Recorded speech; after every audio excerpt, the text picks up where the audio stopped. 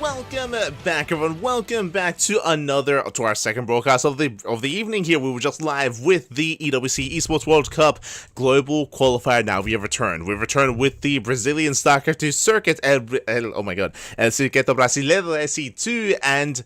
Oh boy, let us switch this over. Let's catch up on the venue here. Oh my god, as we of course have booked a big venue here in Sao Paulo. We have a stage, we have an audience, and I believe we're about to introduce the players here. Of course, exclamation mark be in the chat if you guys want to have a look back yourselves. The bracket has been running for, of course, the past couple of months. We have been covering it, of course, quite diligently here on the channel. For those that haven't tuned in or are unaware, should watch some more StarCraft. What's going on?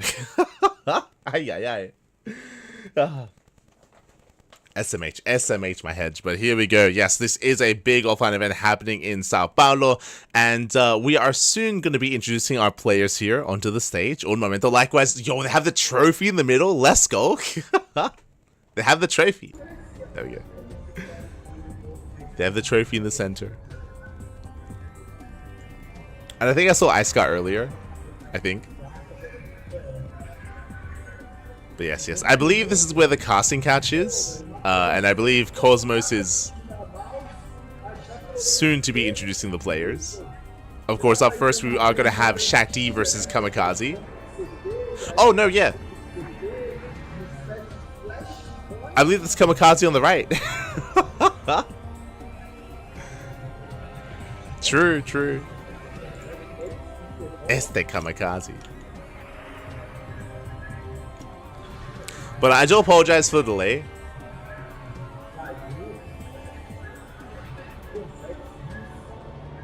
Do apologize for the delay to the stream. Again, we were just trying to very quickly kind of Frankenstein together the scenes and Frankenstein together all the assets just because we just finished up our first cast. So I do apologize. Oh,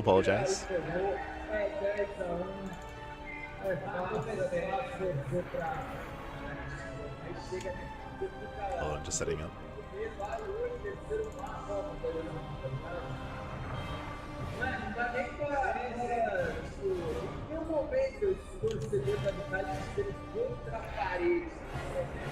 Oh, we can hear Cosmos in the background. Yes, we have our players. We also have player cams as well, by the way. Hold on, can I show this off here? Bam. Yeah. We got player cams. We got player 1. Bam. We got player 2. And then bam. We have soon-to-be interviewer as well. So we have a bunch of cameras set up throughout the venue. And of course, shout out to all those working behind the scenes, Team Hellfire, Code for Giants, of course, as well. It's been a long time coming. For those that are curious, for those that maybe haven't been watching Brazilian StarCraft for the past couple of months, we have been running. I mean, this event has been running for the past couple of months with big qualifiers, with the group stage, into the playoff bracket as well, into this kind of end final event, of course. And again, I'm pretty sure we have Shakti on the left and Kamikaze on the right. I believe Cosmos, he's introducing the players. Oh, we're stepping in? Yeah. Oh, wait, no. Oh, all the players, let's go! It's everyone! There's Erik! Yo, Erik got a haircut. He's wearing the jersey.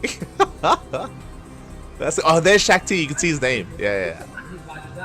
Let's go. Erik, he's wearing his jersey. The CranKy Ducklings jersey. Let's go.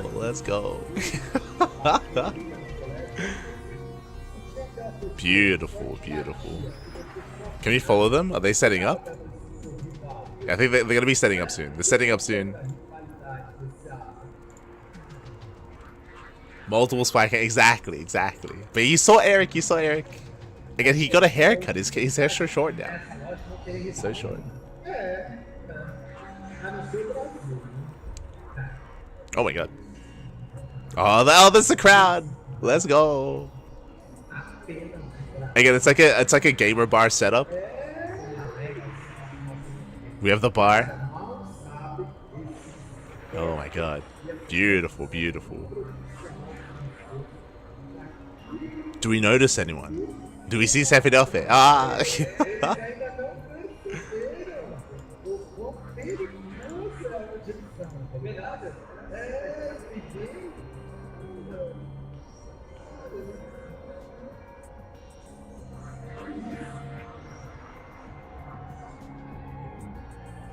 Hold on, I'm just double checking for the logos mod, because I believe there should be a logos mod for this, but I don't have it.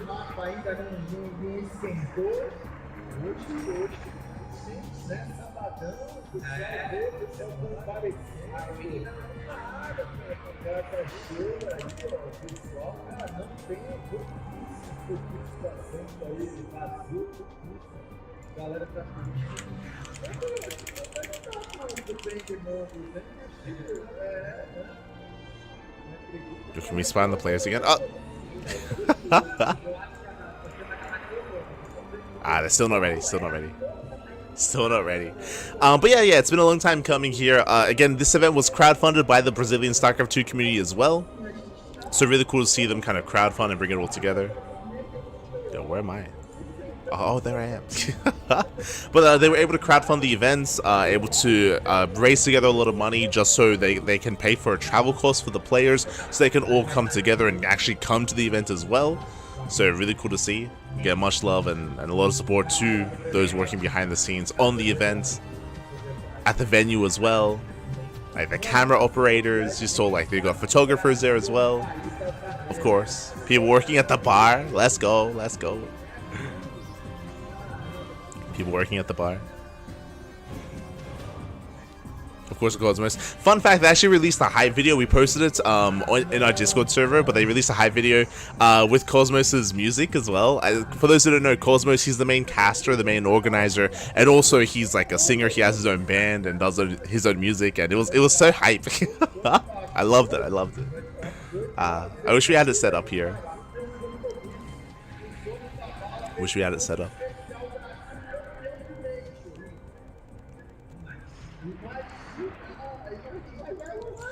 But I believe it's gonna take a while here for us to get our match ready. So we might just go on a short break here. It also gives us a moment to set up on our end as well. Oh, Gustavo's there. Gustavo. He's there as well. For now though, yeah, we're gonna be going on a short break. Gonna go on a short break. You can enjoy the cam. We'll spy on them. And we'll be back soon with our first match. Be back soon.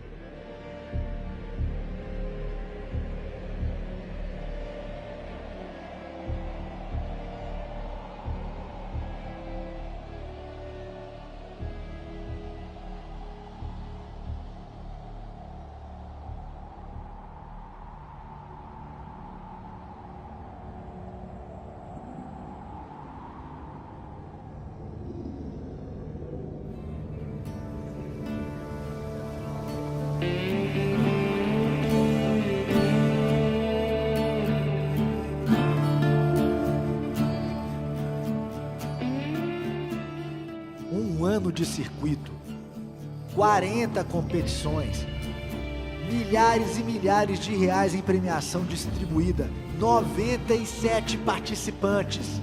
Tudo termina agora. CBSC2, a decisão. Quem será o campeão brasileiro de StarCraft 2? Puxou os VCS, ele puxou os VCS, pelotão. Mas na hora que eu vi a vitória, cara, foi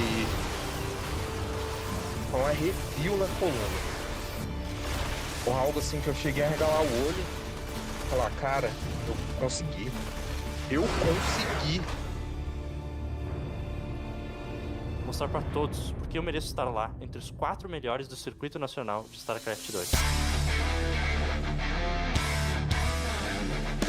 Gavico vai puxar os VCS pra defesa, é a última defesa do jogo do Ian.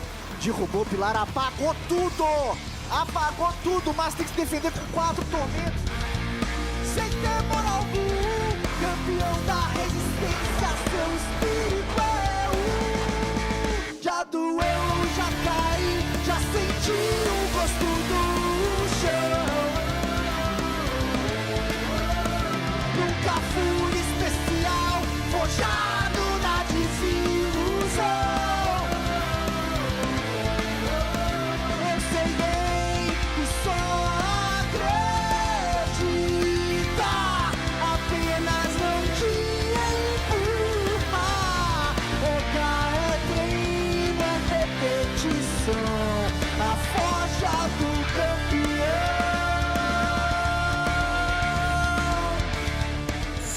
It's about time.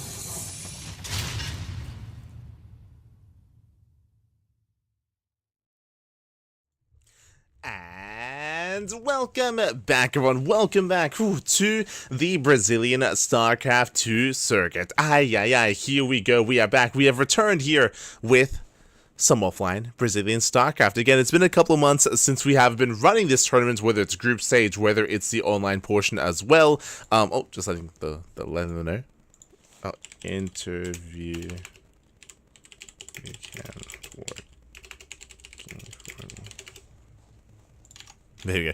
But yeah, it's been a while since we've been running this event, and it's been all leading up to the offline finals. Again, I think the event started back in March. It's been a while, but again, it's been a long time coming. Again, the Brazilian soccer scene has been very passionate in regards to running regular monthly and weekly tournaments throughout the course of the year, even end of last year as well.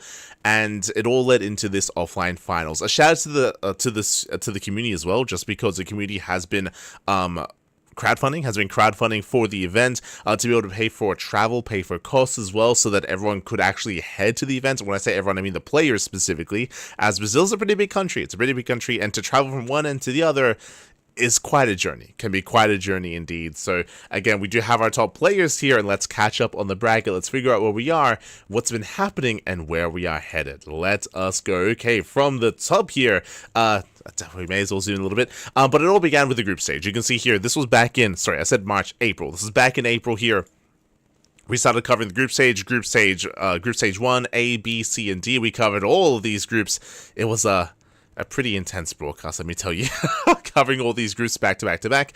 We just went over the group stage, followed by group stage 2 thereafter as well, to determine the players to make it through into the playoff bracket, with Kamikaze, Dominoko, we had Erik, we had Claw, INexorable, Allison, and many, many others as well. So we did have group stage 2 leading into the final playoff bracket to determine the top players. And we had some crazy results and some crazy upsets. Again, exclamation mark, be in the chat to have a look at the bracket yourselves. Let's actually catch up a little bit here. There we go. We can zoom in a little bit in regards to the brackets. We had Erik taking down Allison 3-1, taking down Nano, aka Shakti, 3-0 as well, and now is up against INexorable in the upper bracket finals. INexorable likewise took down Claw, took down Master. Honestly, big upset. Master, I would say he is the #1 player. He's seeded #1 in the entire tournament. Master, he's a beast. He's arguably the best Protoss player in all of Latino America as well. Arguably is is the best. So a lot do look at Master for kind of claiming this, and he should have been a part of this event as well. But what happened? INexorable, he cheesed the hell out of it. Like INexorable, he was looking very informed, very aggressive as well, and he was able to shut down Master before he could even get into the mid game, which is where Master typically thrives. And then we had another upset here. Kamikaze toward Master. This was like a 5-minute series. Like Kamikaze versus Master was insanely short. One base all in, straight up one base all ins from Kamikaze, cheesed the hell out of Master, and everyone expected Master to be a part of this event, to be a part of the offline finals, but is not. Kamikaze made it through. Instead, Master, he was knocked out early. Crazy result. Then we had Shakti over Yen. That could have gone either way. Honestly, that could have gone either way. Shakti takes down Yen 2-1. And in the end, we have Erik, INexorable, Kamikaze, and Shakti. We have our top 4 players for the tournament. And you actually saw them earlier with the venue cam. Oh. We did see them earlier. When it came to the cam of the venue, all the players are being introduced, of course, and we have player cams as well, to the point where we can sneak on over. Let's head on over. Let's sneak. Let's have a peek at what's going. Oh my god. Oh god. So here we have the venue. Here we have again, it is a venue over in Sao Paulo. We have the venue over in Sao Paulo. We have a big event. They were able to book it, of course. It is a gaming bar slash, a bar slash, event with a stage with, of course, a bunch of player cams and player PCs as well. So we do have the venue here. Meanwhile, we have production cam. Basically, one of the one of the people behind the scenes has a camera strapped to his chest, and yeah. So we have wandering cam here. Bam, we got player cam. We have Shakti. We have Shakti here getting ready here, with his Eximius Gaming jersey. Let's go. And we have Kamikaze. Kamikaze versus Shakti is going to be up first here. Kamikaze also chilling, getting ready for his upcoming match. Looks like we have a lobby. So let's get everyone involved.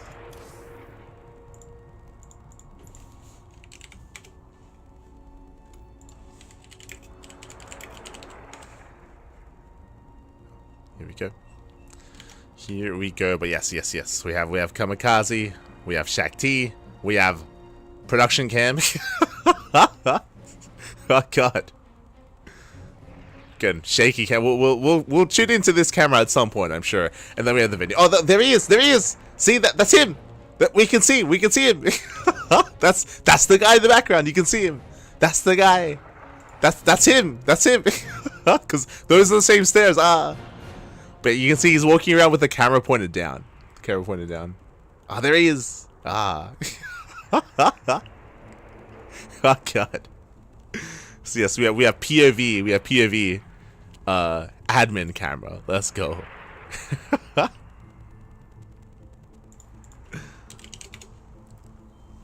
Let's go, Papi. Let's go. But yeah, hope you've all been enjoying yourselves. Again, it's already been a long broadcast day. We were just casting for 6 hours. 6 hours straight of non-stop StarCraft. Ay. Going to observe too? Yes.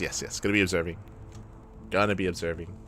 But we just wrapped up with a 6-hour cast of the EWC qualifiers. But now we're here. We're back, and the broadcast continues with some Brazilian StarCraft. Let's go.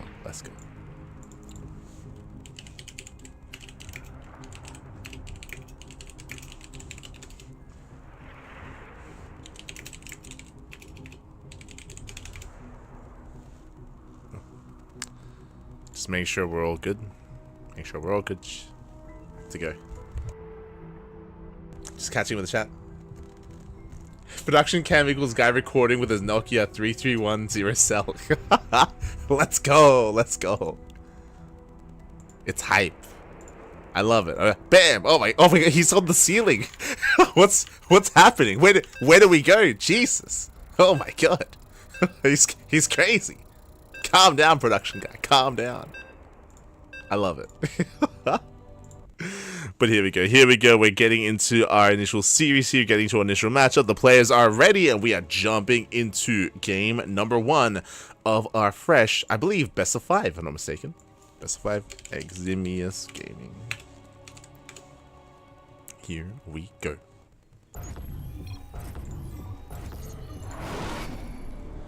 As spawning in the bottom left-hand corner of Persephone, we have the blue Protoss player. The blue Protoss representing Eximius Gaming. It is Shakti. Oh. Oh, there's no casting tool here? Oh. Imagine you hear fanfare. And spawning in the top left-hand corner, we have the Brazilian player. We have the Brazilian Terran player. We have the Red Terran representing him, Eximius Gaming as well as our teammates. It is Kamikaze. Yeah, I do apologize. Unfortunately, the scenes are not ideal. So there's no... feels bad, man. Feels bad. So we'll try to get that fixed. We'll do our best. Hold on. I might be able to fix that now, actually. But yeah, we had very little time to set up, unfortunately. So we'll do our best. Do our best. Casting data. No, not there. Intro. Does this work? There we go. It's kind of working. Looks like it doesn't. There we go. That's kind of working. Beautiful, beautiful. But here we go. We're getting into our fresh best of 5. And if you're in the chat, you know what time it is. It is Gamba time. Predictions are open. Place your bets on who you think will claim the series. Best of luck in the chats as we jump into our initial best of. Here we go. Here we go. Whew. And again, it's been already a long night of StarCraft. Shout out to all those that stuck around. We had like 200 viewers earlier, so thank you so much to all those that stuck around for some Brazilian StarCraft as well. And already double gas. So double gas opening here out of Kamikaze, going for a faster factory. Delayed TC from our Terran player. Meanwhile, Shakti opening up with a Gate Cyber Expand. Now, coming into this series, I do favor Shakti. I do favor our blue Protoss here coming into this. But of course, Kamikaze, he already caused some crazy upsets earlier, and we could cause even more here as well. I expect aggression. Kamikaze, he's known for mech. He's known for meching up even mech against Protoss as well. But we'll see. We'll see how he compares. We'll see how he does compare. Let's go, baby. Let's go. Yeah, just catching up in the chat. Go Terrence, Kamikaze, and INexorable. Nah, go Erik, baby. Go Erik. Aha, quack, baby, quack. Also, shout out to the organizers, to the admins of the event, to Cosmos. Cosmito, baby, Cosmito. Much love, much love. So here we're settling in. So far, so good. With the initial double gas opener going for delayed TC, going for the 1-1-1 into initially with a mine drop. The tech lab is done, so we can head in towards tank production or even cyclone production from here, even into an add-on cell, so we'll keep an eye on Kamikaze. Initially, though, with a mine drop. Back at home, interesting. I assumed a blink-based opener with a Twilight Council, but no, we're working towards something a little bit different. Also, I do apologize if the audio is a little bit off. Do apologize. We'll try to fix that. But yes, we do have our initial Twilight Council in towards charge. No blink. It's a crazy build here.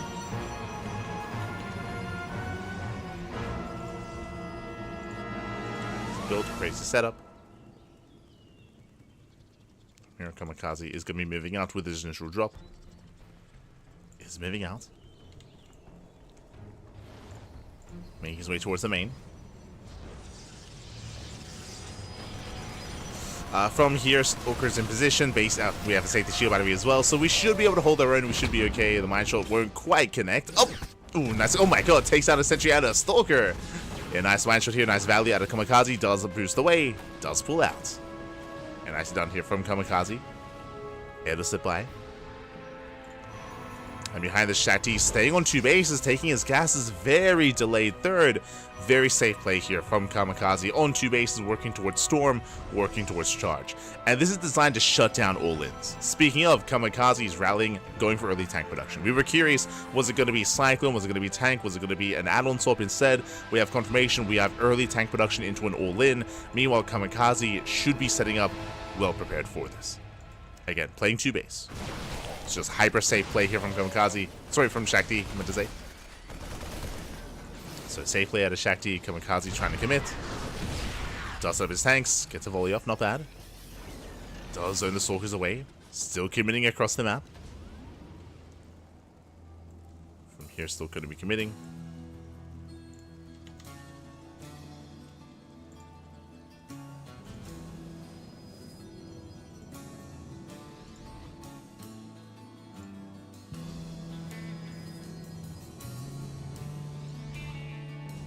Okay. So again, he does move out. Just going to be trading here against the Zealots. Once again, diving on the tanks. And can he get one down? He can. Yeah, does focus on one of the tanks. And the other as well. And again, you can see the charge already ready. Storm is almost done. As we mentioned before, Shakti was playing so safely here on 2 bases. Rushing into all this tech on 2 bases. Getting ready for a push like this. So with that, Kamikaze is forced back. Shakti has gained momentum. Behind this, now he expands. Again, it's a late expansion out of Shakti. Likewise, 3rd CC also low for Kamikaze. Recognizing he cannot break through. Recognizing he cannot break his opponent. Another tank. Oh no! Now we're stuck with a move. Tank is going to go down. Massive pickup. We'll bleed out 2 tanks down to 1. 1 tank left. 1 tank remaining.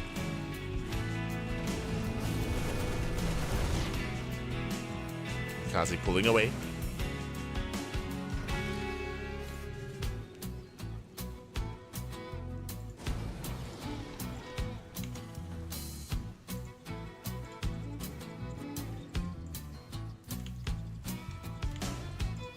Does back off, does pull away.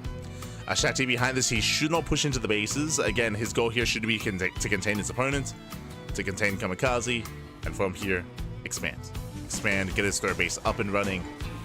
From here, we'll saturate.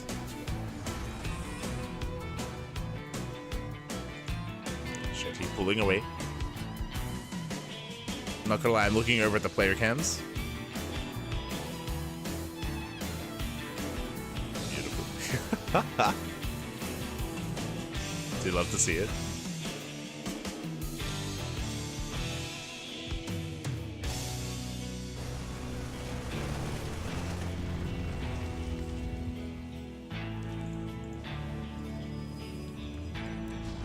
Have Shakti pulling back.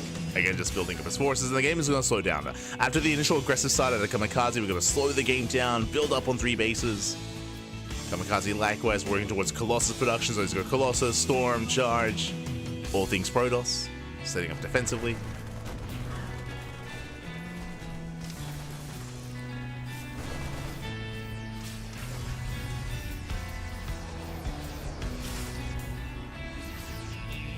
Also, yo, shout out to Cosmos for the hype video. I was able to show it off.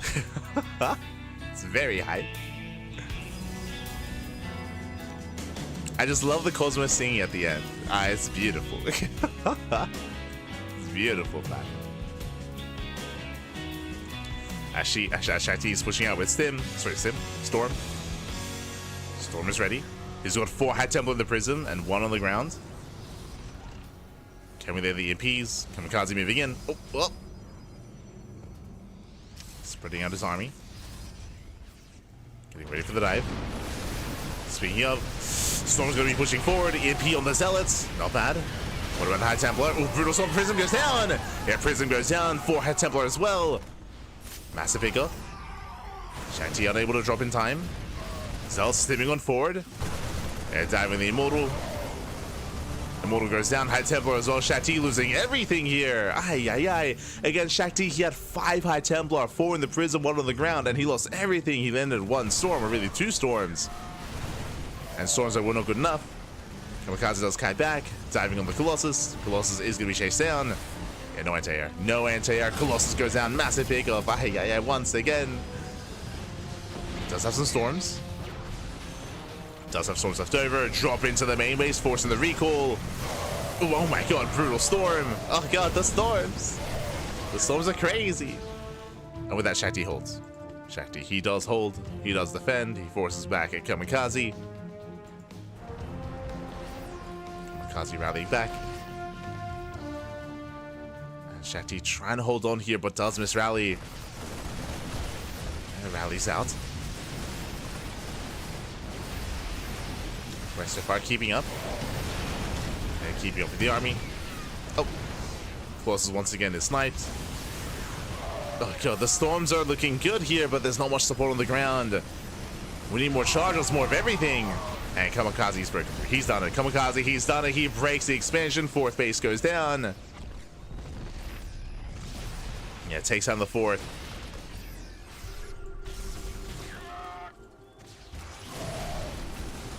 That's still pushing in. Oh, force the kite back. Yeah, force the kite back. Picking off those zealots.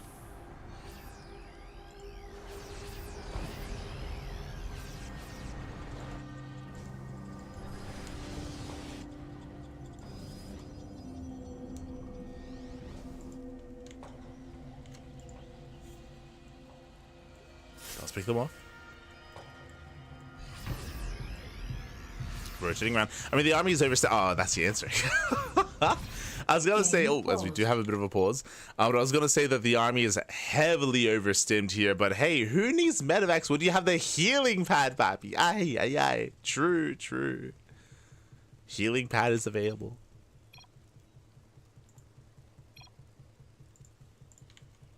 Looks like, oh, just making sure everything's okay. It looks like there were some hotkey issues. I mean, that does happen here at an offline events where you have to set up. Game resumed. Where you have to set up, you know, a new PC, a new setup. So sometimes there can be some hotkey issues. But yes, we just fully heal up here at the healing pad. We can even land the Viking just to heal with the Viking as well. That's crazy. Of course, there are air blockers, so again, only ground-based units can be healed.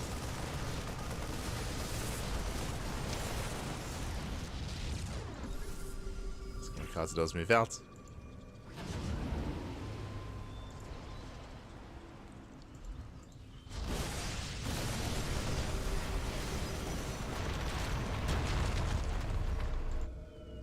I'll drop headed towards the main.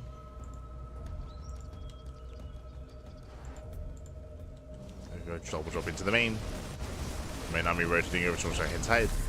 Oh.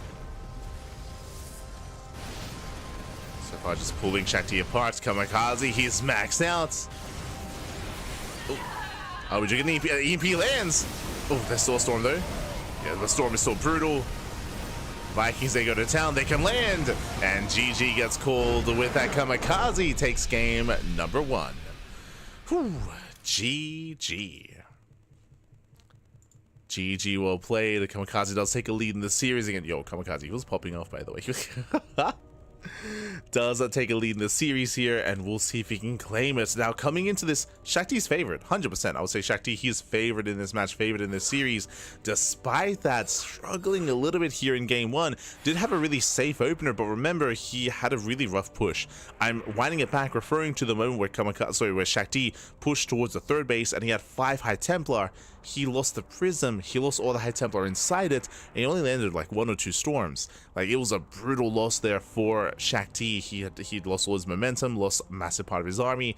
Without this High Templar, he was vulnerable, and that triggered a counterattack. That triggered Kamikaze to move out across the map, to wreak havoc, to overwhelm. GG. GG, well played. Oof. As we're catching up, you can see here, Kamikaze setting up. He did pop off after winning that game. He was popping off.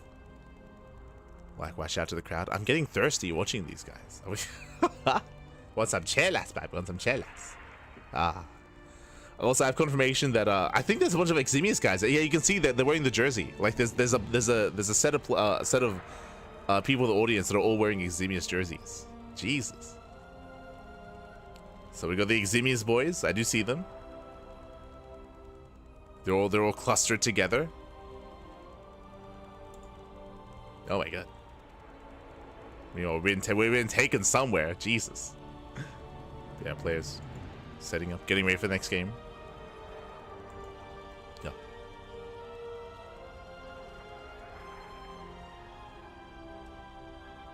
I love rotating between these cameras, by the way. It's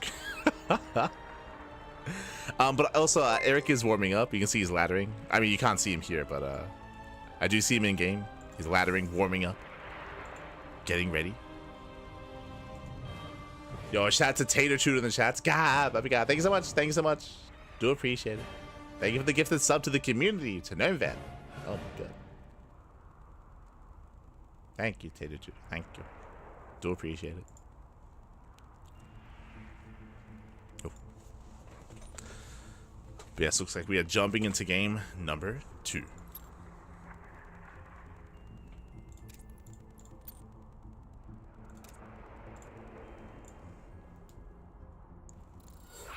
Jumping into game 2. Bearing in mind, I believe this is a best of 5, so plenty more games ahead of us, plenty more games to come.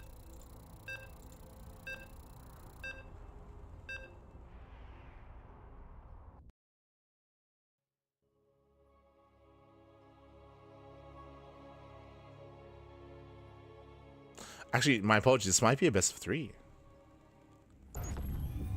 Says here, all lower bracket matches. Sorry, all lower bracket matches best of 3. Aye, aye, aye. But here we go, spawning in the top right hand corner. Spawning in the top right hand corner here of ley lines, we have the Brazilian Protoss player. We have the blue Protoss representing Ximi's Gaming. It is Shakti. And spawning in the bottom left-hand corner, we have the Brazilian Terran player. We have the red Terran representing Ximi's Gaming, as well as our teammates. It is Kamikaze. Here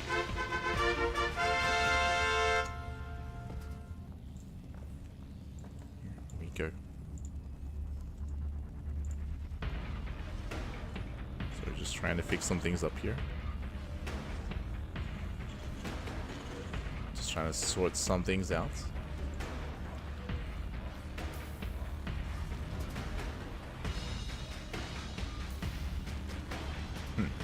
Weird. Ah, I see. Rename.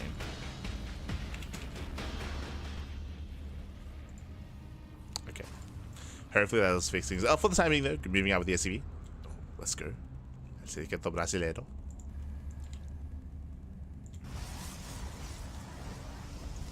We have Shakti setting up here, going for his own gate expand, send the opener out of Shakti. Meanwhile, with this time economic opener out of Kamikaze. Previously, we did have a much more aggressive start, going for double gas into a heavy mine drop, but this time opening up with a Rax expand. So we do see Kamikaze does mix things up here, does go for a more economic start this time. Does go for an economic opener.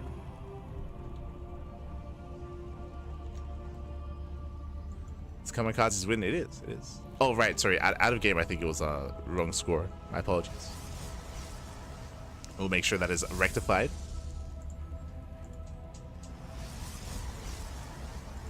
Yes, from here, getting into our next game. Again, faster CC, later factory. With this, we can just, head towards a longer game state here. Safety bunker as well to make sure that the CC is safe against any kind of adept harass. Meanwhile, speaking of adepts, we do see Shakti opening up with a sentry instead, going for the hallucination. Sentry will defend, will deflect the Reaper. Hallucination moves out, and Shakti just ensuring that he's safe and sound. He has seen nothing across the map, no probe scout whatsoever. He has no idea what he's up against, but soon he will. Soon he will find out.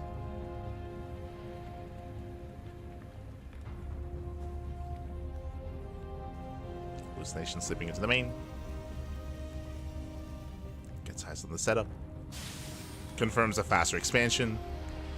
And from here, we should be seeing a bit of a greedier start. Remember, last game, Shakti was very safe with his opener, opening up charge into his own storm, into gases at his natural, into robo, on 2 bases. Here, after against an economic opener, we should be going for a faster throw. Oh, as Reaper does not escape. Behind this, here comes a starport. Hallucination does confirm the initial setup here. Tech lab on the factory.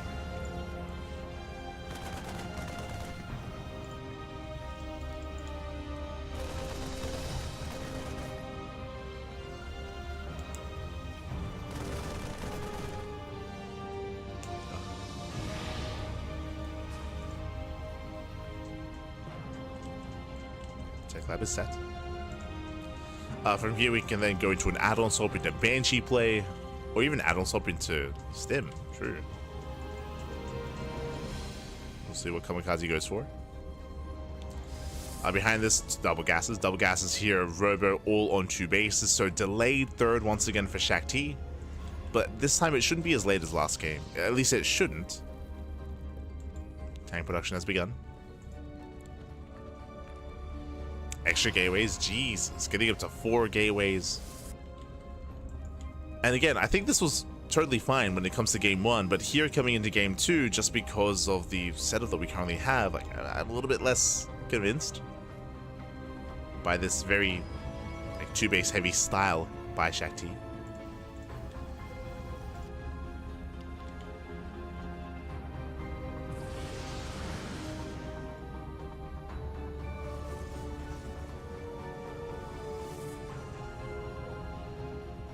Not as convinced. Kamikaze looking for a way in. Okay, going for a multi-pronged attack here.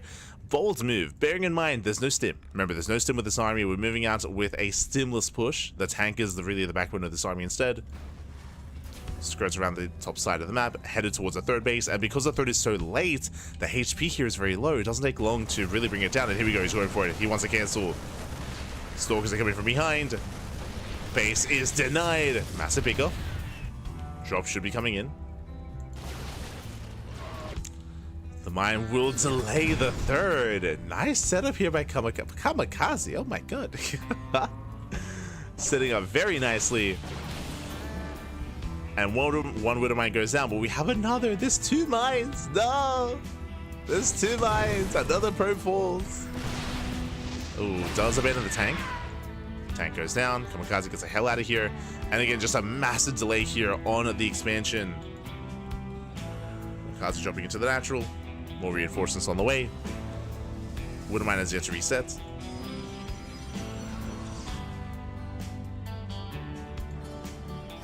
And Kamikaze, he has a lead, may as well extend it. There we go, third CC. Third CC's on the way. There's no need for Kamikaze to push in again. There's a chance that he could maybe move out and could maybe force another cancellation, but why risk it? Why risk it? He's already has a lead. Meanwhile, Colossus are amassing double forge, double upgrades. Oh my god.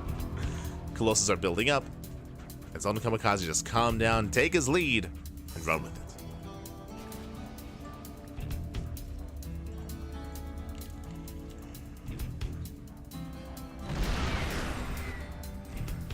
Tank shots going off.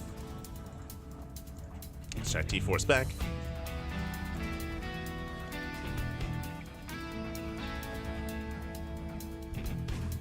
So far so good for Kamikaze.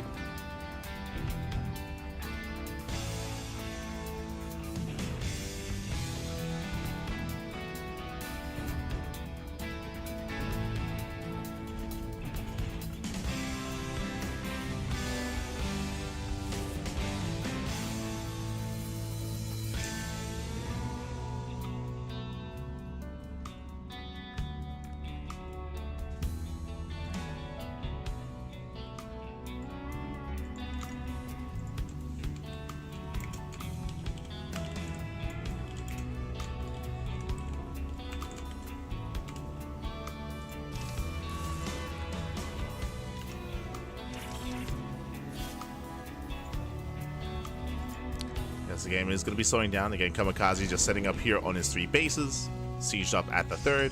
Likewise, Shakti also claiming his own third base. Now, coming into this, Kamikaze does have the greater economy. Typically in this matchup, you do want the Protoss player to be upper base. They want to be upper base, up an expansion, and have their 4th.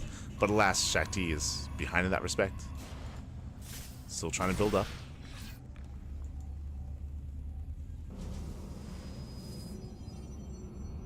Still trying to build up. Kamikaze does fan out. Scans ahead of time. Pushing in towards that third.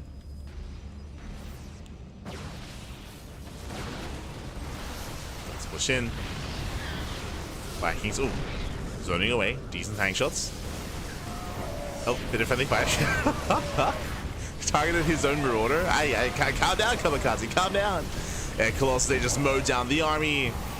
There's 3 Colossi, Yeah, they chew through that by a force, and with that, Kamikaze will lose everything. Again, did overextend. There was no need to push out. He just had to calm down, build up on 3 bases, work towards ghost production, but alas, got a little bit too excited. And with that Shakti, he will overwhelm. And this time, no Storm, right? This time he doesn't have to worry about Storm, doesn't have to worry about saving his High Templar. Nah, just send it with the Colossus. Let's go. He breaks the third. Kamikaze, he is in trouble here. Being forced further back. Third base is denied.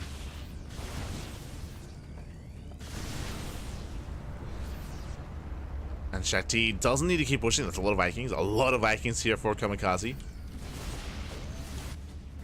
The wise thing for Shakti to do is just back off, claim his fourth base, and build up from here.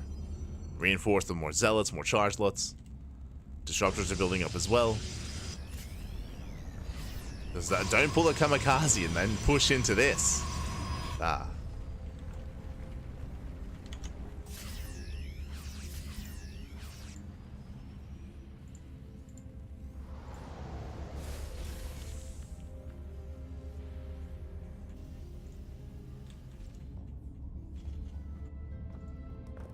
Shakti still just building up. And Shakti should be the first to max out. Now, Kamikaze does have a force to work with, that is true. And there's a chance that Kamikaze can still win a fight, especially if we have a heavy Colossus army moving into all these Vikings. But for the most part, the pressure is on Kamikaze to go for drop play, right? To go for drop play, to head into the bases, into the mineral lines, and distract Shakti and keep him busy. If we aren't able to pull that off, that's where things are going to be looking a little bit more dire here for Kamikaze.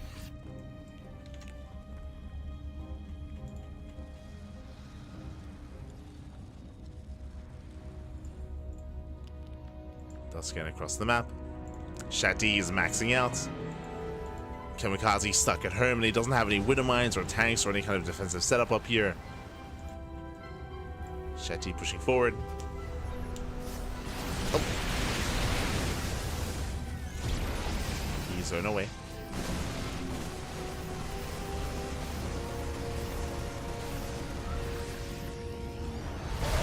Goes off, brutal connection, Jesus.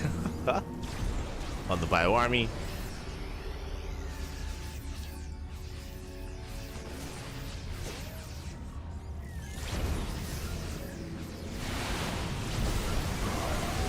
Starting by Kamikaze. Oh god, the Novas are brutal, Jesus. Novas they pop off. Vikings they shut down the Colossus, but what about everything else on the ground? The Vikings force to land.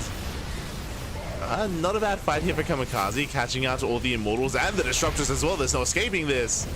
Yeah, the Disruptors, they do all full. Better fight here for Kamikaze. What is there left over, though? We have two Robos. Two Robos producing, sorry, 3 triple Robo production. He's crazy. Going into Mass Immortal. Yeah, and despite that fight going Kamikaze's way, he's running out of steam. That was the one fight he had in him. Yeah, that was his one fight.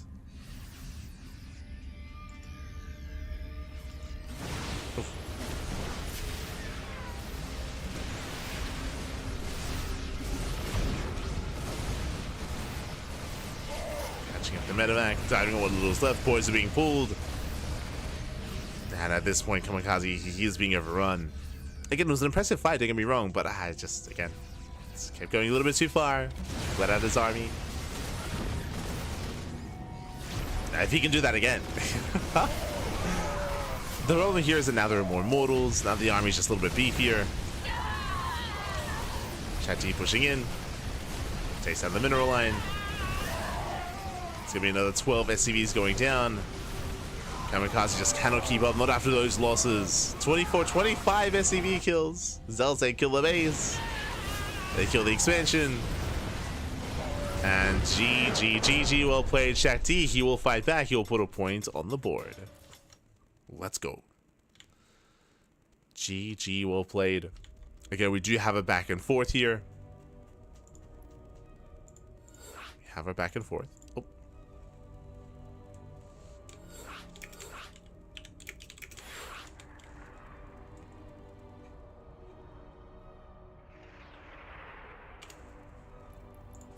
Setting up. So we are setting up here and getting ready for game number 3. Gonna be on Tokamak. I'm still trying to figure out if these are best of 3s or best of 5s. No, not gonna lie. Not gonna lie. Still trying to figure it out. Okay. Best of 3. Best of 3.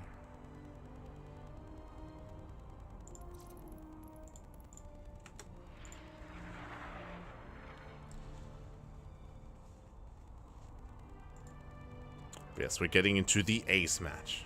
Okay, okay.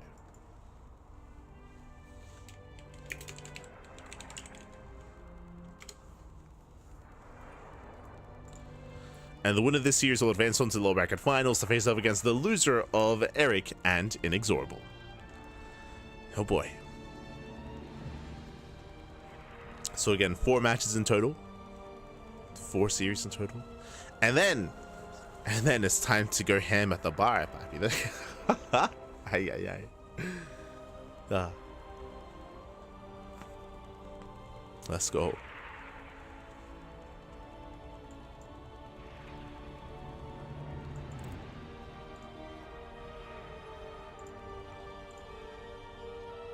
Oh, there's some host boys in the crowd as well. They've got like a host master's banner. Okay, okay.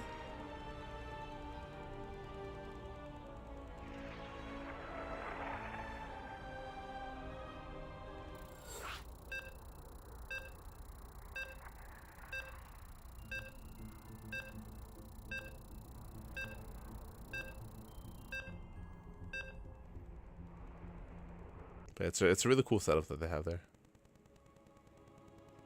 Really sick setup. Oh, so we're getting into the ace match. We're going to be loading into Tokamak. Again, a bit of a larger map this time. Larger map, and we'll see how our players do diverge as we're getting into game number 3. And spawning in the bottom right corner of Tokamak, we have the Brazilian Terran player. We have the red Terran representing Izimi's Gaming. It is Kamikaze.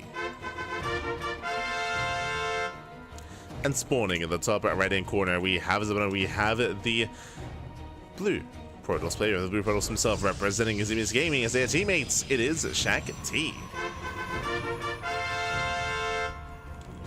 We go. There we go. So we are settling into the ace mat. Oh. Game paused. Hopefully they're able to fix that. that should not be the case. Fun fact: if you are the referee, I'm not, but if you're the referee, if you press the plus sign or minus sign, you can change by default. That's how you change the speed of the game.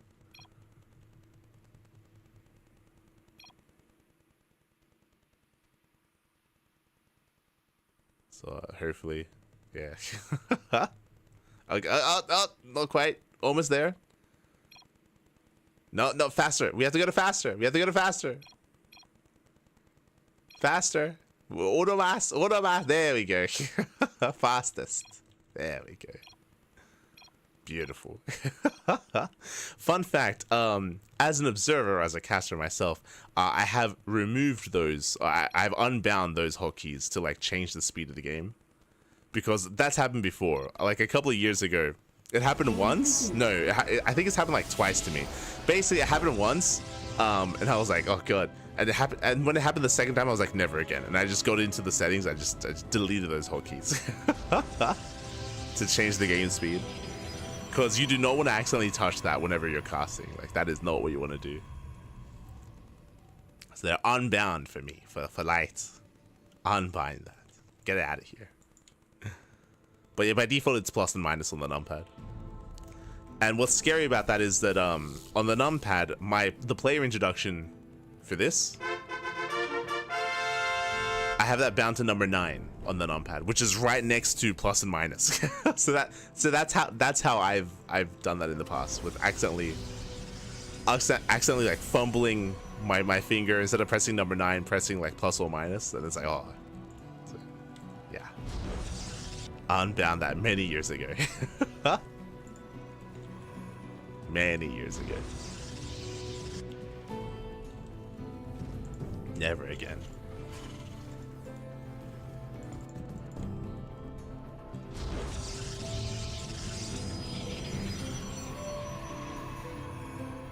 Next time it happens, you rip the buttons out. Oh no.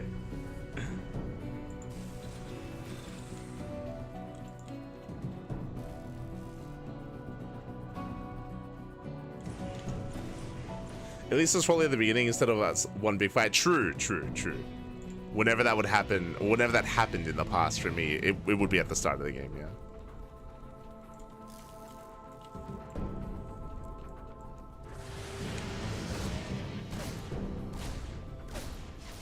As this Reaper does move out, it is going to be initially the... Oh, okay, gas heavy start. So double gas opener here into a faster factory.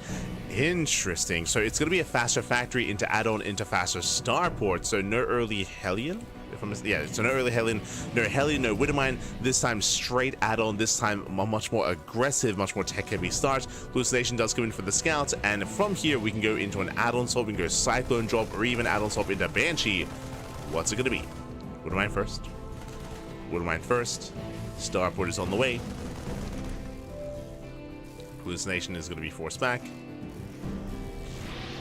And what do you have for us? For now, okay, going to be committing here to the drop.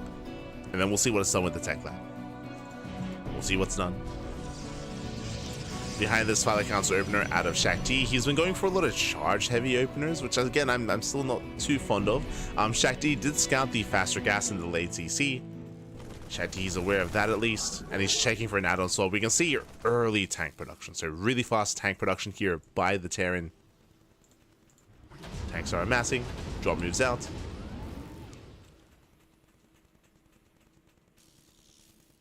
Drop does move out across the map.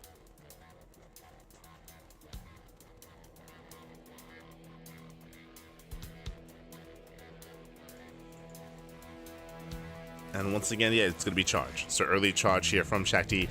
And this is going to be ideal if Kamikaze did commit on 2 bases. If not, it's... We'll see, I can make use of it. Wouldn't mind setting up at the ramp. Does set up. Do you see Shakti? He does strategically avoid that ramp as well. Oh! Baiting it out with the Zealots. Does bait out the shot. Saves the Widowmine. Kamikaze gets the hell out of there. Does pull out. Does pull out in time. Nice unit control as well, saving that Widowmine. Likewise, back at home, building up his tanks. Second racks. As he rotates into the main. Meanwhile, Shakti doesn't take his gases for the first time. We're seeing a faster third. Oh, let's go! Faster third base out of Shakti. Drop into the main. Ooh, he's a little bit delayed. Doesn't load. Loads into the mineral line. Mindshot going over the stalkers. Ooh, brutal connection. Takes down 1, takes down 2. Yeah, 2 stalkers go down. Likewise, probes also being pulled into the Marines. Brutal damage here. Shakti bleeding out 5 workers at the same time, rushing across the map. Bunker's done. A bunker is done. Marines, they don't quite make it in. Boys are being pulled, protecting the tank. Tank is saved. Nice on siege. And with that, Kamikaze, he will hold. Does cost him 5 SCVs. Ooh, and potentially another tank. Oh my god. The 1 tank goes down. Kamikaze does hold on. Cleans up the army. And defends. Okay. As it does settles, I do favor Kamikaze's position here. Kamikaze, he is down in workers, that is true, but so many zealots are just thrown away. Thrown away here. Kamikaze does defend. Stim is on the way. Now, thankfully, Shakti is expanding. Getting to his third. Third base getting up. Blink is on the way. Shakti, for the time being, committing to a gateway heavy composition. Remember, no extra gases at the natural, not yet. So no splash damage.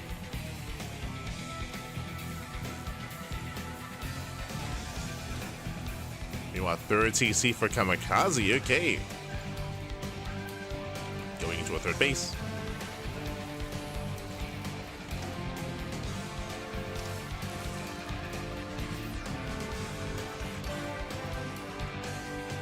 That the game will continue.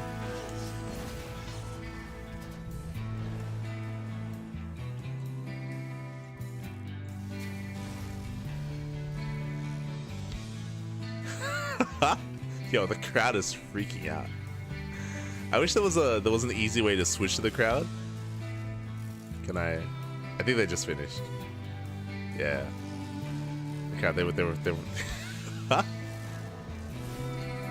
cheering hard. I need like a little crowd scene. That's what I need.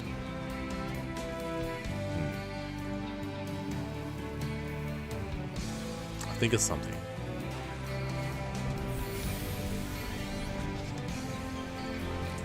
We'll try to set it up. Meanwhile, Bio Army does get behind the stalkers. Behind. Likewise, double robo here from Shakti. Jesus. He likes his robos, true. Does like them. But again, Kamikaze, he was able to defend, of course, able to recover. Third base now being taken. Shakti just now finishing up saturation of the zone. Bay's on the way. Working towards Colossus, and we're just building it. We're just building up from here. We're settling in.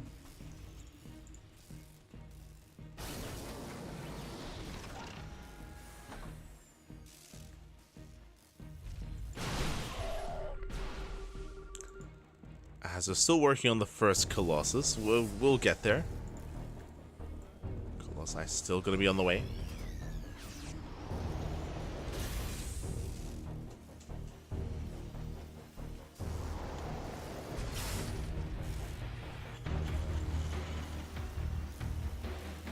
That's a fancy trophy.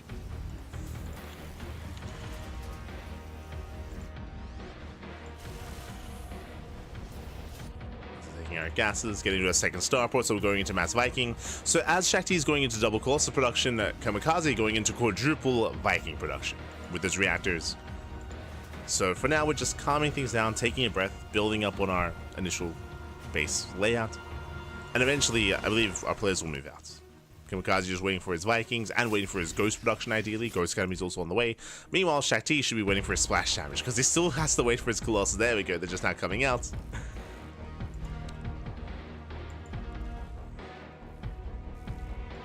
So we have a bit of a lull.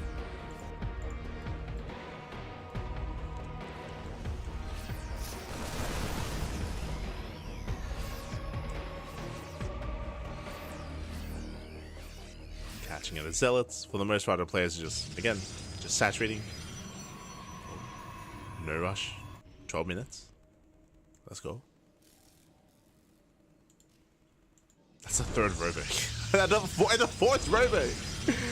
Getting up to quadruple robo production. This is the Shakti that we know and love. Oh god. Very non-mass robos. It's gonna be a very tech-heavy composition. Very tech-heavy. Very gas-heavy. Better way of putting it. Oof.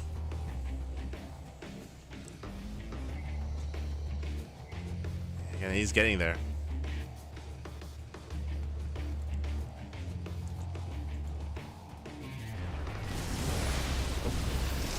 Likewise, Kamikaze now breaking out. How many Vikings? He's got 7. 8. 8 Vikings off that. Gets 1. Takes down the first Colossus. Ooh, barely not. Barely doesn't chase him down.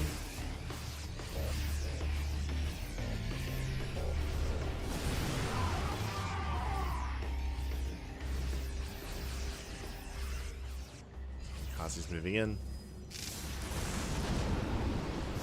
Getting out, so now we're going to be going up. No connection.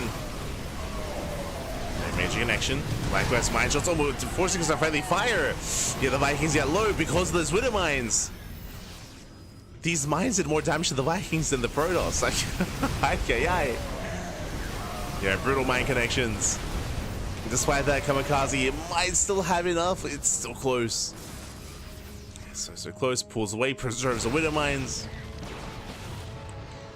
Does back out.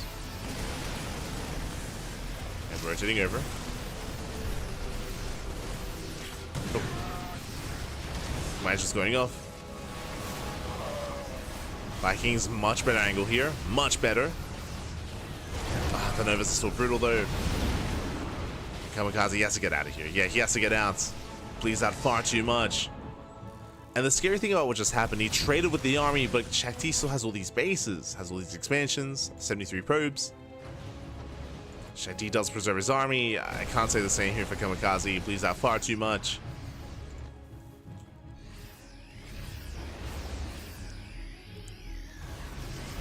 Who else is moving in? to move in. One Colossus goes down. So does the other. Does catch out 2 Colossus.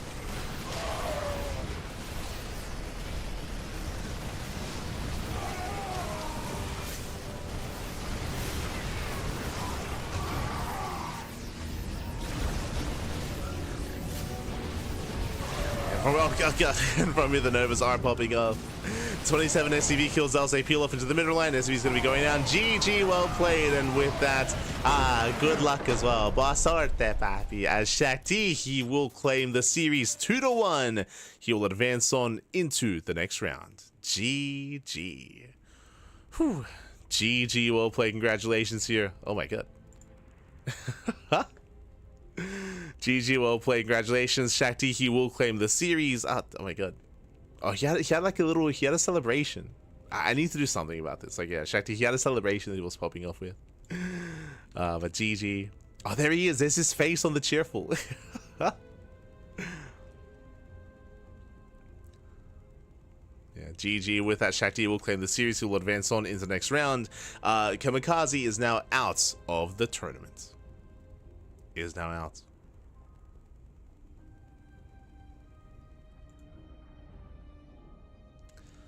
Again, Kamikaze, he did fight hard for it, and I mean, we had an intense back and forth for sure. It was very intense.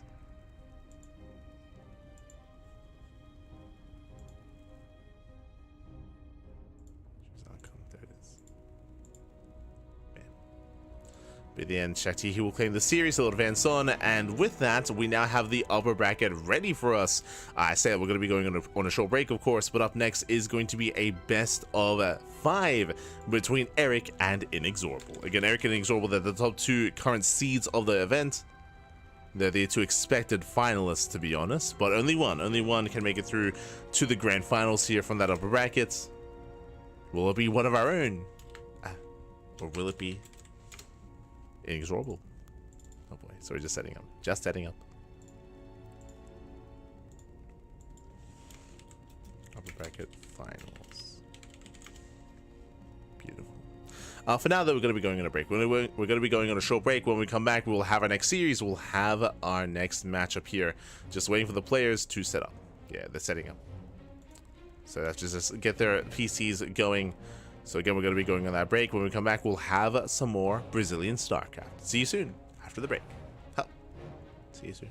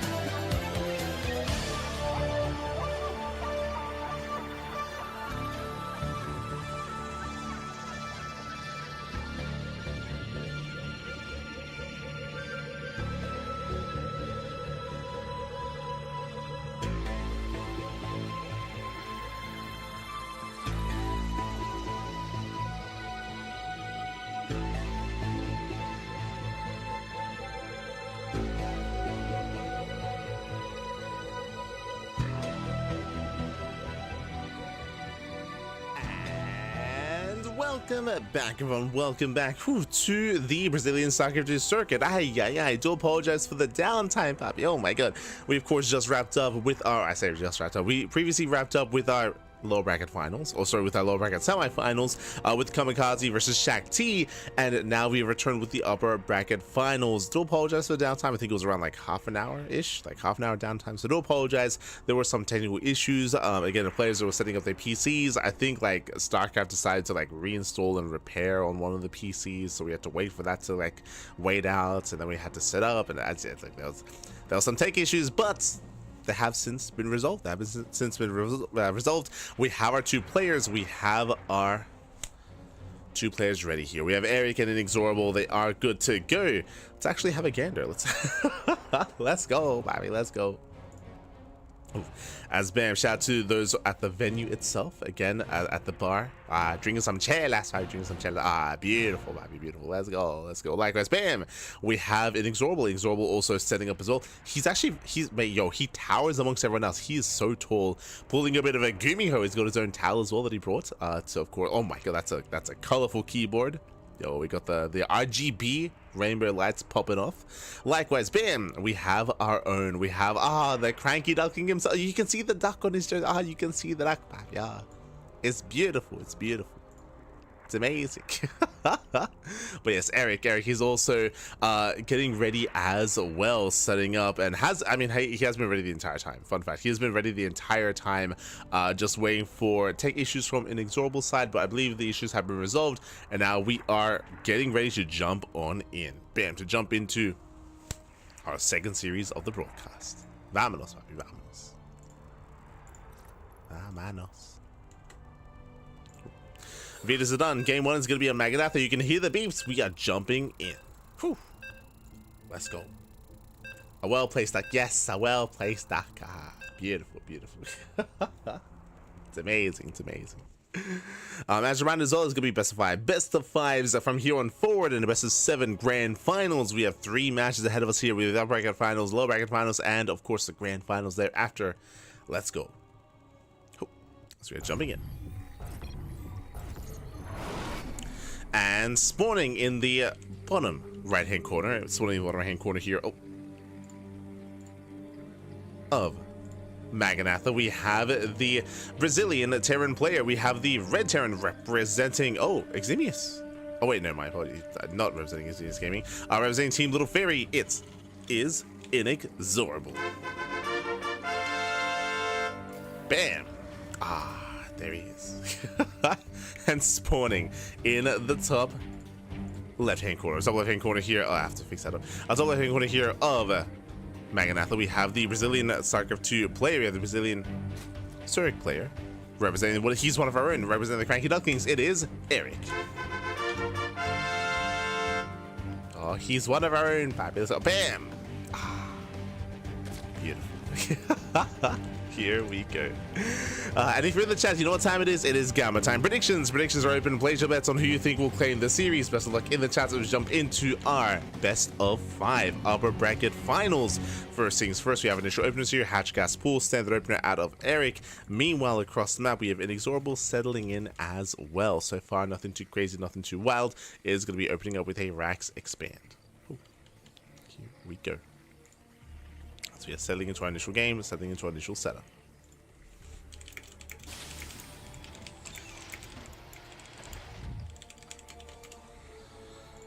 Here we go.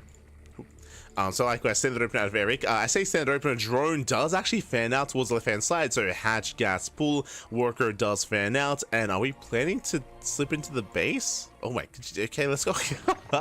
Going for a third hatchery across the map, but a much later proxy hatchery. Interesting. But again, creativity and wild builds, they go hand in hand when it comes to Erik. What does Erik stand for? He stands for endurance, righteousness, intellect, and kangaroo. The F in Erik stands for fear, as we do have the proxy hatchery. Meanwhile, INexorable, he does get out. Ooh, the Reaper does get eyes on this. Thankfully, does get eyes on this ahead of time. Again, looks like the hatchery was placed 1 hex too far forward on the right-hand side. That is spotted by the initial Reaper. Meanwhile, we do see INexorable. He is aware. Bunker is already on the way. So good setup here, good response. Going for the bunker. Meanwhile, factory is in production as well. And we'll see how hard Erik commits. That's the real question. Gas is being mined. We're expecting a Roach Warren. Yeah, there we go. Roach Warren's on the way. That does make sense. Gas is, of course, being mined. Drone count is quite low. As we're just slowly droning up here. Roach is soon to be on the way. Again, bunkers are getting ready. 1, 2 bunkers already here. And with this bunker setup, with the soon-to-be, I would imagine, tank setup as well, I don't see Erik breaking this. Not easily.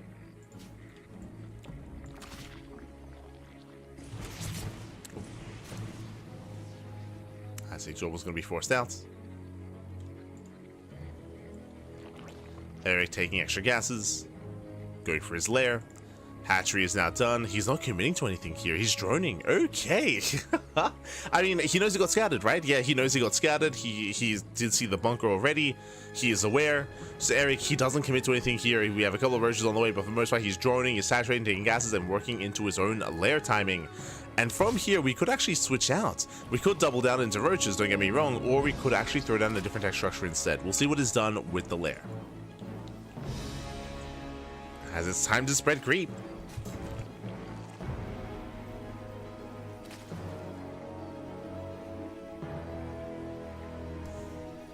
Yep, Erik confirms the, of course, bunkers are ready, so he's just droning up as hard as possible, saturating his bases.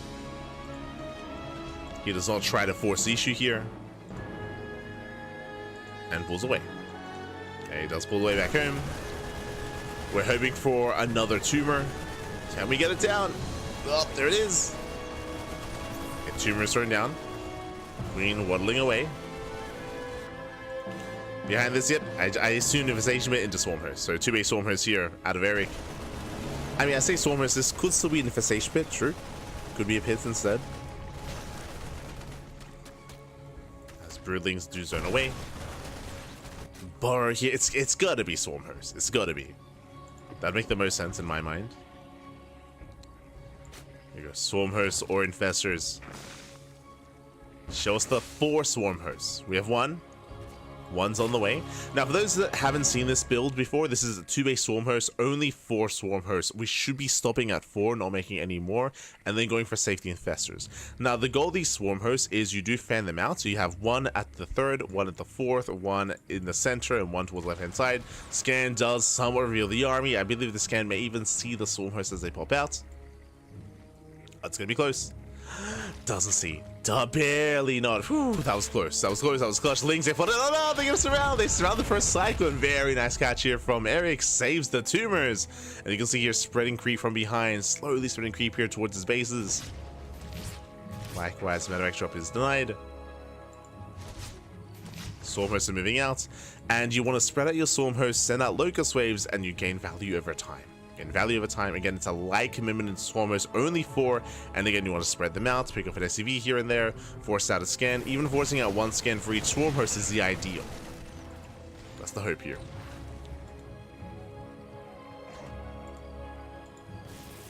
There you go. Locust wave into the main. Ooh, can actually snipe him? No shot. Can he snipe it? He's on A move. Going for the add-on. Yeah, it does go for the tech lab. It takes down 1. Can he get the other? Not quite. Yeah, shouldn't be able to, but does deny the first tech lab, does delay factory production. Going for the other, won't quite snipe it.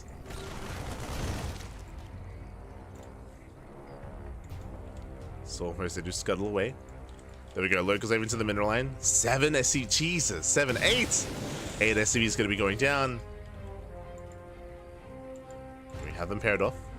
See here, 2 Stormers towards the left, and 2 here on the right. Creep is still spreading.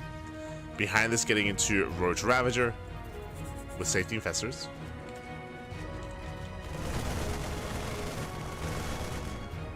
Trading with the army.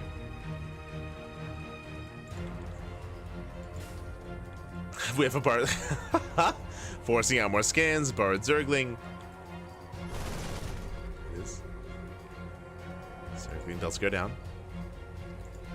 Going towards 1-1. There's the first scan. Takes out 1 swarm host. But again, this is still like worth it here. Forcing out a scan for each swarm host. That's why they're spread out the way they are.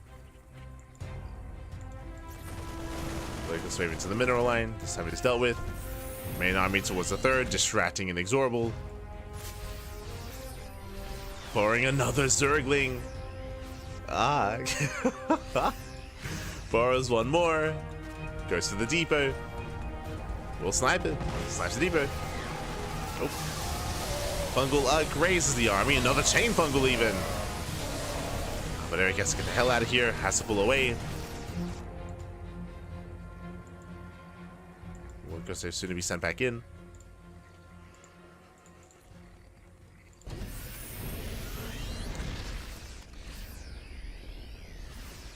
It's soon going for it. And behind this, going into 3-base swarm host. I'm sorry, it's 3-base lurker. 3-base lurker. Like I say once again. This time not into the mineral line. Okay, now we're pushing forward. That's a lot of marines. That's a lot of marines. That's a lot of fire. Fungals are connecting, but this is Erik overextending. Oh, I spoke too soon. Man, I have to have more faith in these roaches. Oh my god.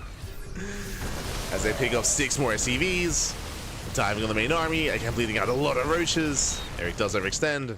Behind this, again trying to get into lurker den. Hive is on the way.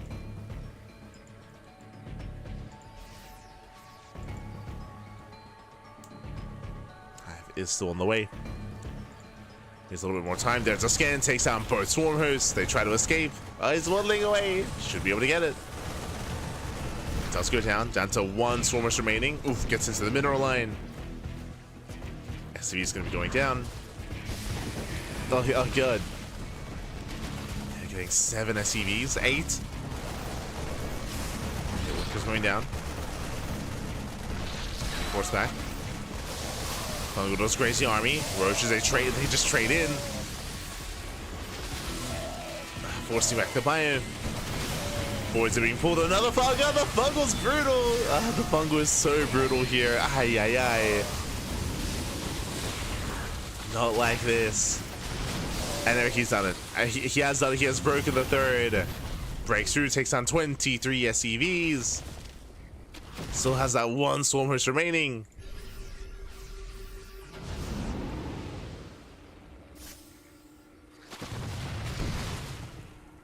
And again, you played against Zerg, but Bappy, you don't practice against Erik without playing against him here. He just has such a unique style. But again, we've seen him go to 2-base swarm hosts plenty of times on the channel. Lurkers, they're not ready. Yeah, they're ready for the counterattack. Trying to keep up. GG gets called, and Erik, he will take a lead in the series. It will take game number 1. Whew, GG. Does take the first game, does take a lead. Again, a very intense game 1 here, and again, INexorable, he's played against this before. I should bear that in mind. Again, these two, they've played against each other plenty of times, especially in the online Brazilian scene, online Brazilian circuit. It is a much more unique style here from from Erik, that is true, but INexorable, he is familiar with it.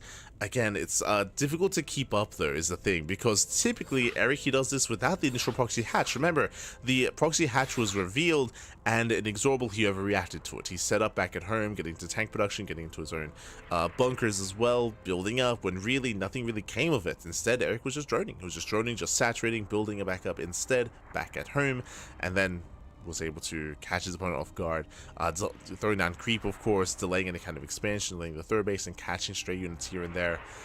INexorable, we gotta look in. We gotta look in here. We gotta secure ourselves. We gotta try to calm things down and play out our own game. We'll see if we can. As we're getting into game numero 2. Let's go. Jumping into game 2.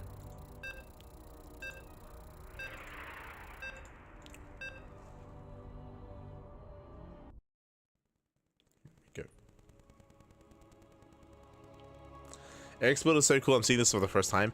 Erik, he started doing it. He was doing this previously, like maybe 2 years ago. I want to say, like around 2. Maybe it's been longer than that. Around 2 years ago, he started it. I remember interviewing him about it as well, about 2-base swarm hosts, and he prefers it to 2-base muta. He prefers it, but he used to do this before the buff to the infestor. I say buff to the infestor. If you recall, previously you would need pathogen glands for the infestor to have enough energy for a fungal when it spawns in. Nowadays they got rid of pathogen glands, and now you have the fungal immediately, and that did in a way like make this build more viable, because now reactively, if your opponent's going for a push across the map, you will have infestors to defend against a heavy bio like move out early on. So the build was like buffed in a way. That was what, like a year ago now, or a year and a half ago. And Erik has been recently bringing it back. But here we go, spawning in the bottom right corner of Tokamak. We have the Brazilian Zerg player. We have the Red Zerg representing the CranKy Ducklings, as he's one of our own, Bobby. Let's go. It is Erik. Ah, look at that. Look at the dot. It's beautiful. And spawning in the top right hand corner, we have the blue Terran player representing Team Little Fairy, the Brazilian Terran. It is INexorable. Here we go. So we are getting into game number 2.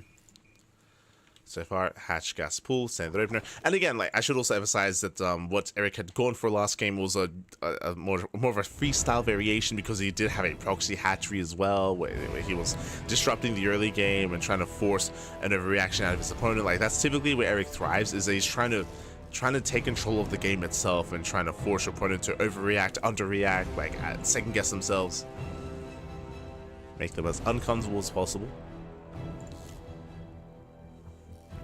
I don't know if I expect to see two-way Stormers again, though. Again, once in a series is typically what you want. Because it's a best of 5, we might see it a second time.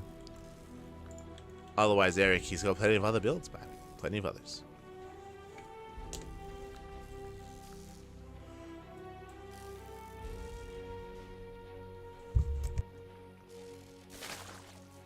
Speaking of, Roachhorn throws out an early Roachhorn here from the side of Erik. This time there is no hatchery, this time there is no proxy.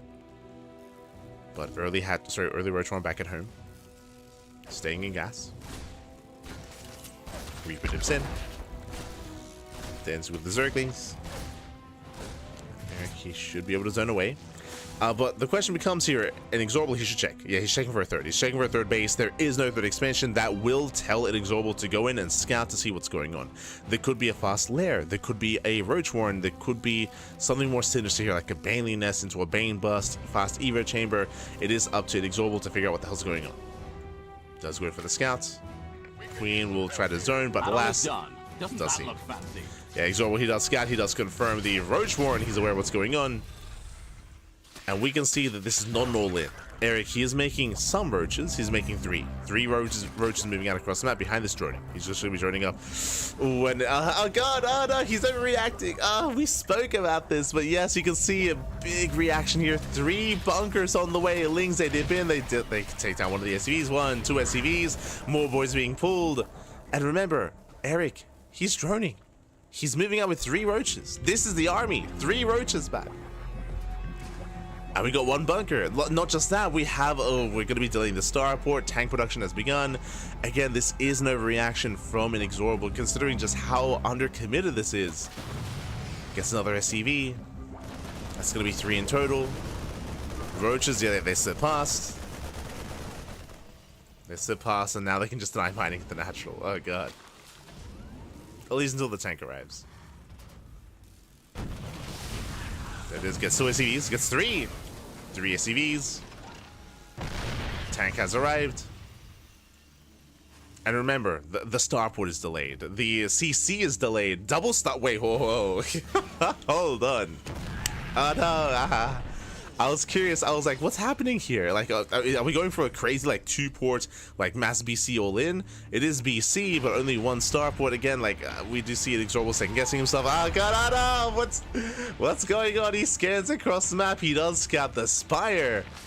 And Erik, he's going to 2-base Muta. 2-base Muta as a follow-up. He does cancel the Fusion Core. He was going to go BC upon seeing the fast Spire. He cancels the Fusion Core. Now going for a 3rd CC, but again, it's just all chaotic and all delayed here for INexorable. Ay. Not like this, Backy, not like this. And Erik's just chilling. Erik's just droning, just saturating. Roach speed is on the way, making a couple of roaches. A couple of them.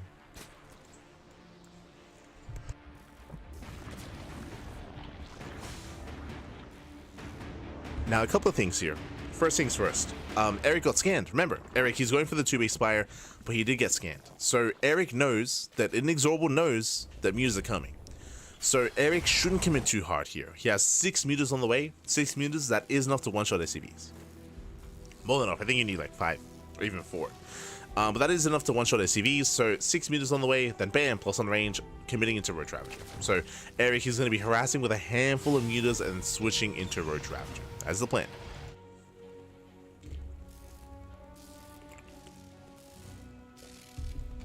That's the plan here. As meters are moving out. INexorable, he is stuck on 2 bases.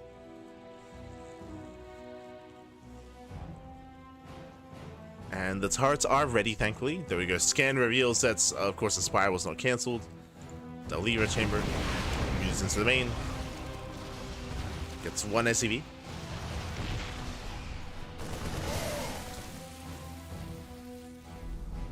Send 2 SCVs. And a Marine. Rotating back over. Getting an SCV. Transferring worker. Does catch a transferring worker. Picks up a Marine. Hoping to bait out a stim. And again, behind this, Erik is just massing up Roach Ravager.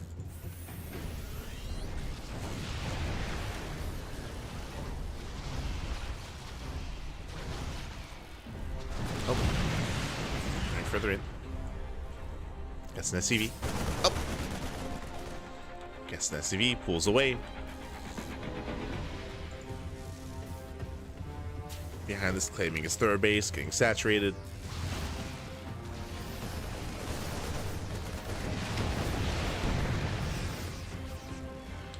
And again, Erik just being as annoying as possible here into the bases, delaying the push for as long as possible as well. Gets another SCV, and another, the Gas Geyser, and INexorable, he's had enough. Yeah, he pulled the... Let's go! He's pulling the boys. The boys are being pulled. It's all or nothing for INexorable. One way or another, he either kills Erik or he dies trying. I like this. I like this move out. Stim is done. +1 as well. But Erik, he has an army. He has a couple of Ravagers. Where are the Biles? Biles, they do connect. Crazy army. Here, kiting back. Use they turn around as well. Coming in for the tanks. Nice spread here from Erik. He does get 1 of the tanks. He gets 1. He gets 2. And now it's just Marines. Now just Marines remaining. And Erik, he will clean this up. GG gets called, and Erik, he will take a 2-0 lead. Whew. GG. Oh my god. GG, well played. And again, Erik just forcing these overreactions, just forcing these, yeah, just these inefficiencies here from INexorable. Remember, Erik, he opened up roaches, and what did he do? Made 3 roaches, then just drone off from there. Meanwhile, INexorable, he threw down a wall of bunkers. He threw down his, he went into his factory, into a tech lab, into early tank production, delayed the CC, delayed his starport. From there, he tried to go into BC production, scanned, saw the Spire, had to cancel the fusion core, had to start up his 3rd CC, had to reset his own production, his own add-ons as well. Like, it was just a really shaky start there for INexorable, trying to keep up with Erik. And it's hard keeping up with a kangaroo. Like, they're pretty fast. They're crazy. Unironically. Oh, GG, well played. With that, Erik does take a 2-0 lead, and now we're getting ready for game number 3. Game number 3. Bearing in mind, this is the best of 5, so INexorable, he can bring it back here. He can force, or look to force the A smash. The pressure is on, but I want to believe that he can bring it back. Let's go. Let's go. Let's go. I want to believe.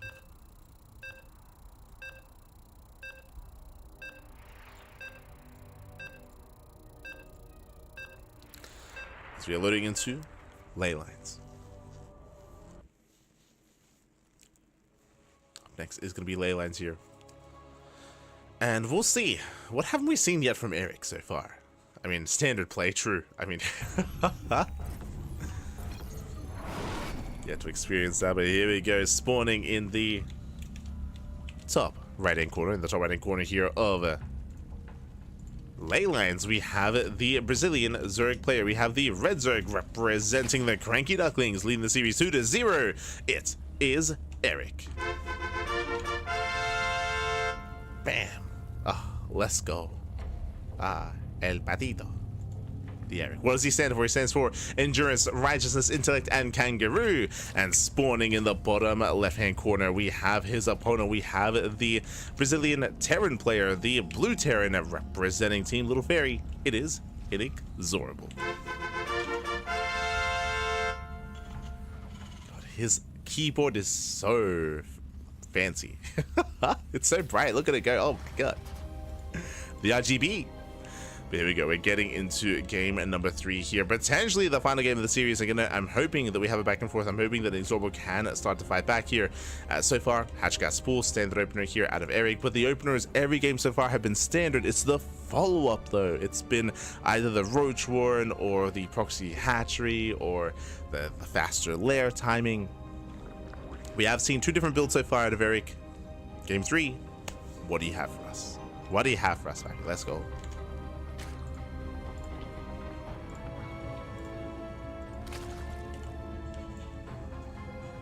Now that I think about it, has INX played offline before? True, this might be I think this is a first, yeah. I think this is a first for INexorable. INexorable, for those that are curious, he's one of the younger players. He's one of the younger players and younger players in our region, of course, in the Brazilian region.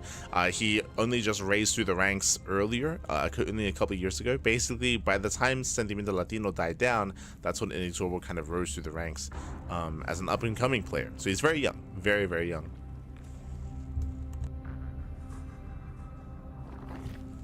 The S in Erik stands for standard, the O for obvious. True, true. I like it.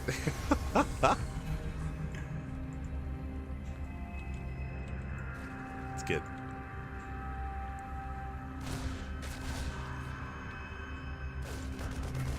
As early Roach Horn. Once again, early Roach Horn here out of Erik.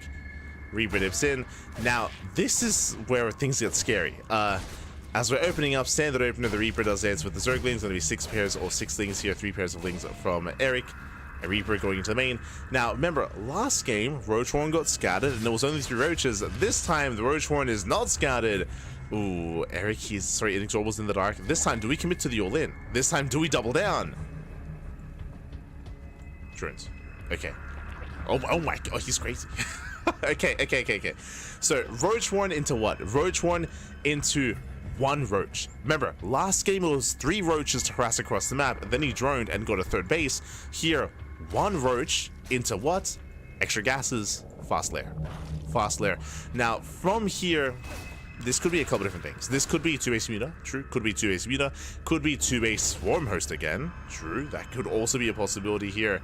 We'll see. INexorable is in the dark. He didn't get to see what was happening. He likewise didn't check the linear 3rd location either. So, INexorable's in the dark. Behind this, 2-1-1.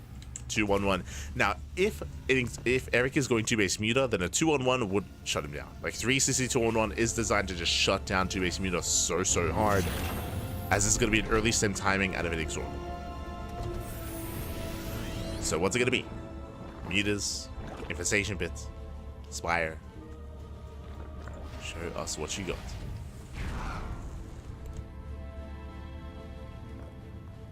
And there it is, 2-base Muta. 2-base Muta here from Erik. Now, this is where I'm concerned for Erik. Remember, INexorable, he's going for a 2-1-1. He's going for a fast stim into a heavy marine count. This delays Hellions, or it means that the Hellion count is kept very low. It delays tank production, it delays all things factory.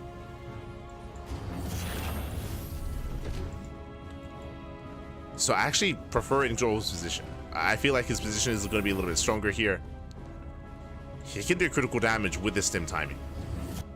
Behind this, roach speed, making roaches. He's not preserving his gas. Erik, he hasn't seen much across the map. Hellions poke in, they scat the roaches.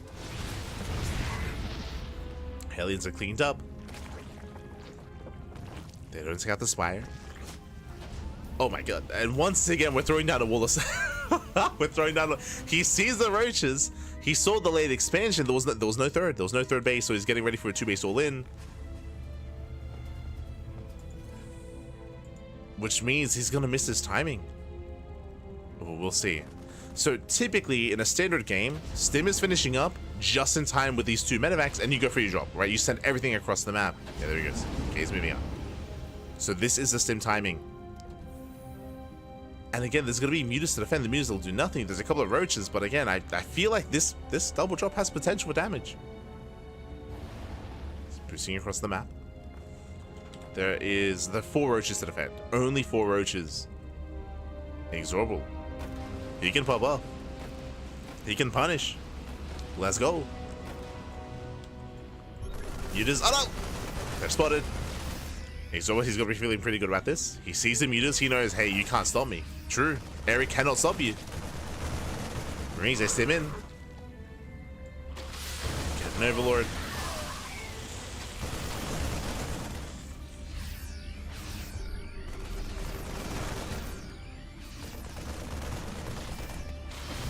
Rotating around towards the 3rd. Roaches, they're trying to hold their own. Nice kiting here from Erik. Roach speed is done, of course. Mutas coming in from behind. Trying to catch out the army. Getting on top of the medivacs. He gets one, he gets both. Oh my god. This should not have happened. Takes out both medivacs. Okay, Erik. And again, it's only 6 mutas behind this. Droning. Droning up, a plus on range on the way. Infestation bit, this should be for infestors. Should be for fungal growth. No turrets. SCV's going to be going down. Where are the turrets? Ooh, turret in the natural, turret in the main. No turret at the 3rd. So Erik does pull away in time.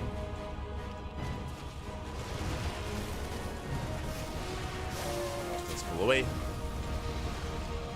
Does back off. Infestation is almost done. Now, technically, this... I was going to say this could be Stormhost. It shouldn't be. It should be Infestor. If this was Stormhost, we'd see Burrow. Like, Burrow would be done by now. That would be the tell. So far, Erik, he has not lost any mutas. Picking up more Marines.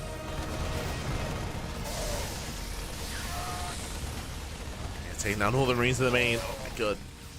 The efficiency here from Erik. Erik bleeding out 1 Overlord and 6 Lings so far. Taking gases. Infestation is done. Hydra Den. and the Infestors. There we go. Yeah, as we assume, just safety Infestors.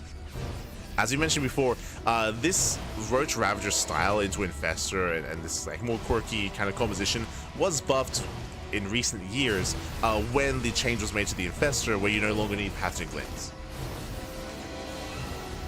But like Erik specifically did benefit from that. Just because of how reliant he is on these Infestors.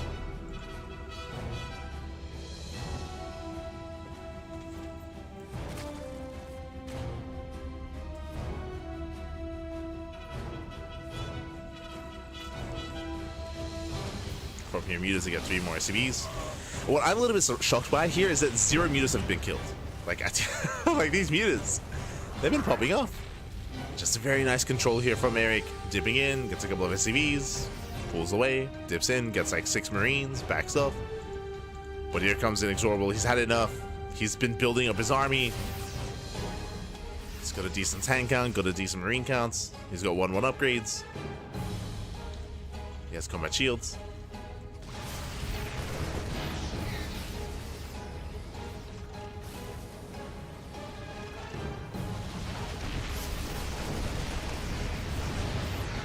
A couple of SCVs, once again. Playing the setup. Heading into the main base. Behind this, Lurker production has begun. Hive is complete, actually. This entire time has been taking up. He's got his Hive. He's got his Lunkers. INexorable, remember, he was going to move out earlier, but he's stuck at home. The mutas, they're just keeping him at home. INexorable, he cannot push. Even making a Thor, oof, oh god. Remember, it's only 6 mutas. Scan across the map, gets eyes on saturation, or lack of saturation.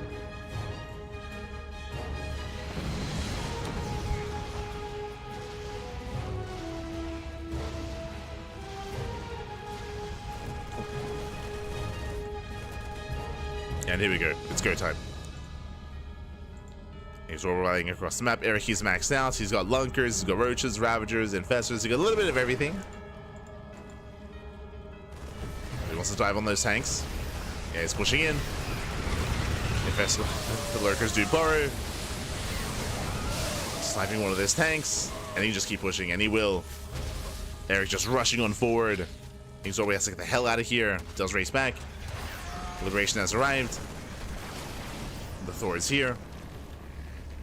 Mute is back into the main to delay the 4th CC. Sorry, the 5th CC. Was cancelled.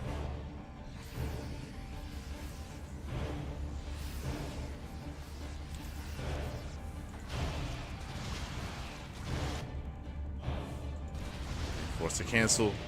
Erik rotating over.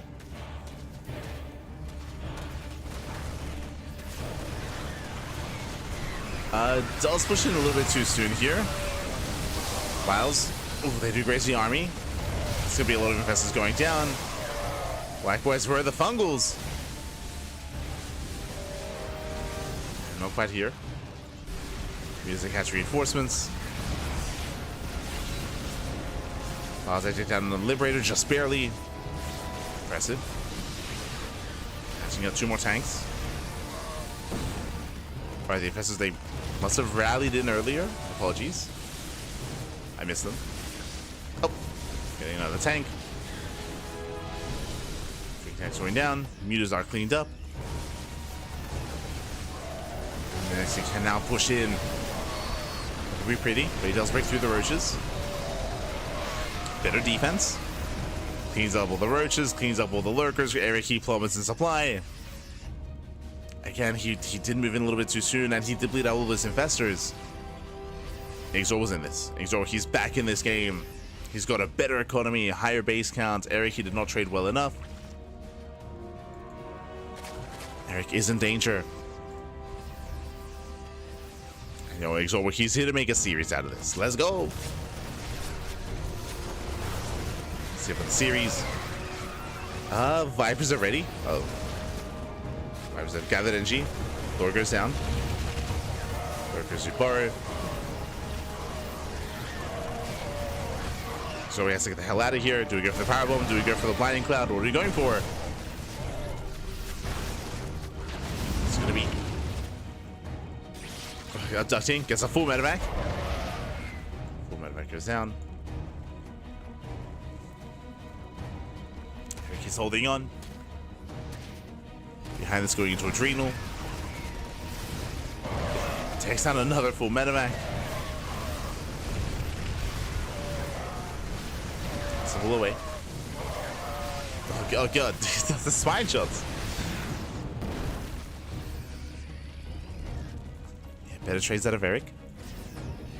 Still very tense, and I would say it's still more efficient fights out of it. INexorable bleeding out mainly Marines for gas units, for Roaches, for Hydras, Spellcasters. But we have a back and forth. Like, up until this point, when it comes to this series, Erik has been in the driver's seat and has been trying to force INexorable, and successfully so, been forcing him to like, dance to his music.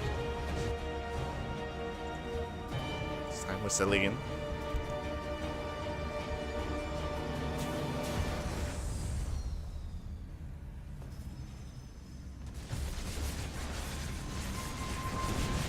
Lurkers get behind the mineral line. So we're getting more CCs, getting more orbitals.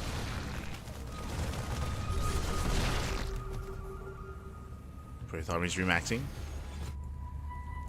I'm not too convinced here by Erik's remax. I mean, is lacking a lot of Baneleys here to support the army, so just purely Ling Hydra Lurker. That does have a lot of lurkers though. It's a lot of lunkers. How do you deal with that? It's Liberators, right? Like, the Liberator count is getting quite high. How many ghosts do we have? 0. Oof. 0 ghosts here for INexorable. No Academy.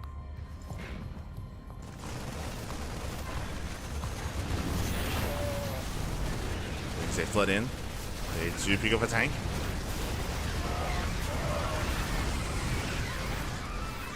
Tank goes down.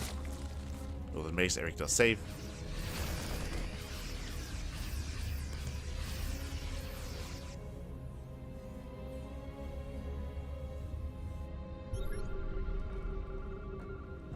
Save the expansion. Again, no good answer to all these Liberators. Jesus. Liberation's insane. We get the fungal and powerbomb combo. Let's go.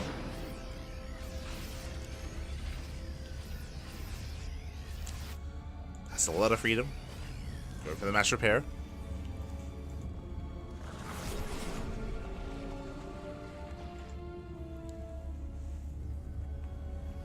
Voice Academy just now begins.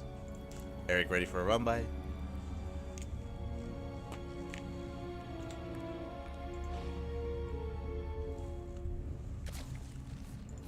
Still very tense. When it comes to the next fight, a lot of it will come down to the positioning of the Liberators. Lurkers are going to be borrowing in. Oh my god. Be careful. Stay INexorable. Laying stay flood in. Headed to the third. Not catching up the natural. Being on some SCV is going to be 23. 23 SCV is going to be going down. 28. Did misread.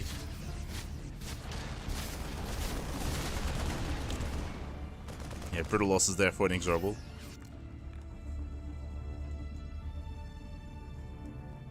SCVs. Armies, they pass by each other. Just some fungals to defend. Oh! One infestor goes down. Jesus. And we're trading bases. Yeah, we're just trading bases at this point. Planetary falls, so does the Northern Hatchery.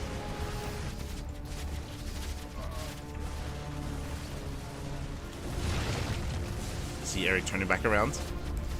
At least with his Lurkers. Lurkers, they waddle back home. Erik sniping another expansion. And with the help of Vipers, he should be okay. Going in for the abductions. Gets one. Gets two.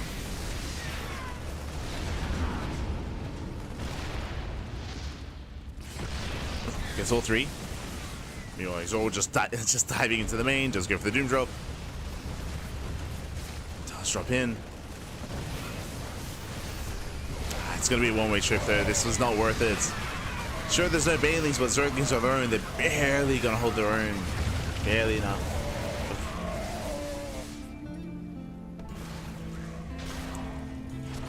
Oh, the one then. Let's go. But was this worth it? He lost everything back. Lost all the medevacs, lost most of the army. Sure, Liberators have survived, but there's not much else. It's just Liberator and a ground army. Barely a ground army.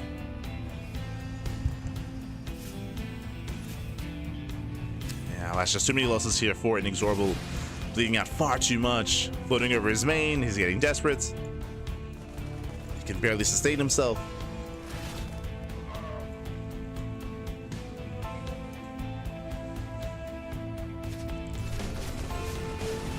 He can barely sustain. Takes out two more Liberators.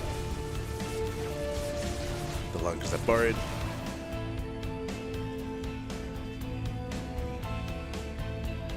Back up. And again, the momentum that INexorable once had is not really there anymore. Not yet. Not yet. He has been losing bases, so he has to rebuild. Meanwhile, so is Erik. Like, both players have been hurting economically. Erik ahead in workers, but INexorable does have a fresh mining base. True.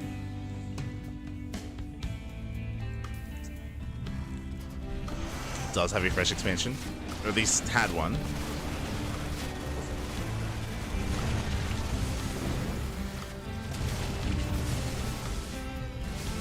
Repositioning. Vipers coming in for the abductions. Okay, two.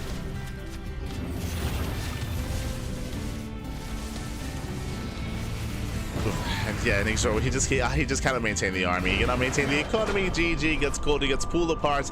A very intense back and forth here, but Erik, he will claim the series. Will take the 3-0. GG. Whew. Oh, he was popping off. GG. GG. Again, game 1 and game 2 were a little more one-sided. Game 3 was a little more intense, a little more back and forth here. INexorable, he had his own strong moments in this game, where INexorable, he was able to hold his own, able to max out as well. He was able to max out, able to have a standing army, but unfortunately, he was kind of forced into a lull in because as he was moving out, Erik, he would always counterattack, right? He would be there to counterattack, to knock down bases, knock down expansions. Erik was also losing bases as well, so we had a very low eco setup there for everyone involved, but in the end, slightly better fights for Erik. Better fights for Erik. He was able to just out-trade, and in the end, GG. GG, well played. Erik, he does claim the series 3-0, and he will advance on to the grand finals. The question becomes, who will join him? Will it be INexorable or Shakti? up next, we do have that TVP, Terran vs. Protoss matchup between INexorable and Shakti. Meanwhile, let's catch up on the menu. Let's catch up. Again, we can see Erik here. He has to remove his setup, of course, as Shakti is going to be replacing him here. Meanwhile, shout out to the crowd. Let's go, baby, let's go. Yes, GG, well played. And again, if you're a fan of INexorable, do not worry because he's still in the tournament. He's still in the tournament. He's going to be facing off against Kamikaze next in a best of 5. And thankfully, because INexorable's already set up, and because he's already set up, it does mean that, sorry, I said Kamikaze, Shakti. It's going away to Shakti next. Because INexorable's already set up, it does mean that it's going to take less time here, less downtime, I should say, to get ready with our next series. Shouldn't take anywhere near as long. Nowhere near as long. That is the upside.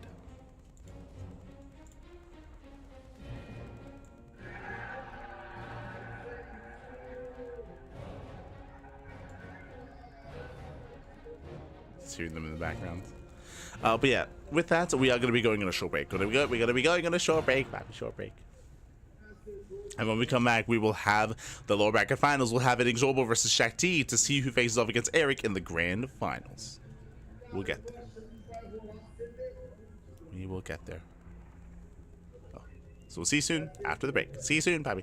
I say see you soon. Again, it will take a little bit longer for the players, for Shakti's to set up his PC. So again, like, take this time to get some snacks, get some food, get some water. See you guys in around, I'll say 10 or so minutes. 10 or so minutes. See you soon.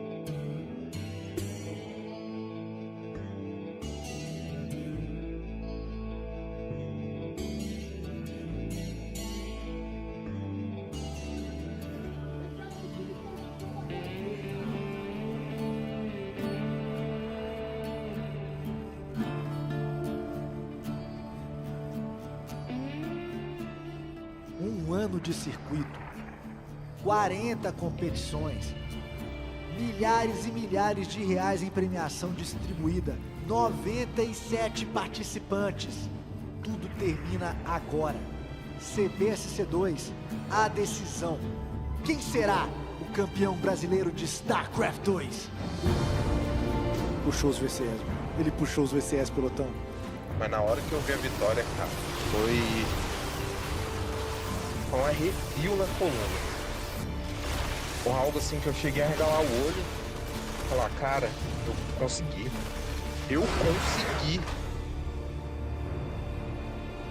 Mostrar pra todos porque eu mereço estar lá entre os 4 melhores do circuito nacional de StarCraft 2. Kamikaze vai puxar os VCS pra defesa, é a última defesa do jogo do Ian.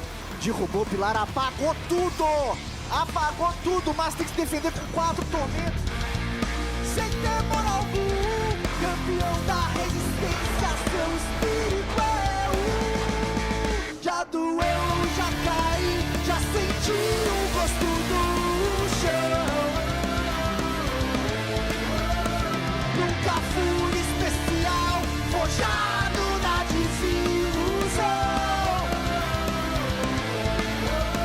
Eu sei bem que só acredita, apenas não te empurra.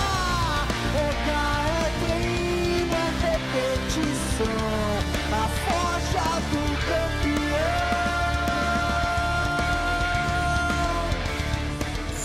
It's about time.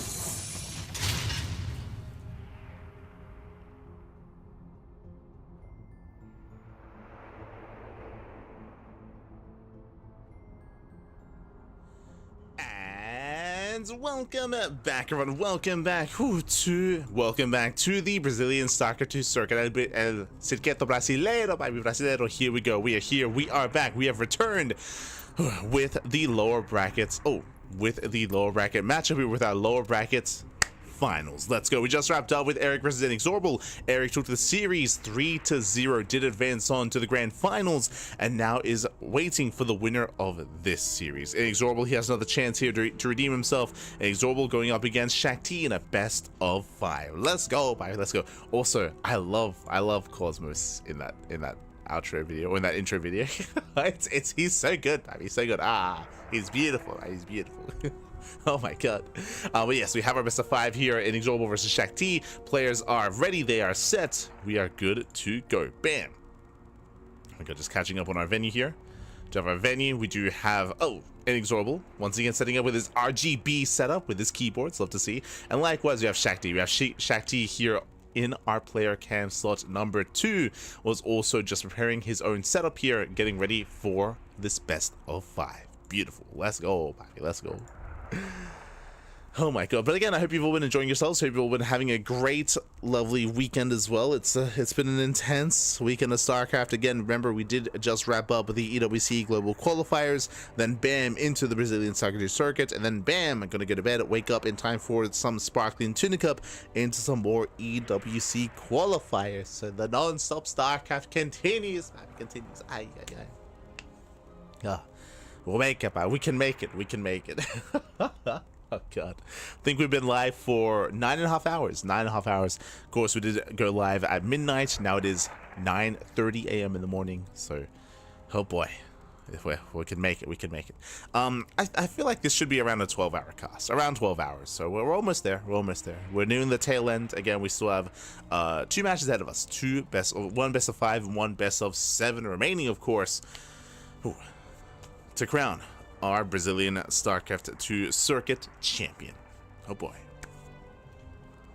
Here we go. Looks like vetoes are done. Vetoes are complete, and game 1 is going to be on Pylon. It's going to be on Pylon. Getting ready. I see Ranger in the chat. Let's go. Let's go. Este Ranger, buddy. Oh my god. Good to see you. Good to see you. Hope you're doing well. Hope you're doing well. I saw BBQ earlier. Shiwab. Bartholomew. Austin. Salensvard, Getya, ¿qué tal? Bienvenidos. Good to see you all. This lovely Sunday morning. Sunday morning here. But yes, the plan is to get some food and to get some rest after the event. To rest up for some tuna, for some tuna. So we're just making sure that the players are fully good to go. Fully good to go. We were showcasing the trophy earlier. Hopefully they get to show off the trophy again. Hopefully. Fingers crossed.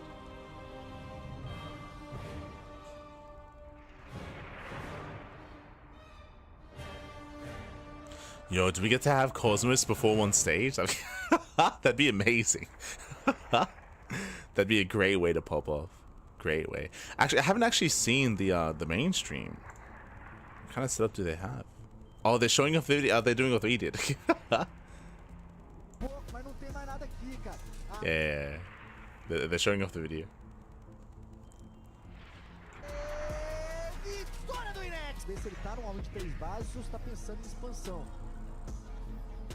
Oh no, they have their own hype video. Let's go. They've got like a more in-depth one. That's really cool. It's really cool.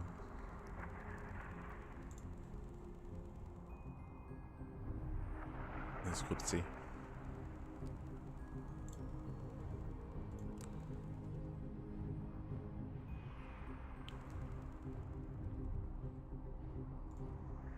Just setting it. Just setting it. Oh, never mind. So I assumed we were about to go. It looks like we are still waiting a couple of minutes here before we can jump in. Never mind. Never mind. Aye, aye, aye.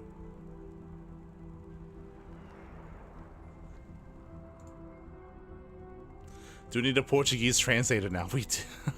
True, true. But yeah, I didn't realize, but they it looks like they made extra videos to show off.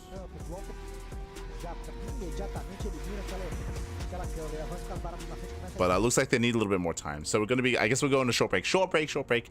Looks like they need a little bit more time to show off a couple of info videos and some hype videos. And we'll be back in like 2 minutes, a couple of minutes time with our next game. See you soon. See you soon, Pappy. See you soon. Oh. See you soon.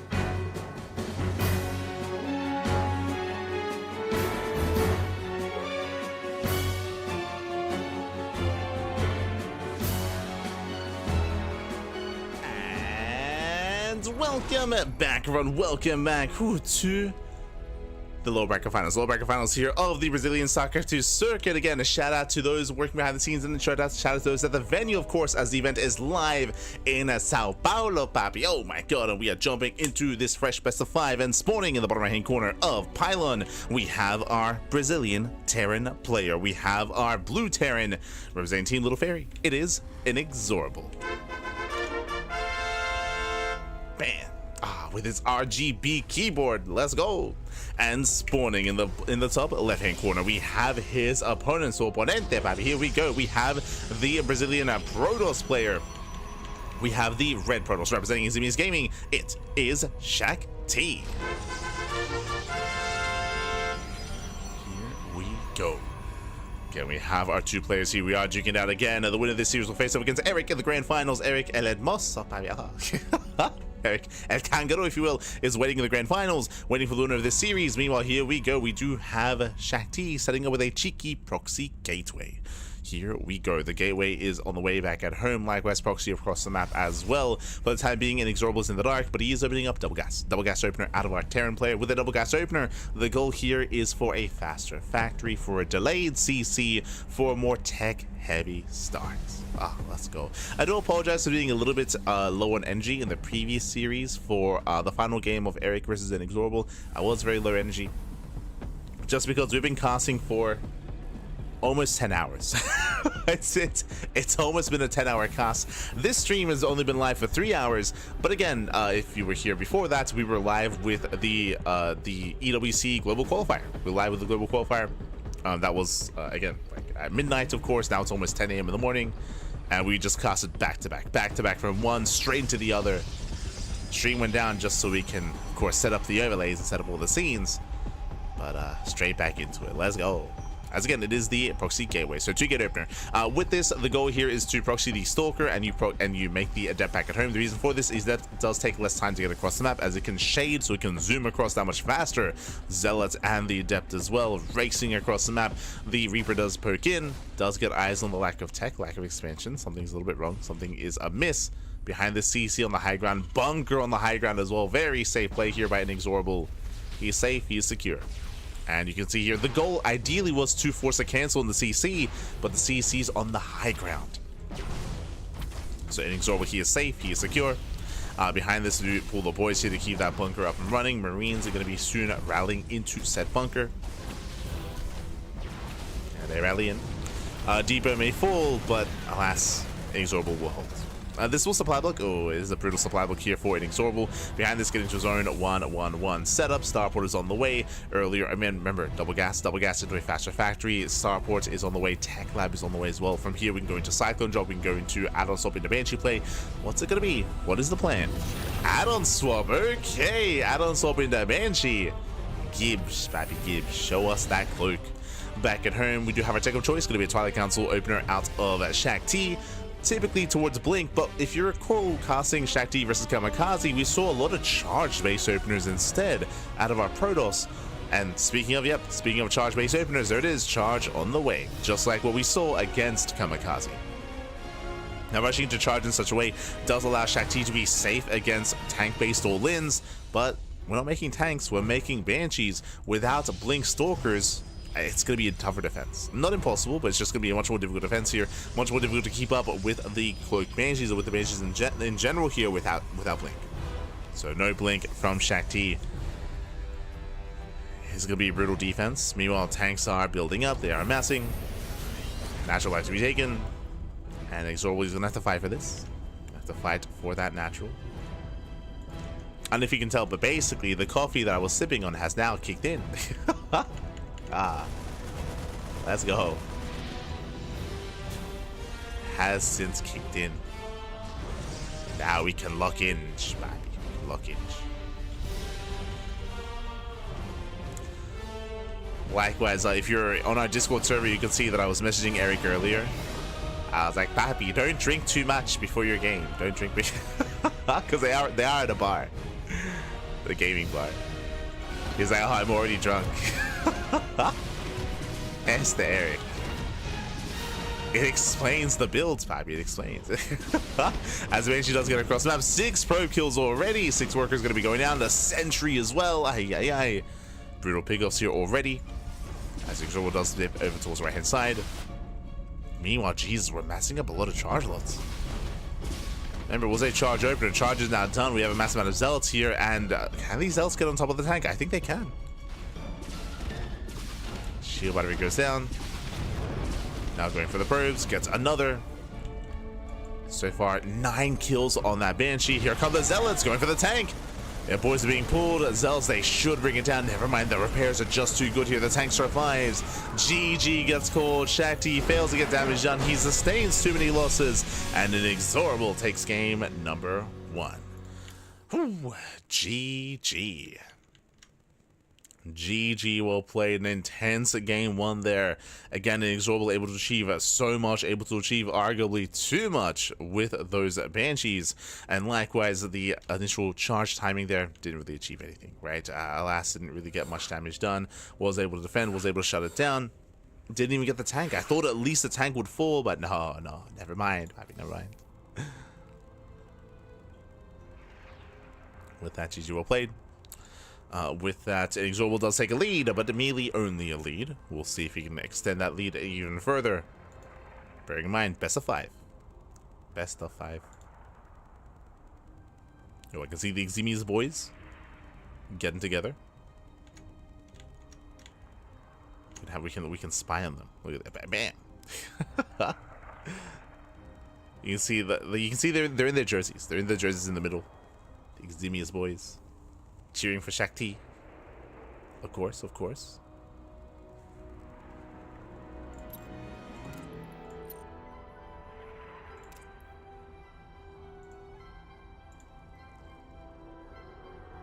Oh. As we are now getting into game number 2. Going to be loading into ley lines, one of the I was going to say larger, one of the more standard maps of the map pool. I'll put it that way. One of the more standard maps. Here we go. Early GG couldn't get out of that. Well, it was twofold if you recall. One, the Banshee had dealt critical damage across the map, and the charge timing fell in its face. Right, it was those two things coming together there. So just a really rough start. Considering there was also more damage being done across the map. So, aye. But here we go. We're getting into our next game. Getting into our next game here, and spawning in the bottom right-hand corner of ley lines, we have our Brazilian Terran player. We have the blue Terran. We have the blue Terran leading the series 1-0, representing Team Little Fairy. It is INexorable. Bam. His hair is so luscious. You can't really see it because of the headset, but he's got some long hair back. Oh my god. It's crazy. It's crazy. And spawning in the top right-hand corner, we have the Brazilian Protoss player. We have the red Protoss. We have the red Protoss himself representing Eximi's Gaming. It is Shakti. Bam. Let's go. Likewise, also long hair. True. Fun fact, Erik also used to have long hair, but did cut it short recently. He's looking a little more proper now. He's looking a little more sensible. Less like an animal. Aye. But it used to actually be quite long, if I recall correctly. Like he would have like he would tie it up. It'd be like a ponytail. Very long. Here we go. We are going to be setting up. Going to be settling in. As this time, no proxy. This time, there's no committed proxy here. This time, we do go for a standard gate cyber expand here from Shakti. Nothing crazy across the map. Not this time. Likewise, racks expanded. This time, economic opener out of INexorable. No double gas. Remember, last game it was double gas opener, and it led into fast cloak Banshee. This time, single gas into a faster CC. So we're calming down as we lead into ley lines. As we mentioned before, this is one of the more standard maps in the map pool, so we expect a little bit less aggressiveness here, a little bit less chaos. A little bit, at least. A little bit.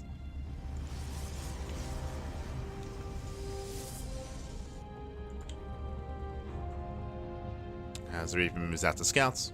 Oh, did make an early Zealot. Interesting. The Zealot is spotted. The goal here with the early Zealot is to harass and to potentially delay the CC.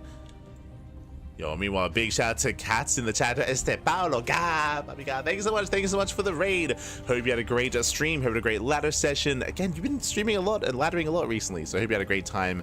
And welcome, bienvenidos todos to the Brazilian StarCraft 2 circuit, El Circuito Brasileiro, papi. Here we go. We are in the low bracket finals here of this big offline event. Meanwhile, Zealot does arrive, takes down one SCV. Not too bad, trying to disrupt that initial bunker. CC does complete. And INexorable, he will pull away. He should not lose much more here. Whew, does pull back and does shut down the Zealot. Bunker will complete. INexorable holds. Oh, clutch hold here from INexorable. Did bleed out one SCV in the process, but only one. Stalker shots going off. Marine, oh no! Ooh, does go down. Yeah, brutal pickoff. More Stalkers soon to arrive. We have more Stalkers just rallying across the map. Shakti is not stopping. He's not stopping. Yes, for those that are tuning in, this is an offline event happening in Brazil, happening in Sao Paulo. So we do have a... Oh, hey, hold on. We do have the crowd, as you can see. It is like the venue, I believe, is like has a little stage. Is like a gaming bar in Sao Paulo. So we do have venue shots and player shots as well.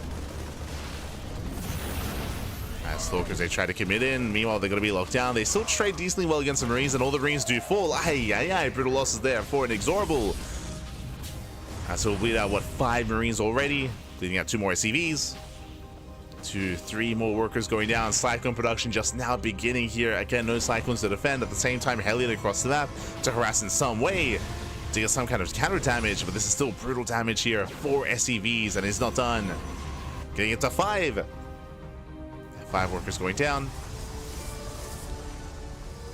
With that, INexorable eventually forces out the army, but some hefty losses, some brutal losses there. And Shakti does take a very comfortable worker lead. 41 probes against the 29 SCVs of INexorable. Cyclone finally arrives. Does clean up. But INexorable, he has a lot of work to do. He has a lot of work to do here. As we're trying to break the lock-on. Trying to. Cyclone gets caught out. The Stalker survives. No shot. Stalker does survive. And Shakti is not done. Blink has completed. And Shakti still wants to break this natural again. The tank production still underway. The first tank about to move down to low ground. Without that tank, bunker is denied. He got more Marines. Yo, he wants that tank. Oh, does want it. Doesn't quite pick it off. From here, we're calming down. Okay, we're calming things down. Shakti does pull away. Behind this, we have the Bay in production here for Shakti. Gateway explosion in towards Colossus production. Third base as well. Shakti just containing his opponents, getting further ahead. Likewise, yo, can we deny Stim? Oh, it's so close. He does dive in. Yeah, he's going for Stim. Stim is going to be denied. Massive pickoff. Stim goes down. One more volley. From here, pulls away. Back at home, we do have some auto harass. 3 probes going to be falling. I mean, not bad damage here from INexorable. He's getting something done, but he still needs more. It's a good start. It's a good start here. He does spot the tank. No shot, we dive on the tank. No shot, Pappy, no shot.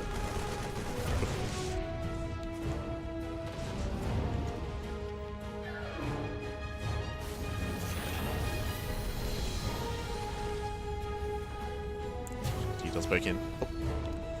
Pokes in. Now we have double bunker here on the low ground. We have our 2 tank setup. Stim has been rebuilt.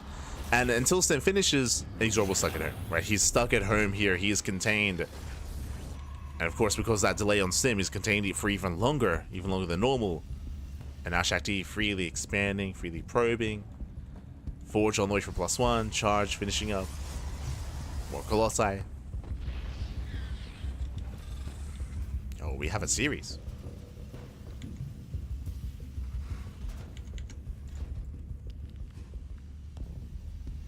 Chat, it has been a long day. It's been a long day of Star, Cat. It's been a long day. Again, we just wrapped up the EWC qualifiers just before this. The EWC Global qualifiers.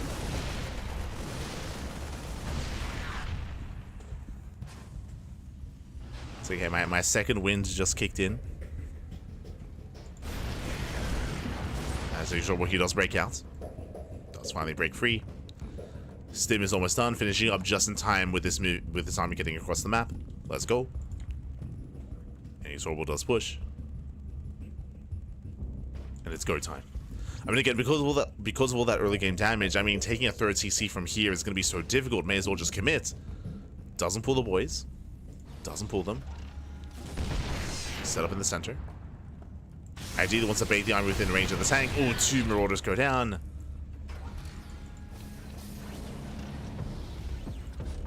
And INexorable gets the hell out of here. Does pull away. And he's going to get caught out. Tank is going to fall.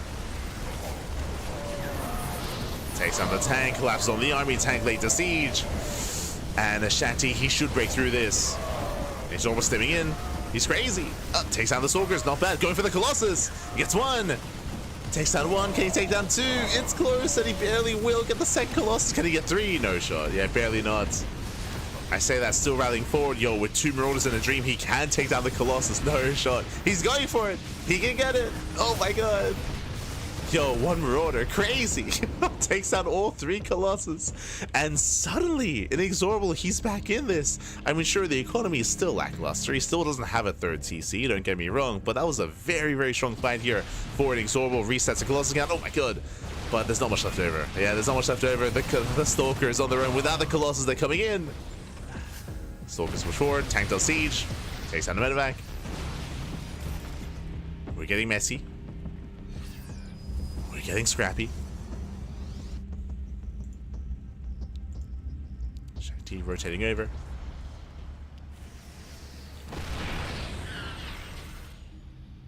INexorable is recovering. Still is lacking in expansion, don't get me wrong. Throwing down another Rax? Oh, we already had a 5 rack setup, getting up to 6. Getting up to 6 Raxes. Charge will say rally and they try to force a friendly fire. Tank boys on the Stalkers. Nice target firing there out of INexorable. Behind this, how many Colossus? I believe 1, soon to be 2, sorry, 2, soon to be 3. I mean, sure, INexorable, he broke through 3 Colossus earlier, but I don't know if he can do that again. And let's go! This is it. It's time. The Observer does see everything. The boys are being pulled one way or another. The game is about to end. Either INexorable kills Shakti or he dies trying. Let's go. We have force fields though. 3 shield batteries, energy overcharge, more shield batteries on the way. Shakti, he's ready at his 3rd. Another tank. Another tank gonna be the first thing to go down. Brutal pickup. Down to 1 tank left. And INexorable is running out of steam here. 1 tank does siege. He's pushing into 3 shield batteries. He's trying to commit in, but now there's a 3rd Colossus. And Shakti should hold. Shakti, he should shut this down. 2nd tank has arrived. Massive volleys off on the sentries. And GG gets called with that Shakti. He does fight back. He does put a point on the board. Whew. GG. Este Shakti. GG, well played. Does take the game here. Does fight back. We have a series. We have a back and forth. Whew. As a reminder, this is a best of 5. This is a best of 5 matchup here. And we could go the distance. We could go the distance. We could go all the way. As we are jumping into game number 3. Oh boy, here to determine who will take a lead in the series. Who will take that lead?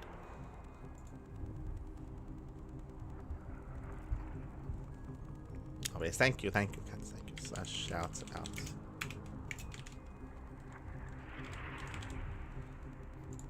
To Senor Paolo. Shout out.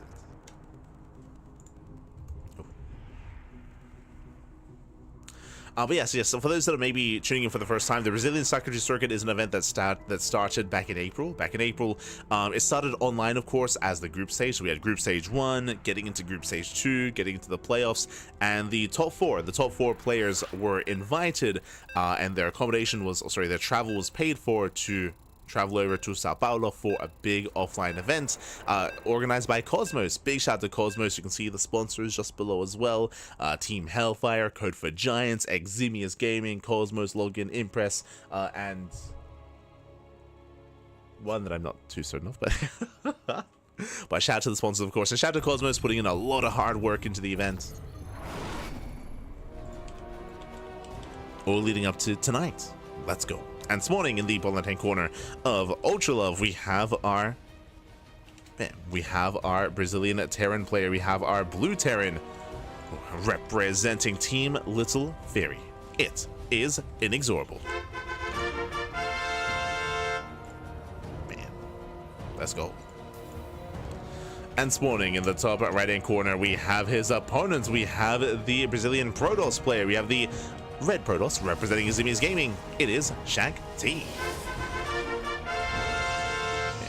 Tying up the series 1-1. Let's go. Does tie the series up. Momentum is in his favor, but we'll see if INexorable can bring it back here again. Coming into this, I do actually favor INexorable, do favor him in this matchup in this series, but I mean, someone brought up an interesting fact earlier, is that INexorable, he is one of the younger players in the region. You know, if Katz is still around, I'm sure you remember Shakti from back in the day. Shakti, he's been competing for many, many years, since Heart of the Swarm, maybe even before that. Players like Shakti, Cham, Erik, Juanito, Kelizer, Diego, like they've all been around for a very, very long time. INexorable is a bit of a newer face. He's a younger player. He's a much younger player in the scene. He only hit GM and kind of got into low GM around, I want to say, 2022, like end of 2022 coming into 2023, so that's again relatively recent. Since then, of course, he was on Platinum Heroes. He did kind of go under the wing of Future and Vindicta, Miguelito. I know they were kind of like mentoring him and coaching him back when they were on the Platinum Heroes, or at least when Miguelito was. And INexorable, he kind of rose through the ranks and has been, of course, practicing and training and improving diligently since then over the past couple of years, to the point where now he's, you know, at the top of the Latin American region here, or at least at the top of the Brazilian scene. I would say outside of Kelizer, outside of Diego, is the best Terran player in Brazil. Of course, Kelizer, I mean, I could even say he is the best in Brazil, because Kelizer is now in Europa. Sure, he's no longer in Brazil. He's ever in EU at the moment, in the Netherlands, if I recall correctly. So that's why Kelizer is not playing in this tournament. Unfortunately, we would love to have him, you know, come to Sao Paulo and be a part of this, but you know, he's on the other side of the world, other side of the planet. Smurge, feels bad, man, feels bad. But in Kelizer's absence, INexorable has risen to the challenge.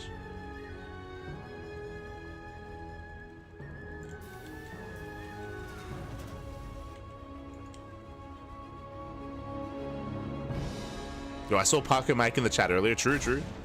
I saw El Paquito. Hopefully he's still around. Este Paquito. As Reaver does slip into the main.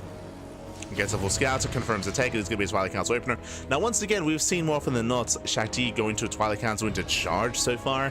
It is a very safe way to play, and we'll see if he does once again invest into that. It was a double gas opener out of INexorable, double gas into a faster factory. Do you see the tech lab on set factory going for initially a Widowmine drop, followed by most likely tank production or cyclone production.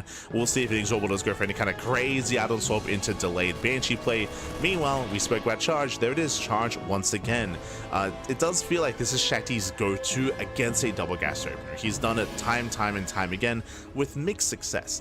There's pros and there's some cons. Of course, when it comes to rushing into charge in such a way, it does mean that you have less mobility, less flexibility with your Stalkers to defend against drop play, right? To defend against drops like this, or even a Cloak Banshee like we saw in Game 1. Does make it more difficult to defend. But when it comes to these frontal tank push, when it comes to these frontal tank pushes, that's where charge can excel. As INexorable moves in with the drop, Stalkers, they will zone away. I say that he does want one of those Stalkers. Trying to bait the army into the mine shot. Oh! Does pick up, does pull out. Looking for another way in. Behind this doesn't add-on swap, is making tanks behind this. First tank has arrived, he's got a second on the way. Tech lab on the starport just for an add-on swap into Stim.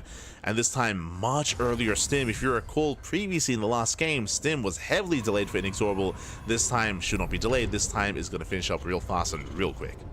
So fast Stim here from INexorable, faster than normal.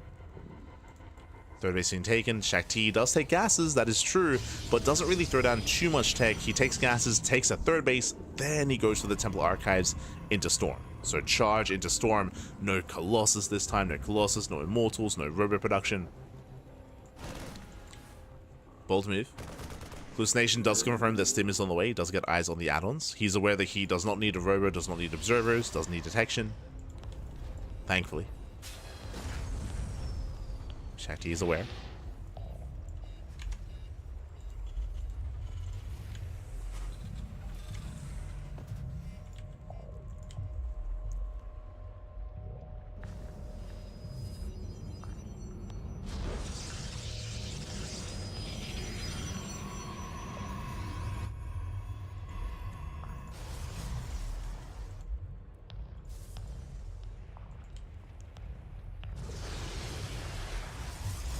Here, Shakti building up. Again, Storm is halfway done at this point, and is already warping in a decent amount of High Templar. Gonna have a good amount of Storms here. Because he's rushing so quickly into Storm, into High Templar, into these upgrades, and now working towards Blink, the Gateway army is gonna be a little bit lacking. Like, the army size itself is gonna be quite small, has a lot of power behind it, don't get me wrong, but doesn't have a lot of buffer, doesn't have a lot of support for the High Templar. Scan into the natural, doesn't see much, gets eyes on a Forge. And INexorable, he moves out. Again, Stim is done in 10 seconds. And this move out is looking terrifying. He has a massive supply lead here, but it comes down to the Storms. Hylon will scout, will confirm.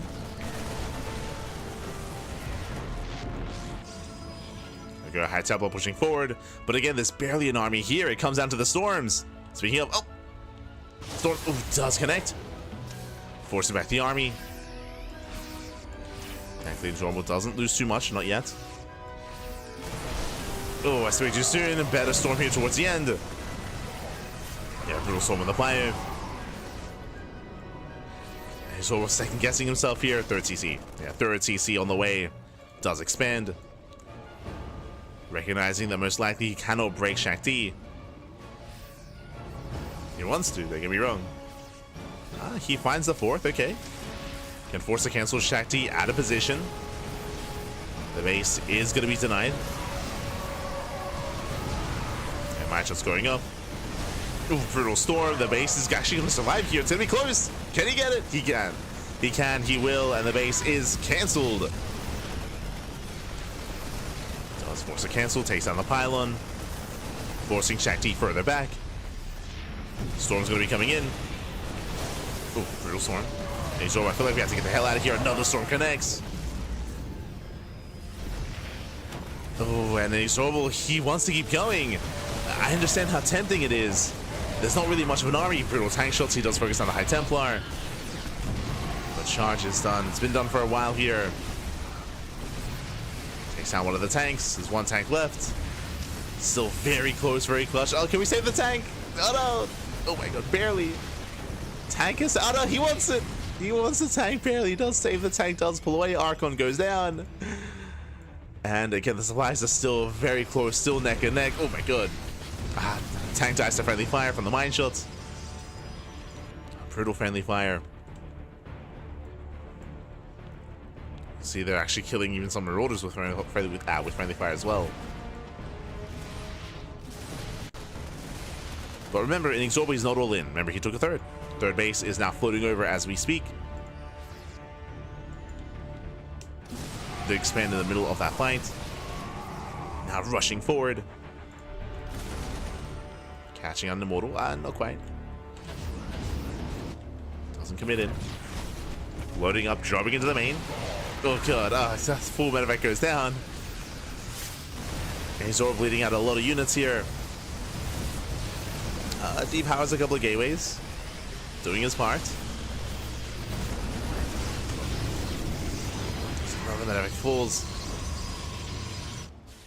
The game is going to slow down. We're going to calm things down here, and INexorable can now just focus on saturating his third. Likewise, Shakti claiming his own fourth top left. We'll bring in more High Templar, now making 2 Colossus at a time. Again, Shakti with his Robo style. Oh, nice, very nice EMP. INexorable, calm down. EMP lands on all the High Templar. INexorable does push through. Colossus are not ready. Not yet.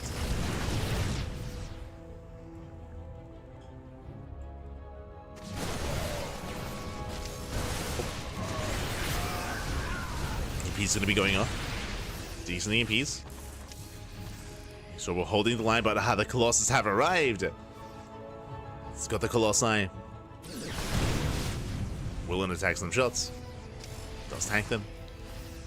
Moving in. Still making 2 Colossus at a time, by the way, so we're working on our 3rd and 4th Colossus. And Shakti, he may not stop, by the way. He might just keep going and get into a 5th and 6th one as well. That would be very Shakti. That'd be I don't know how tempered he has been since back when he used to be a more committed competitor. Okay. Stopping at 4, now switching into disruptors. He's a little bit more sane. But Colossus are amassing. 2nd starport's on the way for Mass Viking.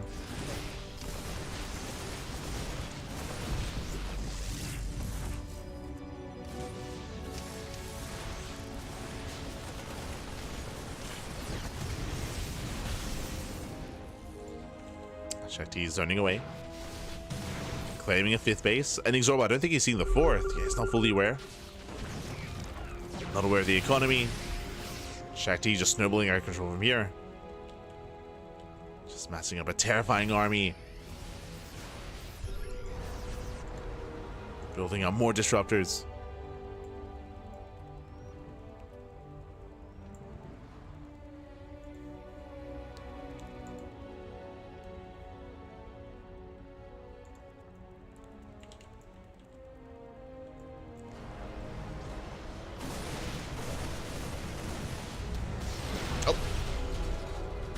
She doesn't land on any stalkers. It was close. It was close. And Shakti's maxed, by the way. He's oh god, he's maxed out. Nice EMPs. EMPs are solid. Vikings moving in. Yeah, no more storms. Going for the Colossus. Gets 1, gets 2, gets 3. Should take down all the Colossus. And what about the ground army? What about the gateway units? So almost stims in. Tries to chase him down. Not quite able to. Not quite able to chase. With supplies at neck and neck. Never goes up. Ooh, does connect. Brutal connection. Oh no. Yeah, it does take that over to the face. GG gets called. And Shakti, he will extend his lead 2-1. Cashing out INexorable and is now 1 game away from claiming the series. GG. Again, we did see INexorable. He was quite successful when it came to his early aggression, early push. You could argue maybe stuck around a little bit too long. I'm referring to when he denied the 3rd. He denied the third base. He was containing his opponent, but he did bleed out a lot of units trying to drop into the main base. Likewise, he never denied, sorry, I said denied the 3rd. He denied the 4th base. He was not able to stop the 4th base once again. As it was taken on the left-hand side, it was taken and it got up and running, uncontested. We saw that INexorable, he was just focusing on dropping further and further into the main, but didn't really pay for itself. Didn't really pay off. Bled out a lot of units, and in the end kind of ran out of steam. Once the 4th base got up and running, then Shakti, he could embrace the mass storm, the mass Colossus as well. And we also saw the benefit of this build, this opener of Shakti. We spoke about it. We spoke about going in, rushing into charge and rushing into storm is designed to shut down these early pushes. And we saw it here today. We saw it here just now. INexorable going for this early move out, and remember, there wasn't really much of an army against him, but Storm did slow him down. Storms, they connected, they slowed him down quite heavily. It was enough for Shakti to hold. So Shakti, when it comes to this opener, when he sees the double gas opener, when he opens up charge into Storm, like he wants to face off against that army that early on. He's hoping that your opponent's being that aggressive, just because he's delaying his 3rd base in favor of Storm, in favor of this army. And it did work out. Did work out quite well there for Shakti, and now we're getting into our next game. Into potentially the final game of the series, spawning in the bottom hand corner of Tokamak. We have our Brazilian Terran player now down in the series. Can he bounce back? Can he recover and force the ace match? It is INexorable. Bam. With the RGB. And spawning in the top right hand corner, we have his opponents. We have the Brazilian Protoss player. We have the Red Protoss representing Ximius Gaming, leading the series 2-1, 1 game away from claiming the series and advancing on to the grand finals. It is Shakti. Bam. He's locked in. He's locked in. He's got the crowd behind him as well, if you recall. The Ximius boys. his team supporting him from the crowd, from the bar, with some chelas in hand. You can see them watching intently. Let's go. Go. And behind this goes for the proxy. Does go for the proxy gateway here. Meanwhile, looks like economic opener out of INexorable, going for a rack expand, faster CC this time, and now we have the opportunity for Shakti to punish this. If you recall, we've seen this before out of Shakti, and he wasn't quite able to really get much done, just because the CC was on the high ground, and there just wasn't really much to punish. But here, economic opener out of INexorable, there's that command center on the low ground instead, and Shakti is going to get ready to punish. Zealot's on the way. He's going to rally Zealot across the map into an Adept, into a Proxy Stalker as well, designed to delay, maybe even force a cancel. Assuming that we had the CC on the low ground, as we can see, on the high ground. Never mind. It's only going to be on the high ground. SCV Scout across the map did confirm that, of course, the pylon is missing. Second pylon is nowhere to be found. There's that expansion, so he's aware that there's no crazy all-in, but there is a proxy, and oh, no gateway. My apologies. Wait, did we cancel? There was a cancellation. I just assumed that, yeah, it does cancel in the end. Zealot's on the way. But there is no low ground setup. So we're calming down. Zealot shouldn't get much done. Behind this again, INexorable, he's in the main, he's walled up as well. Bunkers, oh, Jesus, taking this very seriously, throwing down a bunker. But as we can see, Shakti did cancel, he did not finish the gateway. He's not committing. So I would say this is still a better setup here for Shakti. Does force the CC to be delayed. Does force the investment of the bunker. Likewise, does contain INexorable into one base that much longer.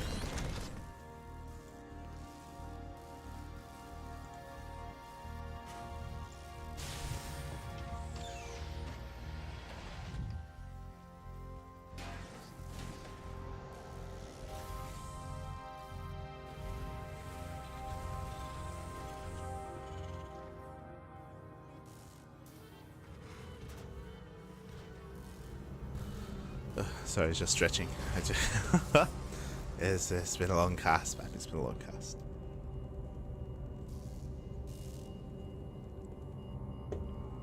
Just stretching. Once again, charge. Once again, charge base opener here out of Shakti. Did he scout the gases? He didn't. Oh, he doesn't know. Okay. So he's playing blind. He doesn't know how economic his opponent was really being. So once again, charge. We know that INexorable did go for a faster CC.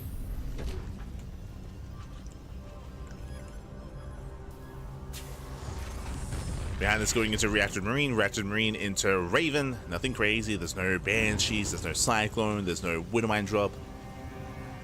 Just calming down. Settling into his opener.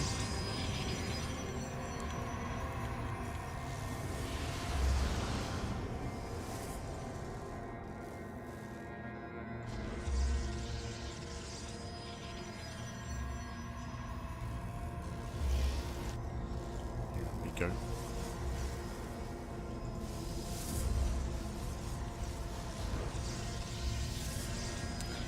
As behind this, throwing down extra gateways. Once again, double gas. So double gas here into a Robo before expanding. So really safe play here by Shakti. Very tech heavy on two bases. Intentionally delaying his third in favor of the gateways, in favor of the gases and the Robo. So very committed on two bases before expanding, even going for the Bay as well before expanding. Jesus. And again, the purpose of this and the reason why it's playing so safely is to try to hard counter and shut down two base play or two base all-ins. We can see that INexorable, he shouldn't really be going for that. INexorable, he's just calming down. He's on his 3-1-1 setup. No major signs of aggression yet out of INexorable. And from here, he could just expand. Could just get a third. Basically, the big thing that we're looking for our Terran player is, does he throw down two more Raxes or does he throw down a command center? What does he go for? Oh, we have the answer. There it is. Command center. So CC's on the way. He is macroing up. And now, because he's macroing, because he's expanding, because he isn't pushing, I do favor INexorable in this position. I was emphasizing earlier just how committed Shakti was on two bases with all the gateways, the tech, the upgrades. Because of this, the third base is actually quite late. It's very late here for Shakti, so his economy and his ability to get into a longer game is going to be diminished. So I do prefer INexorable's position here, assuming he's able to get his third up and running. Bearing in mind that, I mean, sure, his third base is late, but Shakti, he's building up quite an army behind this. I say that, doesn't really have much to work with either. Like, he's been teching a lot, but has been skipping warp-ins. True. So go 4 zealots in the sentry. Sorry, 5 zealots in the sentry.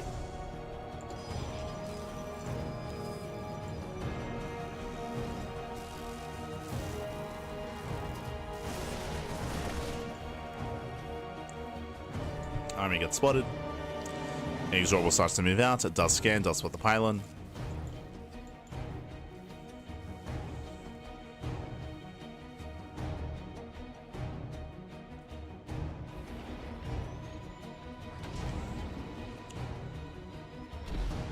INexorable does move out. Yo, I've never seen that used. Okay, I didn't even realize there's a Reaper clip here that's large enough for a tank.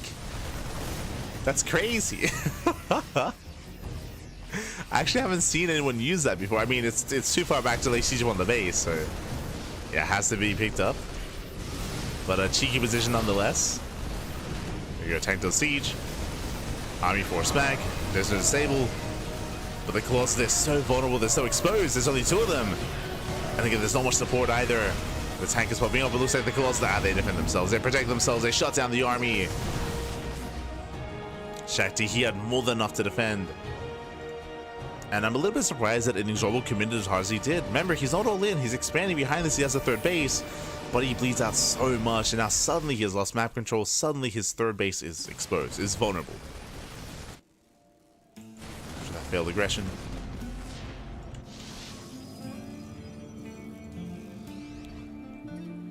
Vikings on the way. Second starport for mass Viking production.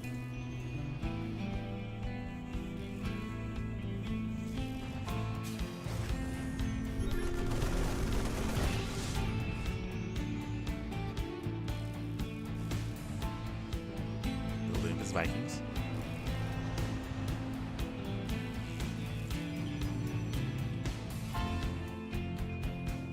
Oh, this is still amassing.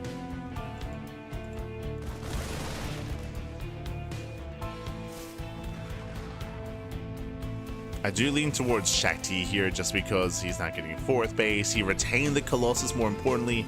Now he can start working towards disruptors. Storm has not been researched, so just now relying on Archon production, which the scan does reveal. Bam! Ghost Academy's on the way.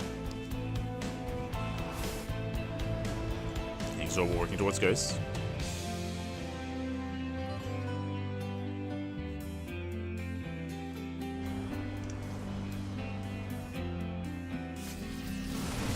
Towards Ghosts, likewise collapsing in. Pushing into 4 Colossus, but once again, there's not really much to support the Colossus, else they do tank some shots, so yeah, they'd have in the army. There's not much anti-air, but the Vikings do fall. Oh, and INexorable, he's in trouble here. Has to back up, has to retreat. There's still 4 Colossus remaining, and there's a prison to juggle. Oh! There's that prison. It does micro pack. Oh, it does save the, oh, barely does save the Colossus. Where's the anti-air though? Where are the Stalkers? Yeah, 1 Colossus finally goes down. Gets 1, but only 1. Wow, and Shakti's done it. He has done it. He overwhelms the main army. He takes out all the SCVs. Again, oh my god, we just see 1 more Colossus getting sniped. Okay, the Vikings are popping up. But GG, yeah, GG, well played. Good luck gets called, and Shakti, he will take the series. He will pop off. Likewise, so does the crowders. Let's go. They've got Shakti cheerfuls in the crowd. And GG, Shakti, he will claim the series. He will advance on to the grand finals. GG. Oh, he's out of there. Oh my god. GG, well played. Congratulations here, Shakti. He will claim the series again. The Eximius boys. Oh, they've got even some banderas, papi. Oh my god, some flags. La bandera. But GG, well played again. Oh, sorry, I should fix this up. Oh. There we go. Shakti, he does claim the series 3-1. Again, INexorable, he was, I want to say, overly aggressive against Shakti specifically, just because of how safe Shakti was playing. Like, again, he was sacrificing so much of his economy to build up early Colossus and that kind of early tech, of course. And we saw INexorable was pushing into him, whereas he would otherwise be more successful if it was backing off and being more economic instead, focusing on his third base, faster third, faster fourth, or just at least faster third base, and fully securing himself on 3 bases and being a little bit more macro oriented, instead of pushing out and going for these timings that otherwise would be successful against other players. But against Shakti, because he wasn't really focusing on its economy, he was ready for it. He was set up, he was shutting it down time and time again. Maybe not the cleanest of holes out of Shakti, but holes nonetheless. And GG well played. With that, Shakti, he will claim the series, and with that we now have our 2 finalists. Oh boy, we have our finalists. Bam. And you can see, you can see the trophy. You can see the trophy there on the stage. El circuito brasileiro, papi. Let's go. And I think they might bring Shakti on for an interview. Let's see.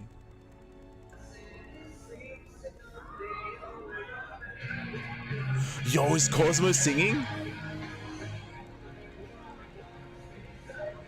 No, not yet.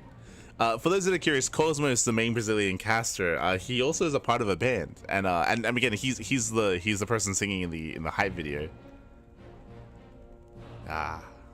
Get him on stage. Get him on. No. But yes, GG, well played.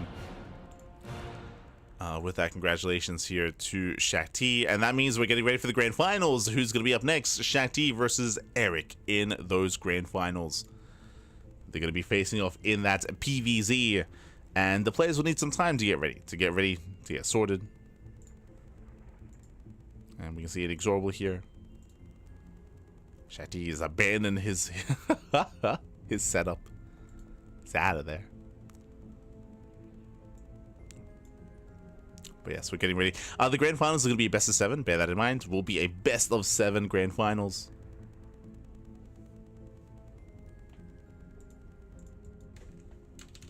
Grand finals between Erik and Shakti. Featuring one of our own. We're totally not biased, but featuring one of our own. Featuring one of the CranKy Ducklings. Beautiful, baby, beautiful. So our players, Erik, he's gonna need time. He's gonna need time to set up, to get his PC set up, just because he's gonna be switching places with INexorable, so they will need some time.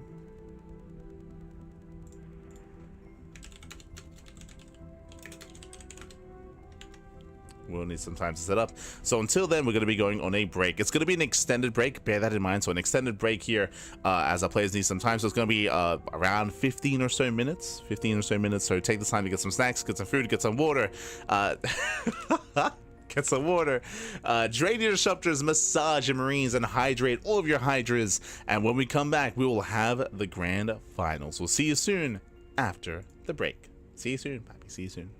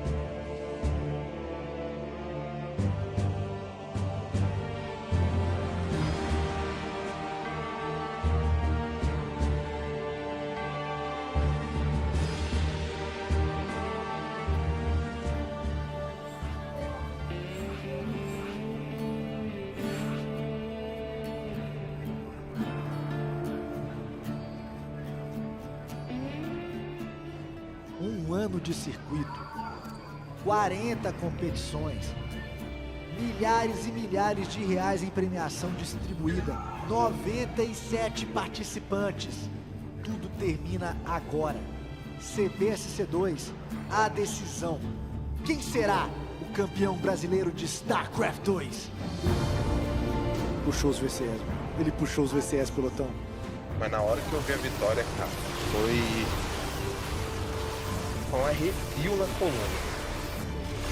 Foi algo assim que eu cheguei a regalar o olho e falar, cara, eu consegui. Eu consegui.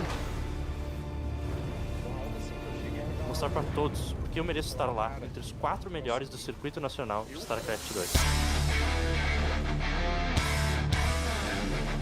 Cavico vai puxar os VCS pra defesa. É a última defesa do jogo do Ian. Derrubou o pilar, apagou tudo! Apagou tudo! Mas tem que se defender com 4 tormentos. Sem temor algum, campeão da resistência, seu espírito é um. Já doeu, já caí, já senti o gosto do chão. Nunca fui especial, forjado na desilusão. Eu sei bem que só acredita, apenas não te empurra. Treino, repetição, a forja do campeão.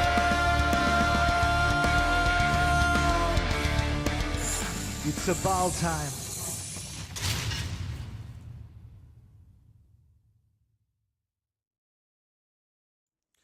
And welcome back, everyone. Welcome back to the grand finals, the grand finales here of the Brazilian Soccer 2 circuit, el Circuito Brasileiro de SC2. Here we go. We are here. We have returned with our best of 7 grand finals. I do apologize for the downtime. Do apologize for the extended break, but alas, you know, they were getting some chelas, getting some drinks, having a bit of a moment here. They also had to set up on the PCs, of course, as Erik had to set up on said PC of INexorable, and they're still in the midst of setting up, but we are getting ready here for those finals. Again, it's been an intense broadcast, an intense tournament already here, and the intensity continues with that grand finals. Here we go as we do switch things over and catch up on our bracket, to catch up on what has been going on here so far in today's broadcast, as we switch on over. Okay. From the top, of course, we had Erik versus INexorable here. This is, of course, our playoff brackets. They faced off, and Erik was able to bring him down in a very dominant series. It did feel like INexorable was kind of getting into his own head and kind of mind gaming himself a little bit against Erik. Game 3 was honestly really close, really intense, but in the end, still did go the way of Erik. So to go away there, Erik did advance on. Meanwhile, we had Kamikaze versus Shakti. Shakti took down Kamikaze 2-1, went all the way to the ace match, and then we had, I would say, an upset. Shakti taking down INexorable. INexorable, especially after his 3-0 performance against Master, I assumed would be in greater form here. I was expecting INexorable to have a rematch against Erik, but that is not the case. In the end, INexorable did go down to Shakti.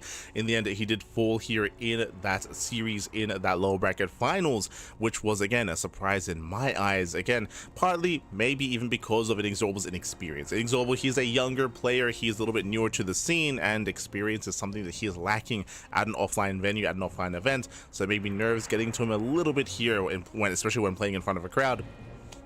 And in the end, we have 2 of the veterans make it to the finals instead. Shakti and Erik. Protoss and Zerg. PVZ finals are coming up ahead of us here. And we're a little bit biased. Un poquito, only a little bit here. Only a little bit. As we have one of our own, of course, that's going to be competing, that's going to be taking part. Bam! Oh, there he is. He has short hair again. I'm still wrapping my head around what Erik looks like now, because I'm so used to seeing Erik with long hair. He used to have very long hair. You just have to tie it up as well. But nowadays, he's a civilized human being. You know, he has to cut it short. He has to, you know, interact with non-animals out there. But shout out to Erik.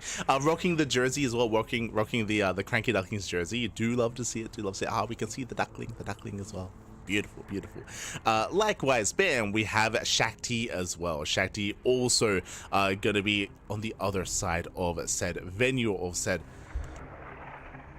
in the other player booth. They go in the other player booth is also going to be rocking up. Was rocking the hat earlier. I did appreciate it. Was rocking the apparently I was asking him, I was like, yo, where did the hat come from? What's going on? Apparently it's like a regional hat from where he's from Brazil. So so he was able to rock that Portuguese sombrero, or Brazilian sombrero, if you will.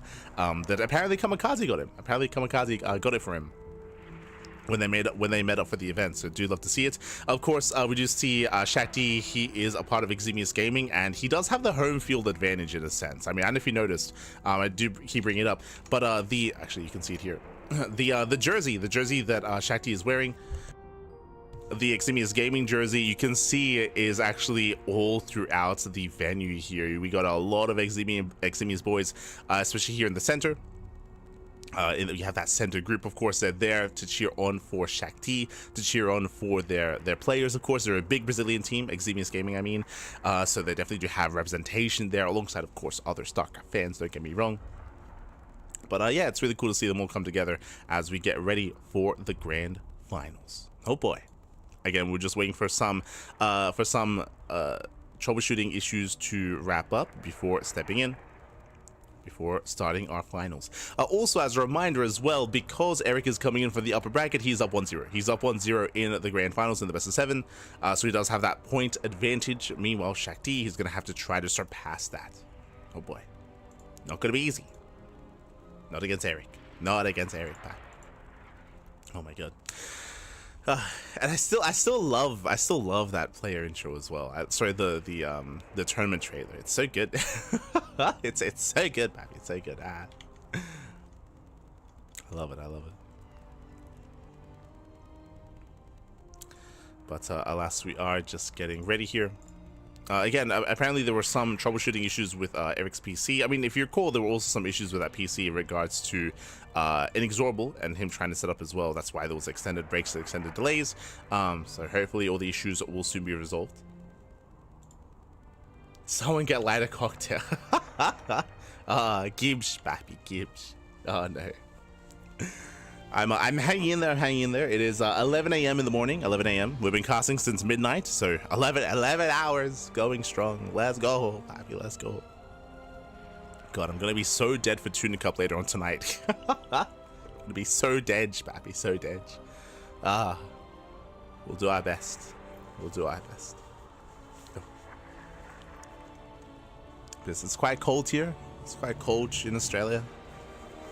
Still would appreciate a cocktail. Keep me warm. Yes, a D-Gen. Very D-Gen. Very. No.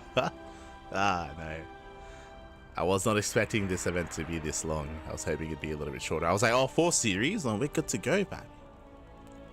We're 5 hours in.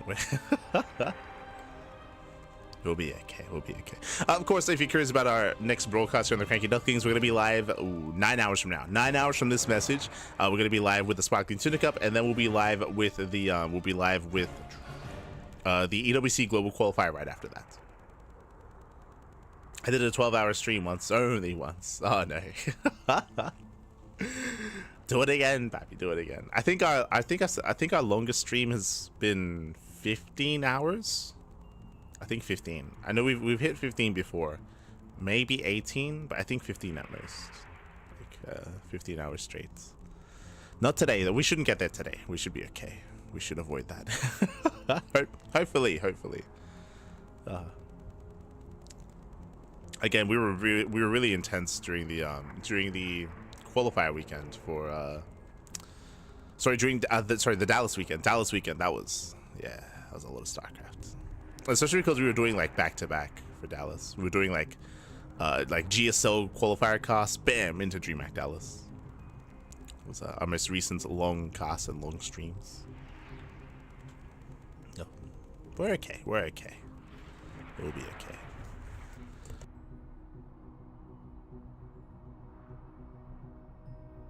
Still got plenty of energy, man. Plenty of energy.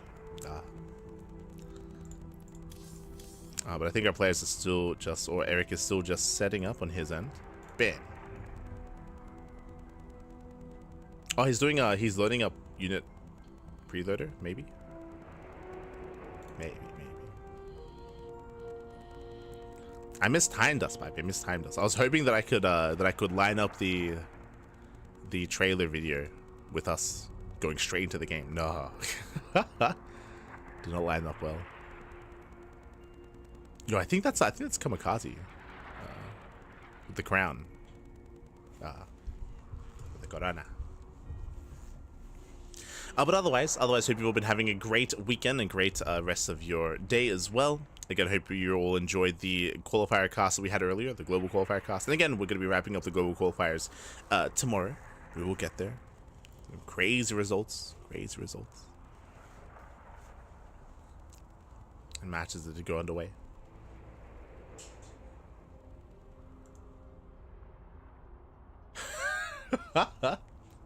What do you... My mom is straighter than your trailer. What does that mean? What is that? What are you talking about? Oh, no. Oh, God.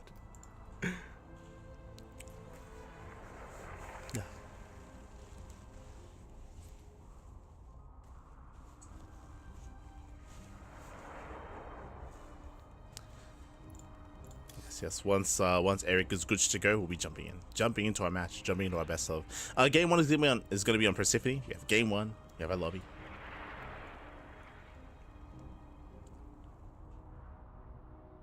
Jumping in soon.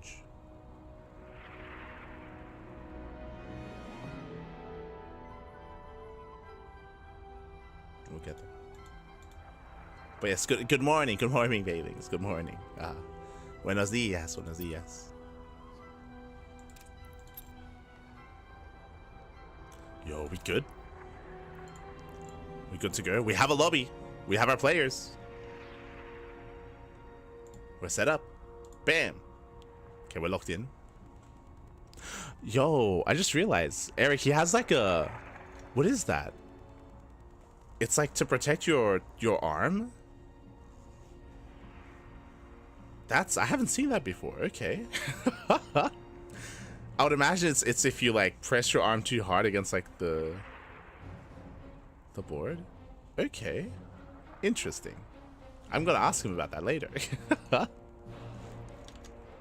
Likewise. Yeah, we're locked in. We're locked in. We have Shakti. We have Erik.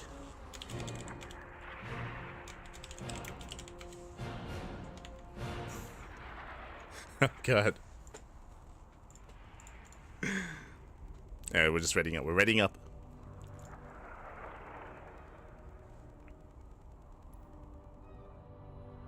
And of course, earlier they were showing off the trophy. They were showing the players how to properly lift the trophy without breaking it. They're having like a tutorial on how to hold the trophy. It was cute. It was cute. But here we go. Here we go. You can hear the beats. We are loading into our series. We're finally getting underway. We're jumping into our best of 7. Vámonos, papi. Vámonos. Loading into Persephone.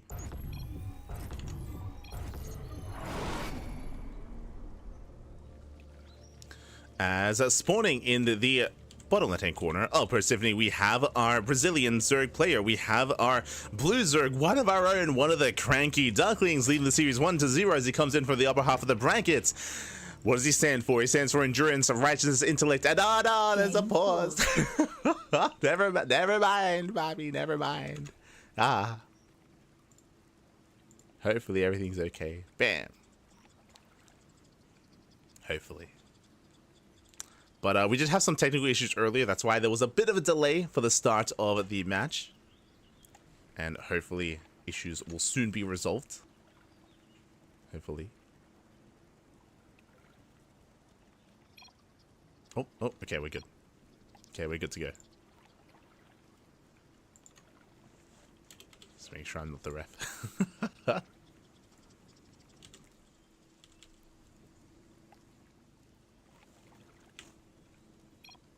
There it is. Game resumed. Okay, spawning in the one that he called it. What does he stand for? He stands for endurance, righteousness, intellect, and kangaroo. The F in his name stands for fear. It is Erik. Going gas first. Let's go, papi, let's go. And spawning in the top left-hand corner, we have his opponents. We have his opponente. We have the Brazilian Protoss player. We have the red Protoss representing Eximius Gaming. It is Shakti.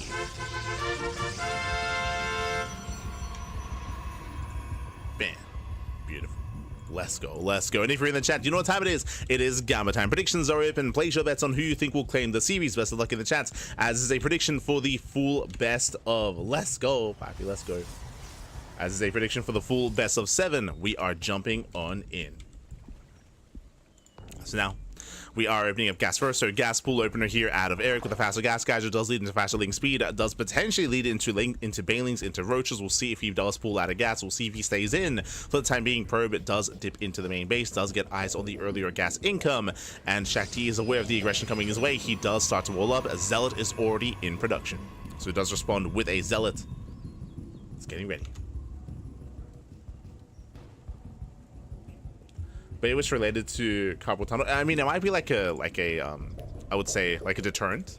Like that would make sense in my mind. Like a deterrent to that sort of thing. We'll ask him. Oh my god. As I wasn't quite expecting this. Erik going for the proxy hatchery on the right hand side now gets spotted. Okay, it is going to be spotted here by Shakti. Shakti, he's aware of what's going on. Behind this, does stay in. Link speed is on the way and he stays in gas. What is this for? Well, we have the answer. Roaches. Roach Warren gets thrown down, so we're going for an early roach rush on the side of Erik. Yo, we spent like half an hour getting ready and it's time for a 20-minute best of 7. Let's go. Roach Warren has been thrown down. The Stalker does nibble away here at the proxy hatchery. Gonna got scattered early on. Overlord will get away. Tank some shots. Does tank a couple shots. Lings, they're lying in wait here just behind. Shield battery is now done. Big delay in the expansion, so delays the hatchery, sorry, delays the Nexus in favor of the second gateway and of the shield battery. Erik making drones. Spine rush? He's droning up across the map. He's crazy. That's gotta be for spine crawlers, right? I would imagine, I would assume. Up! As drone does pull away. Oh no! He's gonna be saved here by the gas geyser. Let's go. Saves the worker. Get back to mining. Oh my god. So it does run up a little bit across the map. Oh, drones are under fire. Gonna be zoned away. Lings, they almost go for the dive. Remember, link speed is done. Queen is almost out. We're just mining, by the way. He's like, Papi, I'm already saturated back at home. I gotta mine somewhere. That's true. True. Not wrong. Este Erik.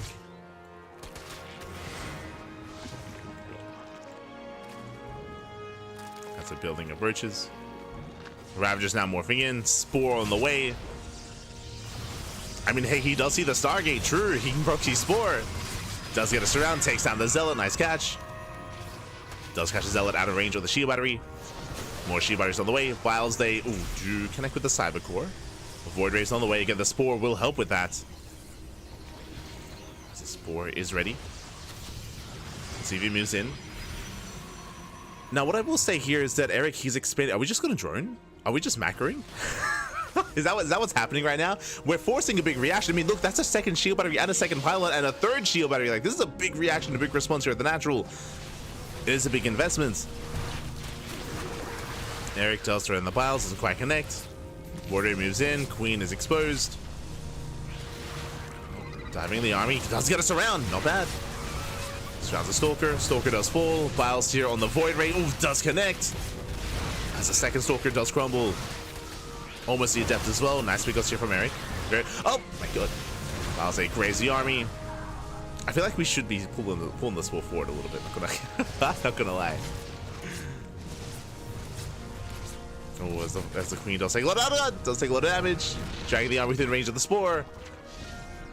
The last Queen does go down. And from here, Erik, he's pulling away. Back at home, droning. Back at home, he's just droning up. He's just droning. He's just saturated. Yo, macro game. He's like, why is Shakti overreacting, Papi? I'm just macroing. This is what we do. Shows the Biles. Biles on the way. Queen pops out. Up and down, there's a second Void Ray. Yeah, we need to fight with that Spore. Spore does a lot, actually. Does a shadow load of damage. The Wiles. Jesus. Tracking the Void Ray. The queen is gonna crumble. Yeah, it does fall. Massive eagle takes out. No, the queen survives. Never mind. Crazy. Queen somehow does survive. Ooh. Dragging the warrior within range. Surrounds an adept. And behind this glaives. Behind this, do see Shakti saturating on 2 bases, getting into glaive adepts. Getting to 4 gate glaives here as a follow-up.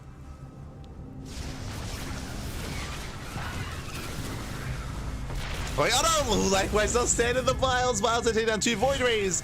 2 void rays go down. There's now 2 queens. Trans 2 is going to be available. Vials once again zoned away. Again, Shakti not looking, not paying attention. He wants the queen.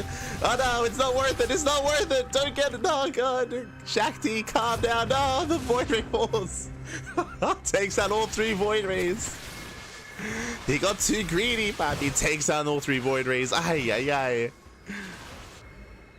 And with that, Erik, he's just chilling back at home, working towards his lair, working towards roach speed.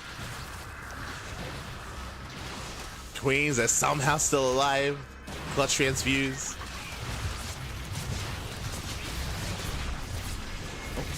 Oracle does dive in. Once again, saves a Ravager.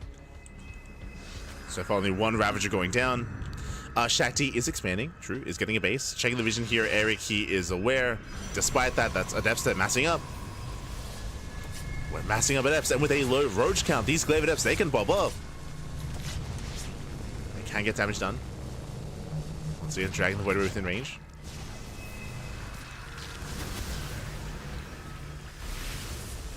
Does strike the Void Ray. Behind this coming another expansion, working towards Hydras, but again, the lack of roaches is concerning. Here come the Adepts, and I believe Erik sees nothing. Yeah, he's not aware. He's not aware. These Adepts, they can end the game straight up. Can end the game here and now. Without roaches to defend, these drones are not long for this world. Again, there's not much on the ground to defend. Does spot some Adepts. But here it comes. Yeah, here comes Shakti. Glaives, they don't care about your ninja base. They don't care about your drones because they're going for them. Oh, God. Adepts that make their way to the bases. Adepts at the natural. Adepts into the main. Erik trying to get some counter damage. Roach production has begun, but drones are going to be going down, and this can become critical. Oh, this is critical damage already. 11 drone kills. And Shakti may just have it here. Roaches are popping out. There's a couple of roaches to defend. Zerglings are on the way. Oof, stasis going up. Baits out the stasis. 11 drone kills. That is brutal. Erik falling far behind economically. More Adepts arriving, and this is many Adepts, so you can just focus on the roaches. Yeah, you can just focus them down. Getting 1, 2 roaches. Most of them even, there's 2 roaches left. Down to 1. Oh, sorry, down to 3. Yeah, we just keep rallying. We just keep warping in. We just keep rallying Adepts. The glaive Adepts, they've gotten out of hand. And again, Erik just had no idea. He was working towards Hydras. That wouldn't help. Not against this. Not against the glaive Adepts. As they focus on the roaches, they shade in towards the main. And again, it was a good start from Erik. Like, he was trading well for himself, but unfortunately, he wasn't able to deny the 3rd base, and alas, he was not able to get eyes on the roaches. And they are ending the game. Shakti, he's got double the worker count, double the economy. Zelce busts into the mineral line. Oh no, they get the 2 drones. They survived so long in this game. They get the 2 drones. And from here, Shakti just has to chill. Just has to chill, just has to calm down. Just has to build up back at home. Takes down the expansion. Erik does have the Hydrogen, so he can try to make use of this in some way, but Shakti has a booming economy. So here comes Erik.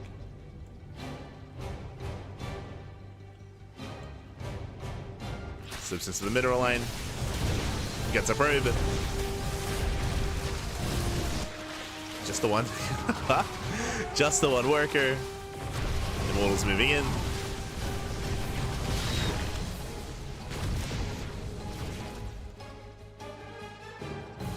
Cleaning up the tumors.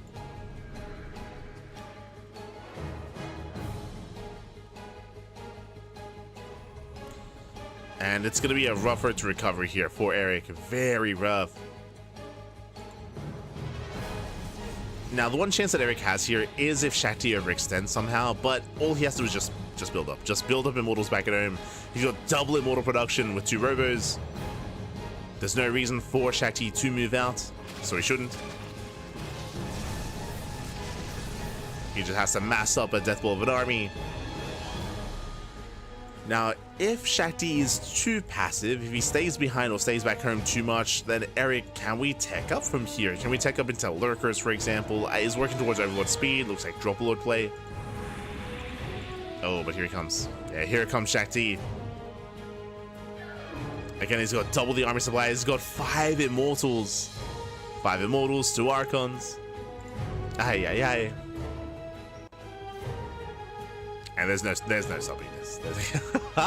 Nah, no shot. At this point, Shakti can just, hey, move up. He can just move out. Again, there's barely an army standing, and Erik, he may have started with a 1-0 advantage here, but Shakti is here to even up the score. GG gets called, and Shakti ties things up 1-1. We have it back and forth. GG. Whew. GG, well played.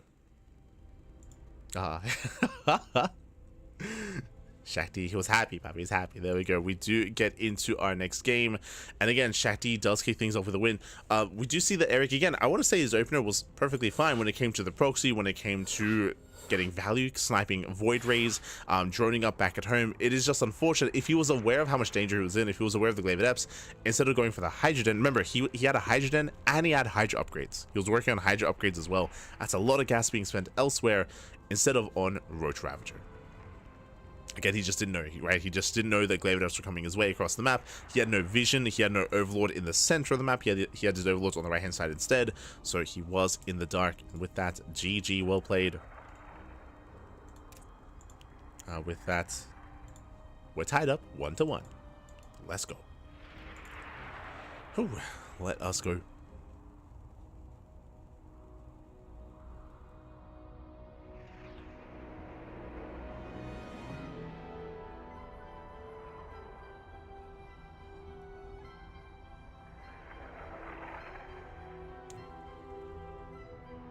Just catching with the chat. Just catching up. See, Coca Master as well. I mean, again, like going into Glaives, whether it would have been Glaives or even like a charge, like Zealot run by or something, like any kind of like gateway heavy aggression across the map would have been very successful there. Again, just no vision from Erik, and we'll see if he can recover. I mean, we know he can, but will he?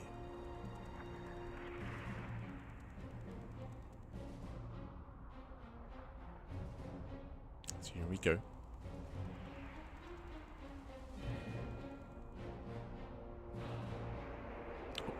As players are ready. And we're getting into game number 3 here, loading into the ley lines. Alright, we're locking in, Papi, we're locking in.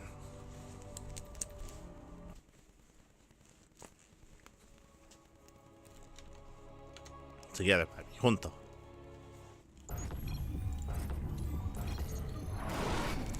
As spawning in the right-hand corner of ley lines, we have the Brazilian Zerg player. We have the blue Zerg representing the CranKy Ducklings. Forced into a tied series here. We'll see if he can bring it back. We'll see if he can gain momentum and take a lead in the series. It is Erik. For the CranKy Ducklings. He's got his jersey on. Feels good, man. Feels good. And spawning in the bottom left-hand corner, we have the Brazilian Protoss player. We have the orange, sorry, the red Protoss representing Izmir's Gaming. It is Shakti. Game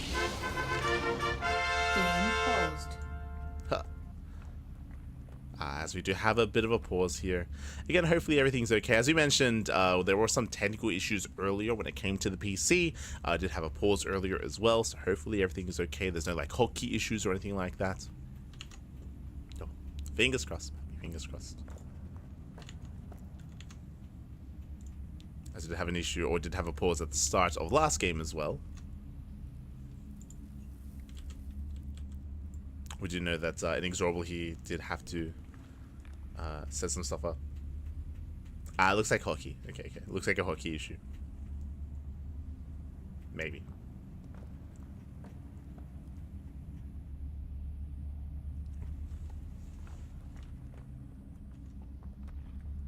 Oh, Indy's not observing anymore. I just realized this entire cast, it said that Indy's been observing. He was observing the last cast. He was observing the EWC qualifiers. There you go. There you go. We're good. But yeah, it looks like they're trying to resolve those issues. Shout out to Ice-Scar. I see Ice-Scar there helping him out. Ice-Scar, of course, our lovely admin for today's tournament. For the venue, for the event. He's there for the tech support.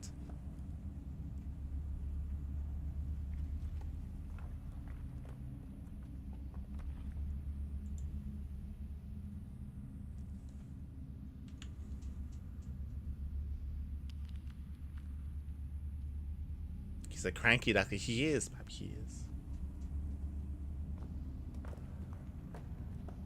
CranKy Erik. Funny, his clan tag is like the name of this channel. I mean, because he is. I don't know if you were making a joke there, Cyberjump, but he is a cranky duckling. That's why he's got a cranky duckling on his jersey. I mean, he's wearing our jersey. True. It's crazy. How did he get cranky duckling merchandise? Doesn't make any sense. How did he do it?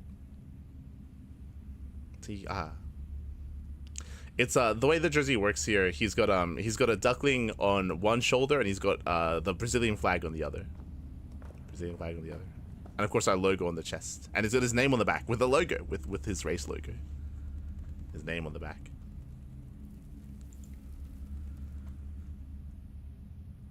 Did you knit it? I'm not that talented. Unfortunately. Yeah. Oreo's got his jersey. All the ducklings, they got their jerseys.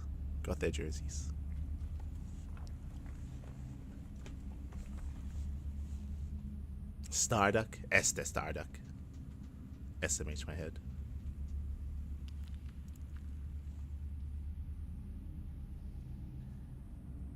Cranky duckling. Exactly.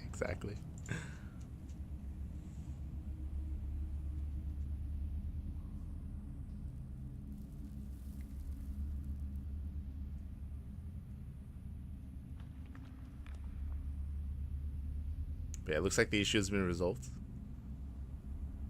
Should be jumping back in soon. Hopefully all is okay. Oh, beautiful. Game resumed. So we are jumping back in. Yeah, it's like oh, I wonder. It's like is he a cranky duckling? It's hard to say, baby. It's hard to say. But now we're settling in. This time, hatch first. Last game, of course, it was a gas first opener. It was gas into pool into expansion. This time, hatch first out of Erik, going for an economic standard, or at least more standard opener. And we'll see where he takes us from here. Probe Scout does confirm the timing of the hatchery, does confirm there's no crazy shenanigans. Erik just having a little bit too much fun last game with that proxy. Now we're locked in. We're locked in. Let's go. Going hatch pool opener, delayed gas, interesting. I mean, rushing into early gas isn't as important in this matchup. You can get away with queen and slow lane defense early on. Of course, you have to rely on your positional play, but is very much so viable. Yeah, let's go. So it's going to be hatch pull into macro hatch on the low ground. Let's go. Delayed gases. And because the gases are so delayed, typically Erik is going to skip link speed and go straight into roach production from here, as the gases are just now being taken after the fact at just under the 2-minute mark. So delayed gases. And we'll see where he takes us from here. We'll see if he does skip link speed or not. From the side of Shakti, going for his own standard opener himself. Pylon is in place. It looks like a Stargate opener out of our Protoss. Most likely Oracle, but we'll see if he does go for the Void Ray. Oh, Stalker first. Okay, you have my attention. Does go for a Stalker opener instead. Now, with this Stalker, he will be able to zone away the Overlord, and that means this doesn't have to be a Stargate. This could be a Twilight Council. And this matchup is reminding me so much of like Miyamaika's PVZs. Like Miyamaika was also a little bit similar to Erik in the sense that Miyamaika would often go for these more unusual and unorthodox builds, and he would pop off if his opponent plays standard. But if his opponent did go for something like Glaive Adepts as a Twilight Council, then Miyamaika would struggle. Especially because Miyamaika, he was so Ling Hydra heavy. He loved to rush Hydra, and he could excel with it, but Glaive Adepts would shut him down. Just as an example. So here, Twilight Council opener. Now the Stalker is a bit of a tell. Like opening up Stalker first is a sign that something is a little bit off, something is a little bit weird. Doesn't have to mean Twilight Council, but it often does. So Twilight Council, no Robo. This could be a DT based opener instead. Stays in gas. So we're expecting, oh my god, that I was not expecting. Rushing into Fast Blink. So Fast Blink here on 2 bases. Okay, gateways are going to be thrown down here, so we're getting up to a 2-gate setup. Soon to be, I would imagine, up to 4 gateways, but really fast Blink here from Shakti. I'm expecting like a 2-base all-in here. Okay. Meanwhile, Erik going for a safety Roach Warren. Roach Warren has been thrown down. He does not skip Link Speed. Link Speed is still on the way. Staying in gas, of course. Getting into Ling Roach. Is setting up.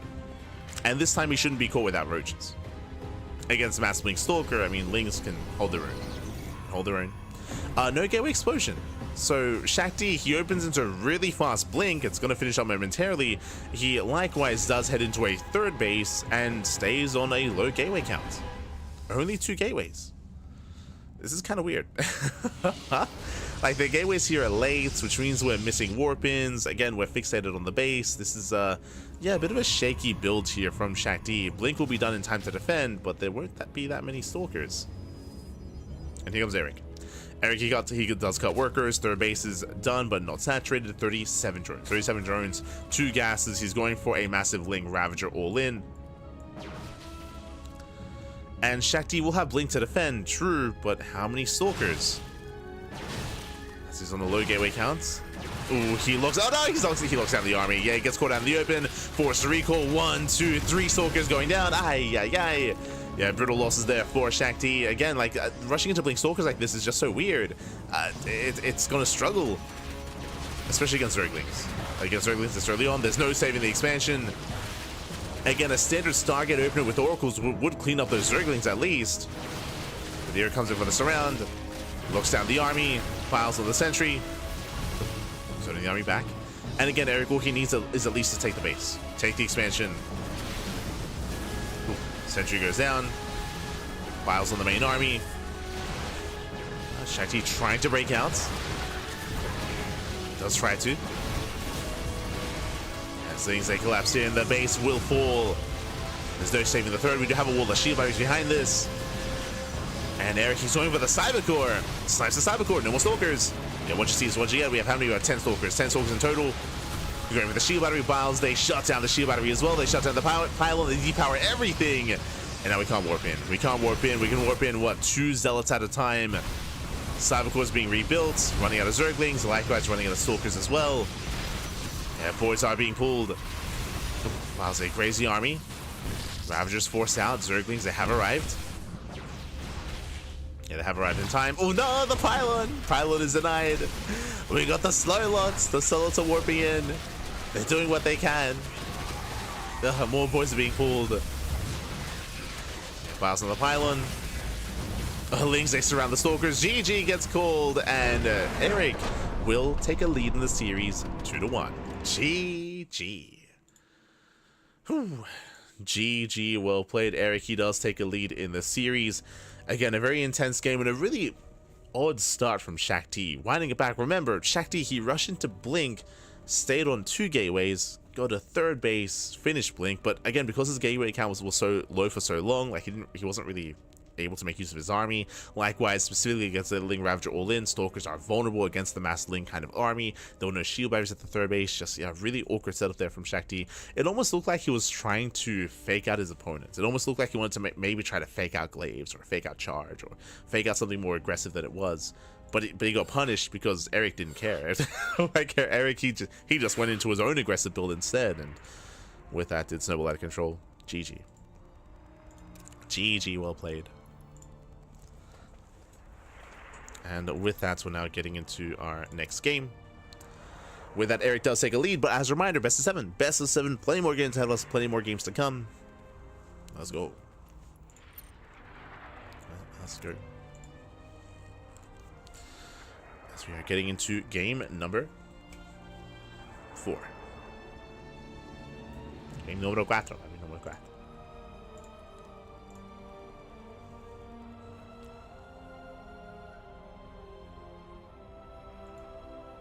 Here we go. And I'm ready. I'm ready for some more Erik builds. Oh, also, if you missed out, if you're a big fan of Erik, if you missed out on some of his earlier matches, I do highly recommend watching Erik versus INexorable, because that was a crazy ZBT. Erik, he whipped out his I almost said like he whipped out his classic 2-base swarm host, but not really, because it was 2-base play, but then a proxy hatchery, then he spread creep backwards across the map, then went into 2-base swarm host, then into infest. It was crazy. It's crazy. It was crazy. It's beautiful. He was having fun in that series. So I do recommend it if you're interested in Erik's play. Otherwise, we're now getting into our next game. Up next, we're going to be loading into Tokamak. Tokamak is one of the larger maps in the map pool, one of the more macro-oriented maps, a map that's more defensive. I do favor Shakti coming into this if he's one to try to hunker down and get into the mid-game, assuming that that's what he wants. Again, Shakti, he's been a little bit crazy himself this series. He's not been the most standard player, so we'll see what he goes for. If he were to be a little bit more defensive and try to get up to 3 bases, I feel like this is a good map for it. But up to Shakti. Up to the Protoss.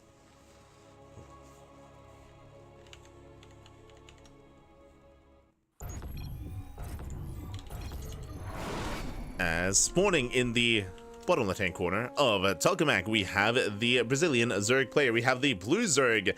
He's one of our own, representing the CranKy Ducklings. It is Erik. I have to get the player shot. Bam.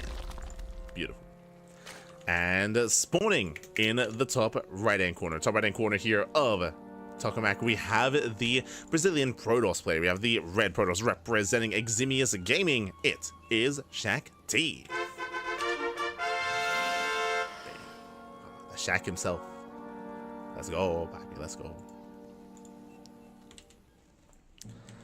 As we are setting up, and this time the drone moves out. This time we have an early worker across the map. Erik is moving in with the initial drone, with the initial hatchery, with the initial hatch block on the natural. And this should not be to cheese, this should not be to proxy, this should not be to commit. This is to delay the expansion and to disrupt the build of Shakti. That is typically the goal here of the hatch block. Not to finish, but to delay. It is almost the equivalent of a pylon block, where a Protoss player invests into a pylon to block your natural, Zerg player invests into a hatchery to block their natural. It's forcing out a second gateway, forcing out a response. Now, whether or not this hatchery finishes depends on the reaction from the Protoss. So depending on how hard or how lax they are in their reaction, we could see the space finish, otherwise it should be cancelled.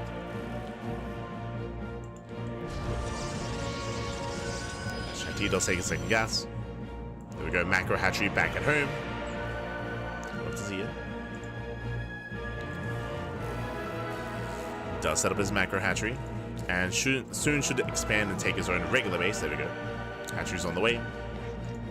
Spawning core is done. Now the downside of going for these macro hatcheries here, and we should be actually. He's going to let it finish. I was going to say that 0 damage dealt to the base. Typically, you force out a zealot. And you can pull some boys, and then you can focus on the hatchery. Because there were no boys being pulled, and because there was no zealot, yeah, we just commit. True, we just commit to the hatchery. We commit to the queen. So again, Shakti didn't react at all to this, and now can be punished. Erik back at home. Of course, he could not afford a queen because of the hatcheries. But does have the one queen across the map. Lings moving in, ideally to snipe a working probe. A mining worker. There we go. And can Erik get a creep tumor down? The queen has arrived. Again, Shakti, yeah, he knows about the tumor. Oh, tumor gets placed. And the tumor will complete. Yeah, Lings, they zone back the stalker. Decent damage, decent hull damage. Tumor does burrow. Queen is going to go down, but that tumor here is going to pay so well. Pay off so well. Delaying the expansion. There we go, spread. The tumor is spreading. Spreading creep here within the main. Twilight Council open out of Shakti. Now, we've been here before. Remember game 1. Remember the previous game that we had on Persephone. Shakti going for a Twilight Council. This looks like Glaives. I mean, we could head into Glaives, we could head into Dark Templar. Regardless, going for an aggressive follow-up here after a delayed or disrupted economy. This is where Erik has to be safe, has to be careful, has to be wary of what comes next. Shakti is expanding. 6 more links on the way. Checking the vision, Erik, he hasn't seen much. He might try to go into the main base, but Shakti is here to block with the shield, with the force field. Oh, yeah, Zero Green Scout is denied.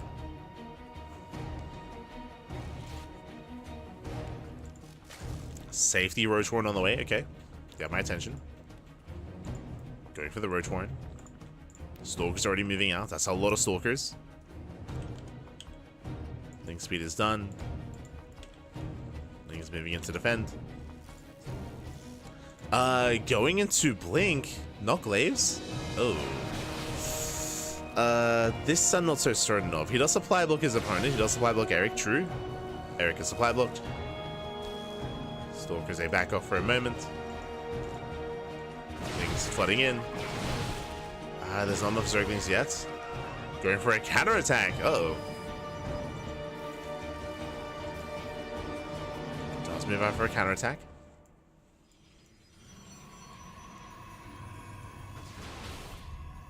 Yeah, he's just collapsing in the army. Boys are being pulled. Takes down the Stalker. Denies the shield, but it's a kill, not a cancel. Nice pickup. At the same time, Stalkers are going to get surrounded. Remember, there's still no blink. Forces a recall. Massive pickup. Getting 1, 2. 2 Stalkers do fall. Shakti does recall back home. Erik behind this, flooding across the map. Got his 3rd base. Drone up to 2 base saturation. Roaches are amassing. Lair is on the way. Erik is moving in. Oh, once again surrounded. Once again, no blink. 5 seconds away. Oh my god. Just before blink finishes. Take down 3 more Stalkers. Oh my god. So many of them do get surrounded. And expensive losses here for Shakti. And this is why I was surprised it was Blink and not Glaives. Like, again, Blink Stalkers, that they don't trade well here. Not this early on. Not against Mass Ling. As that was happening, that was 9 Stalkers going down. Brutal losses there for Shakti. Expensive losses.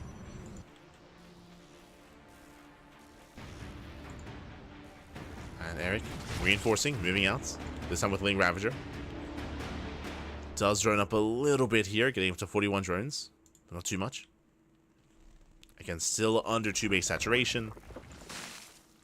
Is on 2 gases, now droning up the 3rd base.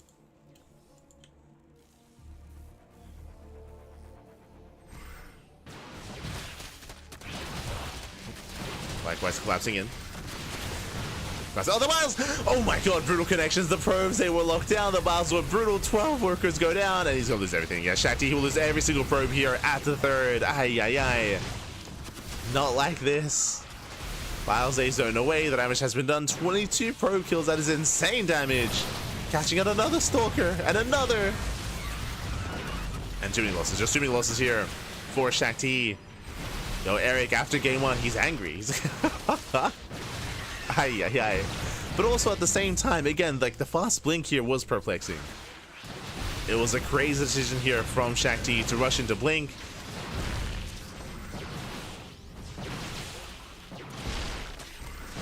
And with that, I mean, he's somewhat in position. He is holding onto his bases, but again, down to 34 probes. Erik getting ready for the next wave.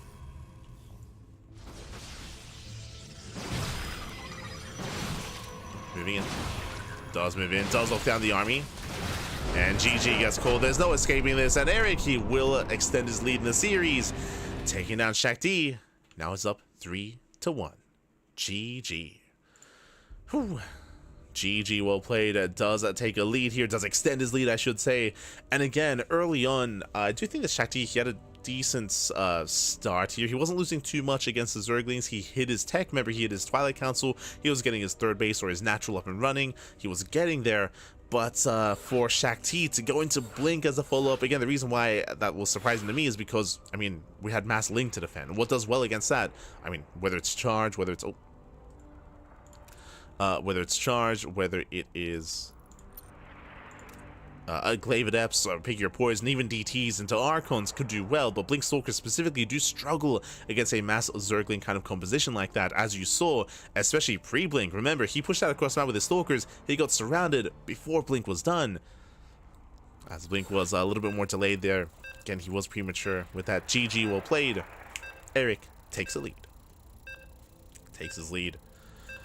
And remember, this is a best of 7, by the way. It is a best of 7. One more game, actually. One more game, and he will claim the series. Onomas, one more is all he needs. The pressure is on. And we'll see if Shakti can extend this series, can make a series out of this, can fight back, and keep this going. As spawning in the top right-hand corner here of Oshalov, we have the red Protoss player, the red Protoss player himself, representing Eximius Gaming. It is Shakti. Bam. And spawning in the bottom left-hand corner, we have his opponent. We have the Brazilian Zerg player. We have the blue Zerg. He's one of our own, representing the CranKy Ducklings. What does he stand for? He stands for endurance, righteousness, intellect, and kangaroo. The F in Erik stands for fear. It is Erik. Bam. Let's go. He's locked in. He's locked in. As we're moving out with another drone. Moving out with another worker here. This time pool first. This time not hatch first. We have the earlier spawning pool out of Erik. Drone is moving in. Shakti will be scouting with his probe. Does check the low ground. Going into the main. Does confirm the earlier pool. Is now aware. Drone into the main. Going for the proxy inside the main. Let's go. Hatchery is being thrown down. And Shakti, did he notice? Did he notice the drone? That's the question. Is he aware of what's going on? Has he realized? He should have. Yeah, he's checking. Yeah, so he saw the drone, he's checking. Does get eyes on the hatchery, and he should pull the boys here. If he doesn't, the hatchery will finish, just like last time. Remember, last game, the hatchery was allowed to complete because of the underreaction of Shakti. This time, Zealot. There we go. This time, there is a Zealot on the way. This time, the Zealot will be able to focus this down. We'll be able to deal with this. Erik expanding. Remember, he opened up with an early spawning pool, but only makes 2 Zerglings and then drones. So this is a fake out. Early pool, yes, but he does fully intend to drone. Which means I believe his intention is to cancel this hatchery. Yeah, boys are pulled. Lings here at the front door. Oh, one Zergling goes down. One Zergling. Yep, Zelda's revealed, and I would imagine this should, yeah, there we go. There's a cancel. There's a cancel. And again, this is what Erik wanted last game. Is he forces, was that 7 probes off the mineral line and 1 Zealot. Economic damage was done, and Erik just cancels. He just cancels. So that was worth it here for Erik. Back at home, just droning. Remember, back at home, he's just droning up. He only made a handful of Zerglings. He's saturating his bases, and now he has to survive the counterattack. This is the scariest part about going for an early pool like this, is you have to deal with the counterattack of the 2 gate openers. Late expansion, late Nexus. But 2 Adepts and 2 Zealots do move out across the map, and this can wreak havoc. We have seen players like Scarlet deal with this with an early Spine Crawler. Like Scarlet, we've seen her go for the early Spine Crawler to deal with this. Instead, Erik will be relying on Queens and Zerglings.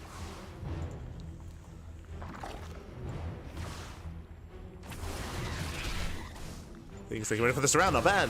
They'll surround with the Zealots. I say one, surrounds both the Zealots actually, not bad. Both Zealots do go down. Drone does fall, getting 1 drone so far. Ooh, getting 2, getting 3! Oh my god, almost. 2 drone kills. Does force a recall. And with that, the game does continue. Stargate opener out of Shakti, not going for the Twilight Council. I spoke too soon. Stargate into Twilight Council on 2 bases.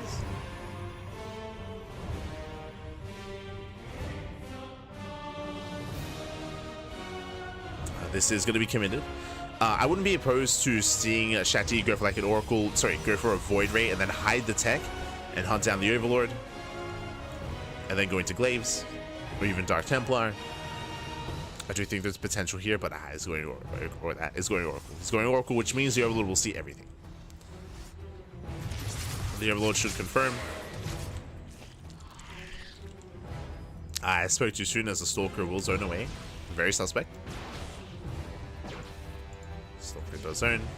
But it's being forced back, and it's going to be Glaives. There we go. Glaive Adepts on the way. We saw Shakti overwhelm Erik with Glaive Adepts earlier, and could do so again.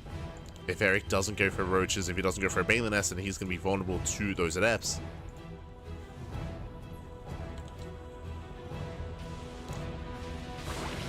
Lings, he wants a Stalker. He wants a Stalker. Oh, barely does get it. Yeah, not bad. Stalker is going to go down. Pulls away, gets out of there. Does see all the Adepts. Going for a Balin Nest response. Bold move. Not impossible. Not impossible to defend with Balings, but it is difficult. You have to keep up with the Shades. You have to keep up with those Shades. Keep up with the aggression.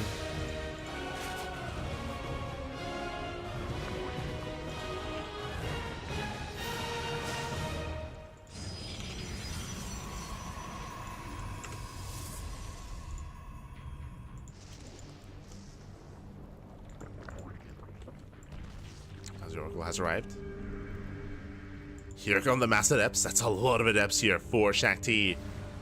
And again, without Banelings to defend, this can end the game. Straight up. We saw this before. This can straight up in the game. Adepts are revealed. Oh no, he drones! Oh, Erik, he just droned up. No shot, he just droned. Does full. No, he doesn't wall. He doesn't wall either. Adepts, they bust in. They shut down the Zerglings. And again, without Banelings, there's no defense. There's no defense here. We see now a full wall. But only for so long. Yeah, the wall is broken. Adepts, they bust in. And Adepts, they will end the game here. We have some Banelings morphing in for Erik. Can he preserve his workers? Can he save his drones for a little bit longer for those Banelings? Does pull away. Does pull away. Banelings are waddling in. Okay. Banelings have arrived. Oh, there's splits. Yeah, no splits. And we do connect. Massive connections. And Adepts, they're dealt with. They're cleaned up. Only 8 drones. Extendable losses. Erik, he holds. Erik, he holds. He survives. Whew. Connects with the Banelings. Does survive, Papi. Aye, aye, aye. That could have been, again, that could have been game. It could have been over. Oh my god. Adepts are dealt with. We have more Lings rushing out across the map. Oracle does spot this. Oracle does confirm. Lings moving in for the surround. The Oracle will defend. Behind this, Erik joining. Erik is joining up. The game will continue. The game continues back.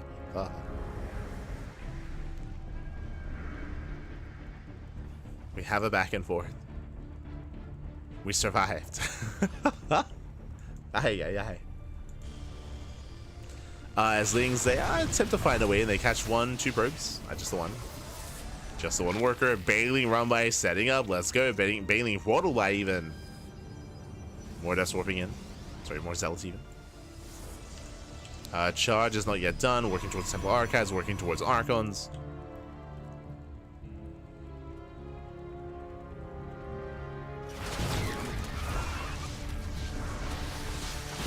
Ooh, yeah, Bailey's to crash in. Sorry, I was just enamored by the Zerglings. They crash into the middle line. 9 probes going to be going down. Very nicely done. Shakti not quite able to pay attention. Again, we're just focusing on the Zerglings. And once again, another Bailing run by.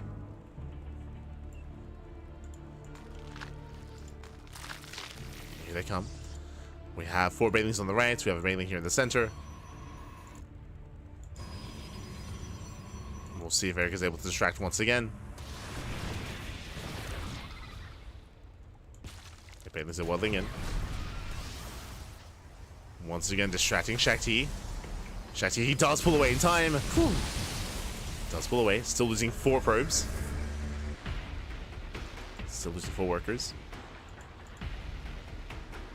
Charge as a follow-up. Gateway explosion. Getting into charge of Archon. At least trying to. And behind this, behind all this aggression, Erik, he has been droning. He's been droning, been saturating, now taking up towards Ling, Bane, Hydra. Hydras are on the way. Hydras are amassing.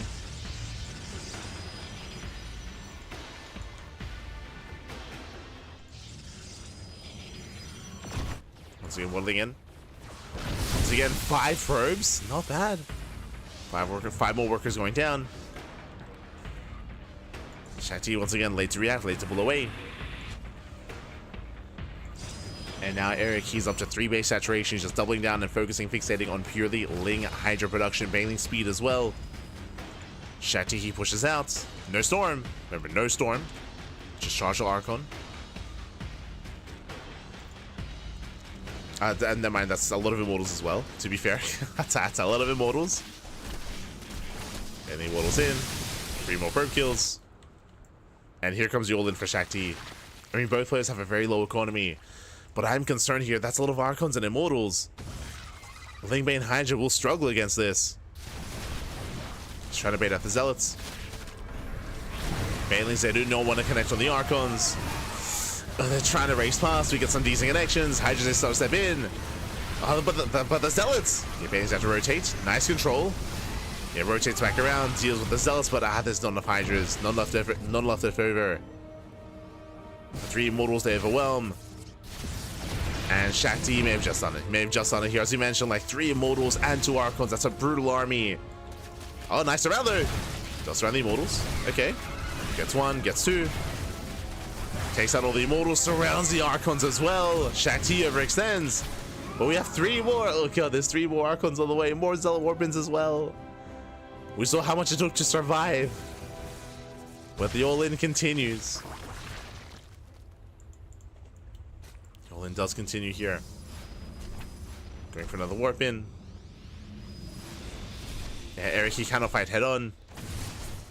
He has to fight with the Sim City, with a choke point, with the boys. Yeah, Shakti, he's overwhelming. Gets into the mineral line. Archon shots going off. And Erik, he should not hold against this. The boys, they do surround. Catch out an Archon. Catch an Archon. That's going to be 9 drone kills. Losses that Erik cannot afford. Trying to rush forward. It's an Archon. Gets 1. There's 1 Archon left. It's not even the Archons that are doing much damage. I mean, they do. But there's just so many Zealots. So many charge lots. There's no good answer. There's just no good answer to that. Ideally, it would be Banelings. Oh, nice catch. Nice catch of the Prism. Archon goes down. Now it's just purely Zealots.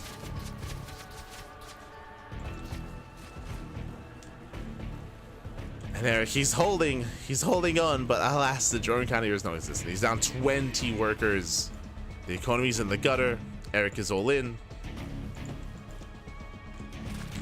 And again, I'm very much so getting like Miyamika vibes here. Like rushing into Hydras here, but he's vulnerable to Adepts, vulnerable to Charge, vulnerable to Storm, the Archons. Erik, I mean, Storm isn't ready. True. Storm is not ready. Oh. Banelings rolling in. Can they get on top of the High Templar? Not quite. Yeah, they trade with Zealots. And Storm is soon to finish. Storm is about to complete. If the Banelings on top of the High Templar, a different story, but now we're 5 seconds away. 5, 4, 3, 2, the Storm! Up! Where is it? There it is! Yeah, Storm is revealed. And Storm is going to be sold against all things Zerg, at least currently. There's no Roaches, there's no Roach Warren. Storm will shut this all down.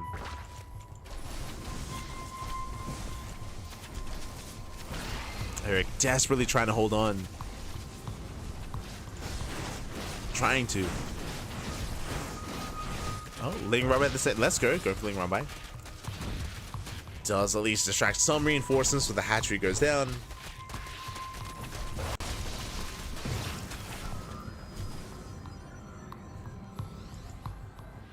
And again, Shakti, he's here to fight back. He's here to bounce back.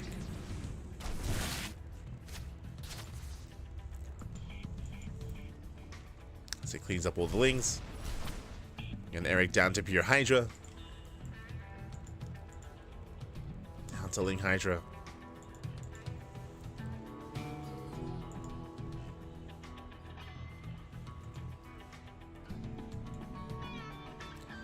And I'll be honest, Shakti doesn't even need the Storm. Like, Just charge an Arc on Immortal from here would be perfectly fine, but he's got a couple of storms for style. For style, man. Brutal Storm. Another Storm back at home. Shakti does break through.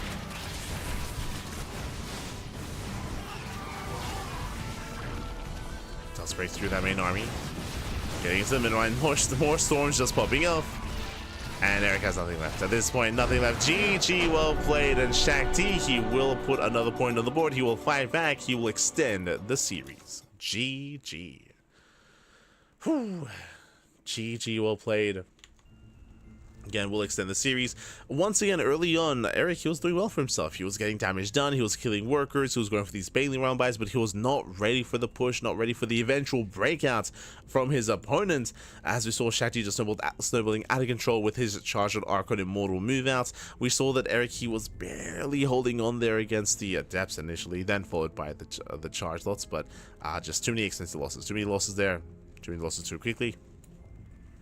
Getting caught out. Did not have enough banelings. Likewise, no roaches. No roaches to defend either. Roaches, they keep you safe against these kind of pushes, these kind of move outs, but alas, no roaches were set up. GG, well played. Just purely Ling Bane Hydra, and even then, very light on those banelings.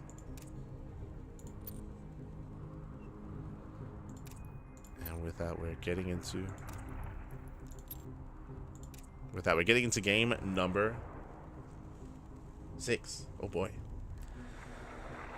Oh, we're getting into game 6 here.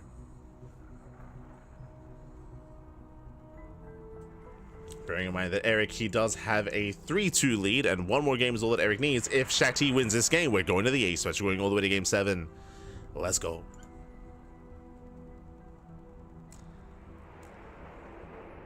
By holding it down. Bowler caster all day. Love your Reddit recaps. Oh, thank you. Thank you. Thank you. Yes, we do what we can. Whether it's casting, whether it's in other aspects of StarCraft. We do what we can. Thank you. Do appreciate it.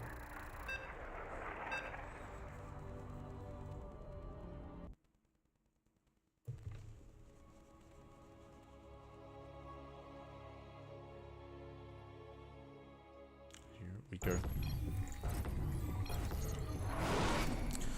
Spawning in the top left-hand corner of Maganatha, we have the Brazilian Protoss player. We have the Brazilian... Oh. We have the Brazilian Protoss. We have the red Protoss for Eximius Gaming. Fighting back, putting a point on the board, and one game away from forcing the ace match. Can he bring us all the way to game 7? It is Shakti. Man. And spawning in the bottom right-hand corner, we have his opponents. We have the Brazilian Zerg player, the blue Zerg. He's one of our own, representing the CranKy Ducklings. He's been on our team for many, many years. A good dear friend as well. And also an animal, specifically a kangaroo pappy. Oh my god, it is Erik. Let's go. What's a kangaroo doing in Brazil? That's a good question. Aye. As we opening up hatch first. This time hatch first here by Erik, and this time there's no crazy drone across the map. Gonna be settling in. And again, I would not place the blame of last game when it comes to his opener. Like, no, the hatchery into the main base, forcing the reaction, forcing all the woods to be pulled was solid. Unfortunately, the follow-up there was a little bit lackluster. He wasn't quite ready here for the charge-based follow-up. Was maybe assuming that it was going to be Blink again. If it was Blink, then Ling Hydra does wonders against Blink-based play and Blink Stalkers, but against Charged Archon, that is where Hydra Ling struggles. Is where that composition does struggle. As again, it's going to be a hatch pool, hatch opener, delayed gases out of Erik, going for the macro hatchery on the low ground. Let's go.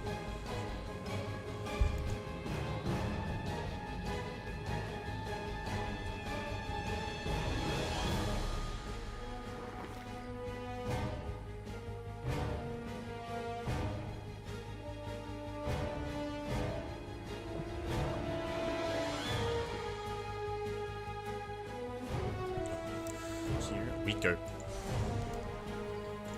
So overall, a standard opener here out of Erik, or at least a standard gets for Erik, going for that macro hatchery. Again, when it comes to going for a macro hatchery, it does mean that your second queen is late, so your second queen is going to be delayed. That is the one downside, but the upside is that you do benefit with extra larva, you do benefit with extra creep. So it is a risk that you can take.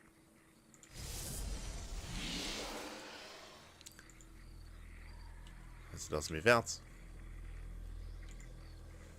Does fan out across the map. Behind this, ooh, we have our take of choice. Not a Stargate, going for a Twilight Council opener here. I mean, Shakti has been having a lot of success with Glaive Adepts, so may embrace that once again. Overlord towards the main. And Erik, he will get eyes on the tech of choice. At least he should. Yeah. Does scout, does confirm. Meanwhile, very early Roach Warren. Oh my god, a 3-minute Roach Warren out of Erik. Jesus. Does scout the Twilight Council, pulls away. We can see here 3 and 3 in gas. Are we going into fast blink again? No shot. Yeah, he's doing it. I'm still not convinced by this build, not gonna lie. I mean, I kinda understand the logic, kinda. Basically, early blink can excel against a really heavy roach composition. Against heavy ling, no shot, but against heavy roaches, like, this is where it can trade a little bit better. And hey, it is roaches, so it is gonna be fast roach one into fast roach push here by Erik. So this is where this opener can be a little bit better. We saw it struggle against mass ling, but that's not what Erik is going for necessarily. But he may still go for ling ravager though.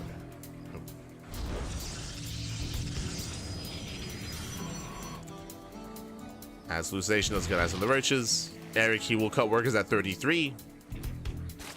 So he's got his main base saturated with 1 gas geyser. Likewise, he has his natural saturated soon to be with 2 gas geysers. So 3 gases in total. No saturation at the 3rd base, just for larva. And he's rallying. He's rallying across the map, going for purely ling ravager. And this is where I'm concerned for Shakti. Not gonna lie, we have 4 shield batteries. Oh my god, 3 here at the 3rd. We got 2 more here at the natural. That's a lot of shield batteries. Speaking of, he's going for them. Miles, they graze the army. Diving with the shield batteries, zoning back the forces. Gets another and another. And he's just zoned away. Yeah, he's just zoned away from the shield batteries again. There's so many of them, but they're not coming into play. And Shakti again. As I said before, I'm still not convinced by rushing into blink like this. I'm still I've seen it 3 times now this series. I'm still unconvinced. Roach Ravager deals with the main army. Lings, they flood into the 3rd. The 3rd should be forfeit. Should go down. There's no saving. And no saving that expansion. And Lings, they try to rush forward. Once again, they just get punished. Cyberport goes down, which means no more Stalkers. Has to be rebuilt. The wall is broken, and yeah, he's done it. He has done it. He has broken the back of his opponent. GG gets called, and with that, Erik, he will claim the event. He will claim the series, and he will be our Brazilian StarCraft 2 Circuit champion. GG. Yeah, baby guy. GG. Oh wait, hold on. GG. Well played. Oh, we missed the crowd. The crowd was popping off. I mean, the crowd was popping off. But GG, well played. Oh, they're bringing him down. They're bringing him down. Let's hear. Let's hear.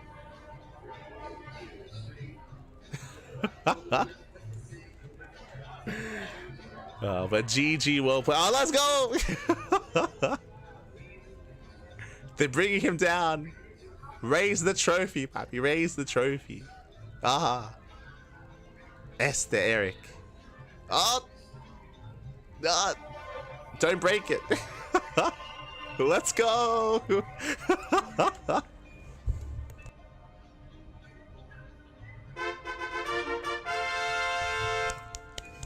Let's go. It looks so cool. It's like, oh my god. I want to say it's like a phoenix, like it's got wings on it, or maybe it's meant to be a fancy version of the logo. True. But GG, well played. Ah. Erik Braha. Let's go. Oh my god, he's posing, Papi. all the photos. But GG, well played, takes down Shakti in the finals. Again, a very intense finals, very chaotic as well. We saw Shakti pop off with Glaive Adepts, likewise with these counterattacks, I should say. At times, despite sustaining a lot of damage, Shakti, he would persevere. He would weather the storm. He would take the expansion. He would take a third base as well and just commit from there. Alas, we saw a couple of times Erik caught with his the pants were down, papi. I saw him on camera, papi. The pants were down. It's crazy. And Glaive Adepts, they would wreak havoc at times, and they would, of course, lead into a win. Or even the charge timing, of course, if you recall, on Ultra Love, going into charge, going into Archons, and likewise, a Ling Hydra composition can struggle against that. But for the most part, Erik was able to get a handle here on the game, on the series. I think they do plan on having an interview, I think. I'm sure Cosmos is about to come on stream. And again, shout out to all. Oh, you can see, yeah, you can see his name on the back. You can see the Zerg logo. Ah, beautiful. Beautiful. But again, I think they might have like an interview with Cosmos. We'll see. Hold on. I'll see if we can get an interview going.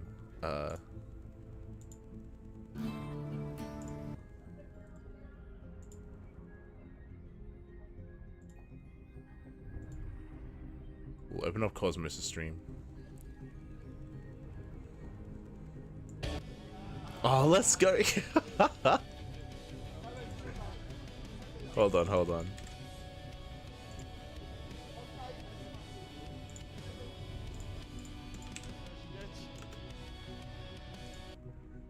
As long as there's no ads playing.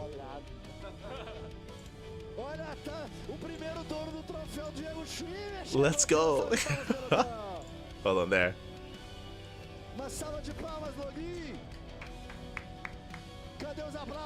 But basically, he's on Cosmos' stream. So Cosmos, he's a Brazilian caster. He's there live at the event, live at the venue. There he is. Oh, there he is. Let's go.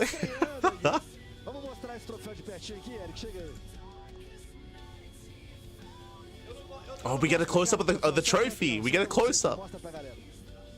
Yeah, it is the logo in the middle. Yeah, it's the Brazilian Sacadu circuit in the logo. And we have CBSC2 at the bottom. El circuito brasileiro, papi. Let's go. Boa, pega o fone aí, vamos lá, vamos começar rapidinho. But yeah, shout out to, again, Cosmos. He's like the logo or the wardy of the Brazilian StarCraft 2 scene. He's like the caster of Brazil. And he's got a big following, and again, he was one of the big names behind making this event happen, right? He was able to book the venue, able to pull off the crowdfunding as well. So a big shout out to Cosmos, papi. Oh, he was casting with Cowbex. Oh, let's go. I didn't even know. Cowbex is an old school caster. But Cosmos is a good friend. He's a good friend to the channel, of course. Cosmito, papi, Cosmito.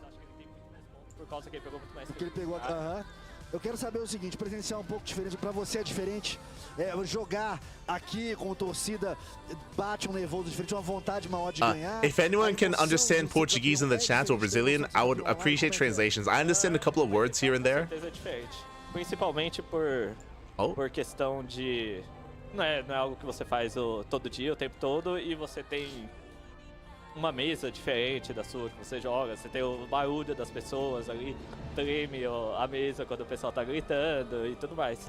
Isso eu acho que dá um pouco mais de pressão, mas eu particularmente acho que pressão nunca desaparece, você só aprende a lidar com ela, e eu felizmente joguei o suficiente pra acostumar a jogar com Antes da gente chegar aqui, agora você pegou o título, seja honesto aí, você tava com receio de perder? Shakti tirou 2 mapas, senhor. Shakti tirou 2 mapas, mas porque eu inventei. O porquê não me vem com essa? Ele que tirou os mapas, está registrado. Ele jogou muito bem. Assim, eu sentia... Eu tinha estratégias muito bem definidas já, previamente. E eu sabia que se pelo menos uma delas entrasse, todos os jogos iam ficar mais fáceis. Porque é muito mais fácil enganar o oponente com suas estratégias se uma delas mais agressiva entra e ele começa a ficar mais receoso, que nem o Inex ficou. E eu achava que se eu conseguisse fazer isso, pelo menos em uma partida, tava garantido. Se eu fosse perder, eu ia perder de 3-0, alguma coisa. Entendi. Se você precisava você tinha que passar todos esses mapas sem vencer nenhum pra não conseguir desembolar nessa Sim. aí. Ok, mas a minha pergunta foi diferente. Eu pergunto assim, você teve medo antes? Você tava com receio de, caramba, pode ser que... Assim, eu tenho que ganhar, eu sou o favorito. Pode ser que eu perca? Não. Não? Não. Você chegou tranquilão, eu vou ganhar esse troço aqui, pronto? Cheguei. É que, assim, sinceramente, eu estou treinando. Eu treinei essas últimas 2 semanas, principalmente, bastante. Mas, no geral, eu não estou treinando tanto StarCraft que nem eu treinava antes. E pra mim, particularmente, curiosamente, eu sinto que eu sinto menos pressão quando eu não estou treinando do que quando eu estou. Porque aí eu fico mais confortável de tipo, eu sei que minhas mecânicas não vão estar no melhor estado possível, então eu vou ter que jogar de um jeito bizarro mesmo e ganhar desse jeito. E aí, pra mim, isso é muito mais confortável de jogar. Que é o jeito que você gosta de jogar, né? Que é o jeito que eu gosto de jogar. Você não treina de propósito pra mecânica ficar ruim pra você ser obrigado a jogar esquisito. Pena. Obrigado. Tem que jogar desse jeito. Vamos pra gente encerrar aqui, eu vou deixar meio que livre pra você. Agora, você tem alguma coisa que você quer perguntar especificamente, Caio, não? Erik, o microfone é seu, você tem um time, você tem amigos, você quer agradecer alguém, quer falar com a galera. Eu vou dar um momento que é só seu pra você falar como preferir. Vou até baixar a trilha aqui. Chega aqui mais perto, ó. O pessoal te vê direito. Mais perto, então. Deixa eu trazer isso mais pra cá. Traz o microfone, mostra essa logo da CranKy, daí inclusive estão transmitindo lá, né? Estão transmitindo lá. Manda um abraço pro Light aí. O Light, muito gente boa, inclusive. Todos deveriam ser como o Light. O Light está sozinho mantendo He's talking a about me. cena de StarCraft viva, não sozinho. Mas ele streama o tempo todo dia, muitos campeonatos, então assistam as streams dele. Eu queria agradecer a CranKy Ducklings, porque, de novo, é um time com pessoas muito legais. O Light é uma pessoa muito legal. E é legal que nós temos times ainda no StarCraft 2 que estão investindo no StarCraft 2. A Exímios está aqui, todo mundo veio da Exímios, lotado aqui, então muito da hora. Espero que também tenham muitos outros eventos presenciais que nem esse no futuro. Quem sabe com mais gente ainda. E eu acho que é isso. Boa, parabéns, campeão. Nada mais merecido, né? Jogou pra cacete o circuito inteiro, é o maior jogador da história do Brasil, depois do Kelazur, o maior jogador que a gente tem no Brasil historicamente, e vai levar pra casa a taça, o troféu Diego Schwimmer agora, então. Pois é. Nada mais justo, parabéns, cara, joga demais, sou seu fã pra cacete, você sabe. Valeu, obrigado. A todos vocês, o nosso muito obrigado. Eu sei, peço desculpas a muitos que eu não pude dar atenção que eu costumo dar. Eu sei que vocês estão acostumados com a interação em tempo real que eu costumo ter com todos. Saibam que não é que eu ignorei muitas mensagens, eu realmente não vi muitas mensagens, eu não consegui manter a mesma intensidade nessa conexão com vocês em tempo real. Isso não foi pensado, não foi de propósito. Se eu não respondi nenhuma mensagem de algum de vocês, por favor, não levem pro lado pessoal. Não é que eu vi e não respondi de propósito, eu não vi mesmo. É muita coisa, nós estamos aqui fazendo a narração, eu tô vendo os caras ali embaixo, o pessoal vai me dando um recado do lado de cá. São 1000 cenas diferentes, com muitas músicas e outras coisas que a gente colocou. Tudo muito novo até pra mim, que faço StarCraft há muito tempo. Fazer o primeiro presencial que eu produzo, né? Não estou dizendo que eu fiz isso sozinho, mas é o primeiro que eu estou aqui encabeçando ao lado do Miquari com essa equipe maravilhosa. Então, muito obrigado pela compreensão e paciência de todos vocês. Sabem que a gente tem esses planos pro próximo circuito agora. O CBSC2 segunda temporada começa logo no mês que vem. Agora adicionando o CBSC2. Miquari, chega aí, mano. Participa do final aqui, pô. Chega aí, ó. Você vai ter que sentar no colo do Erik, porque não tem outro lugar.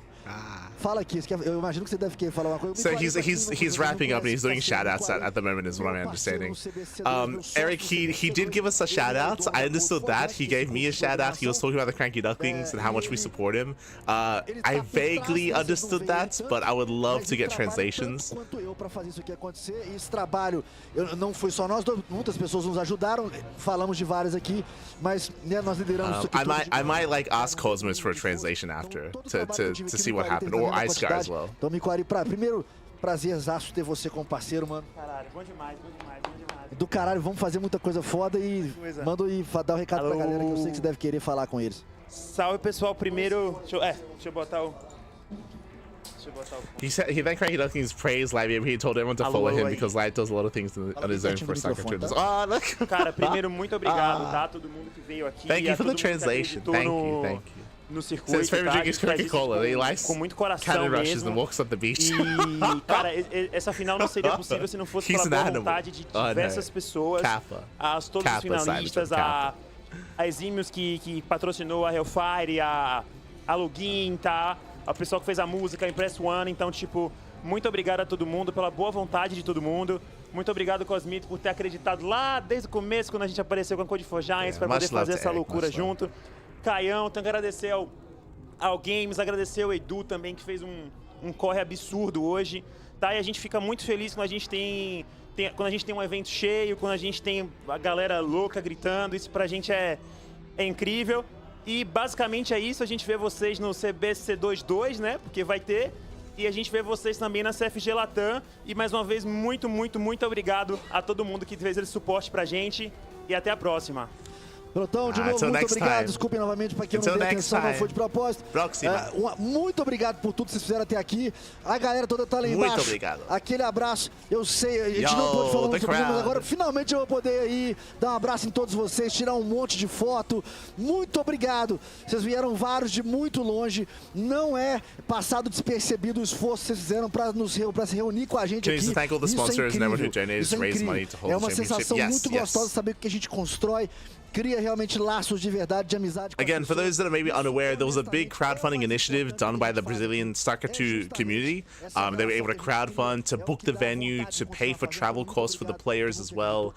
So there was a lot of passion from the Brazilian community to make this a reality. I don't know if we're going to be able to do this again. I'm hoping that we can. I'm hoping the support continues. And it was great to see them live at the venue as well. Beautiful, beautiful. Demais, obrigado pelo apoio. Abraço à nossa equipe de... The first offline event in Brazil a long time. O Wendel que tá por ali, o Sanders, eu não tô vendo, ele deve estar embaixo também, estão fazendo a cobertura. Obrigado ao pessoal da Nine que fez a nossa assessoria de imprensa e a todos que de alguma forma participaram desse evento. De novo, nosso muito obrigado. E óbvio, obrigado a todos os jogadores que desde o início participaram. Foram 97 jogadores disputando o CBSC2 ao longo de toda a competição. Vários não estão aqui, não vou começar a falar nome aqui agora, todos vocês sabem o respeito que eu tenho por vocês. Muito obrigado por participar, é pra vocês que a gente produz esse tipo de coisa. Obrigado ao Erik, aos 4 finalistas que vieram aqui agora, INexorable, Shakti, Kamikaze. Não foi moleza, tiveram que alguns tiraram até dinheiro do bolso para vir para cá, trouxeram família. Muito obrigado. Não é bobagem, a gente sabe que isso é valioso, tá? Obrigado, tomara que a gente consiga fazer isso muitas vezes de novo. Boa noite, pelotão. Um abraço pro pessoal que transmitindo em espanhol, a Pacheca e o Enk. Obrigado a transmissão em inglês da CranKy Ducklings. Obrigado a Twitch pelo apoio que eles dão o tempo inteiro. Ficamos por aqui, pelotão. Let's go. Terminou o CBSC2 primeira temporada. Tá na hora de comemorar e de aproveitar o início da próxima. Muito obrigado. Valeu. GG. Obrigado, papi, obrigado. That we understood. GG, well played. Again, a shout out to all those working behind the scenes to make this a reality. Of course, if you don't know any Portuguese or any Brazilian out there, learn one word. Obrigado, papi. Thank you. Who's basically being very grateful to the people working at the event, to the players, to everyone making it a reality. Here at the end, he gave us a shout out. He gave Enki and Pacheca a shout out as well. They are the Spanish casters for this event, of course. They were the Spanish casters. Enki, of course, recently did become a CranKy Duckling as well. So a fellow Duckling, este Enki, el hermoso, papi. Oh my god. So again, it was great to see the event become a reality here. And again, congratulations to Erik. Great to see him rocking the jersey once again live at a venue as well. It was, yeah. My heart, papi, my heart. Much love to Erik, and I'm probably gonna reach out to Icegar and some of the others in regards to like maybe like a proper translation as to what was said. I would love to know. Maybe we can add subtitles to our YouTube VOD. That'd be amazing. I'm also looking forward to the photos. I don't know if you saw, but they did have like professional like photographers there, like to take photos of the venue. I think they're about to do like a group photo actually at the moment. Bam. Yeah. They're all coming together. So I think that, yeah, I can see INexorable's there, Shakti's there, Kamikaze's there. So I think they're going to do a group photo together. So I look forward to seeing the photos after the event as well. Definitely be posting them on social medias. And with that, hope you guys had a great time. If you're maybe tuning in for the first time, this event has been running for the past couple of months, and we do actually cast a lot of Brazilian tournaments here on the CranKy Ducklings. We do what we can for the Brazilian scene, but we do what we can. We do cast Code for Giants Cup, which is a bi-weekly tournament, Amantes de StarCraft, which is a monthly tournament, and of course the Brazilian StarCraft 2 circuit. Whether we get another one in the future, yet to be determined. We maybe not, we'll see. If there is one in the future, we'll be there for it, papi, as always. I'm sure everyone at the event had a blast as well. Sure they did.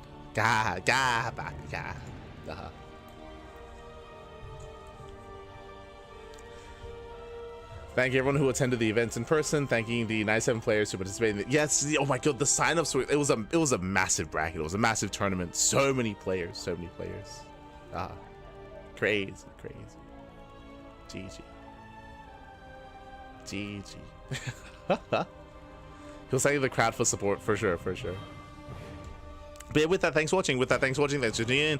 Again, we just reached 12.5 hours, Pappy. For those that are curious, this stream has been live for 6 hours. Before that, we were live for another 6 hours. Essentially, we were live covering the EWC circuit, sorry, the EWC Global Qualifier, day 1, and day 2 is right around the corner. It's time to ladder. It's time to get some sleep. The next cast here on the CranKy Ducklings is going to be in 7.5 hours. In 7.5 hours, we're going to be live with the Sparkling Tuna Cup. Again, that is a weekly open tournament featuring players from Europe and from Korea. So that's going to be in 7.5 hours. And right after the Sparkling Tuna Cup, bam, we're going to be live with what? With the Esports World Cup Global Qualifier Day 2. We're going to be live with Day 2 of the Global Qualifier, featuring players like Gumiho, players like Goblin, Gumiho Goblin, Big Gabe, Hero Marine, and Lemon as well. They're going to be duking it out for those final spots. Meanwhile, they're the players. We can see Erik, of course, leading them. We got Kamikaze behind him. We've got Shakti behind him. We've got INexorable as well. INexorable's so tall. Look at him. He's crazy.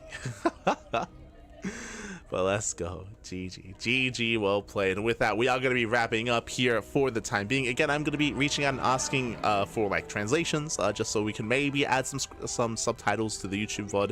Again, !YouTube or socials in the chat, and you'll get a link to our social medias. You'll get a link to our socials. We do stream on a daily basis, and we do stream here on Twitch and on YouTube as well every single day. We have plenty of VODs on YouTube as well, plenty of VODs, plenty of content. Again, for example, if you missed out on some of that Brazilian StarCraft, and if you want to watch more of Erik, for example, we got plenty of VODs on YouTube. We got a bunch of Erik content if you want to tune in. Otherwise, thank you for watching, thank you for tuning in. I'm gonna go and get some breakfast, and then I'm gonna go pass the hell out, and I'll be awake in 7 hours for some more StarCraft, because the StarCraft doesn't end here. It never does. We cast more StarCraft than anyone else out there, and we have the content, we have the quantity, we have a little bit of the quality as well. That's all we got, Bobby, that's all we got. Time to pass the hell out. I hope I can sleep, is what I will say, because I did have some coffee not too long ago to stay awake. And I think the coffee has kicked in. I think, no.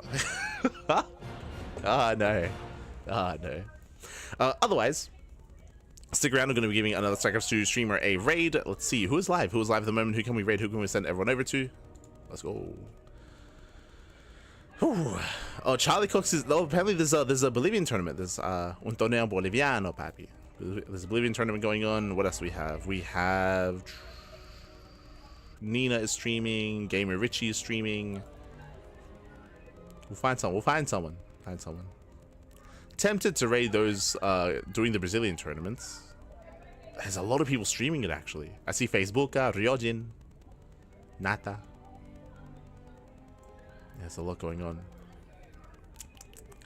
Tempting. But it is in Spanish. Fun fact, if I could, I'd be casting that right now as well, actually. I'd do it. I would do it. I cast the Bolivian tournament too. Oh no. Otherwise, thanks for watching. Thanks for support.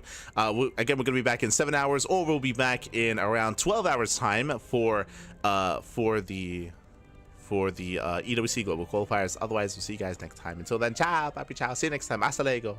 See you next time. Obrigado, papi. Obrigado.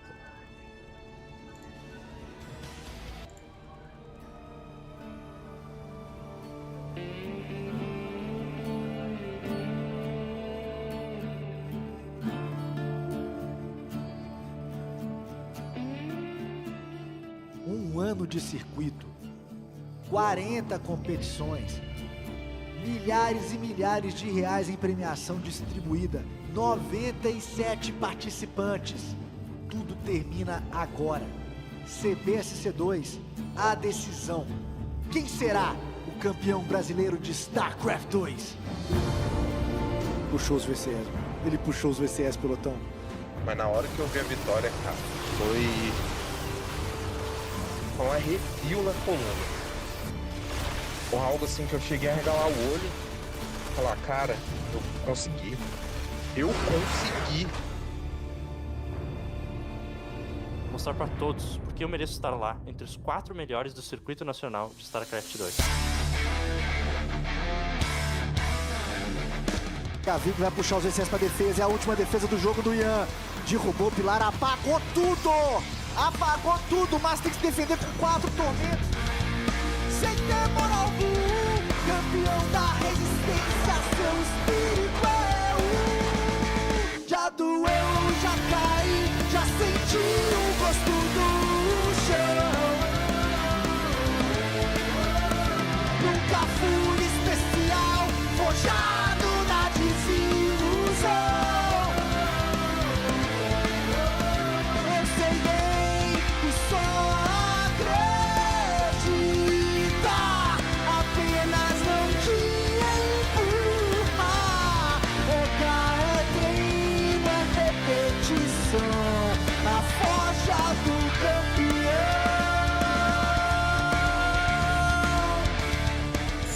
It's about time.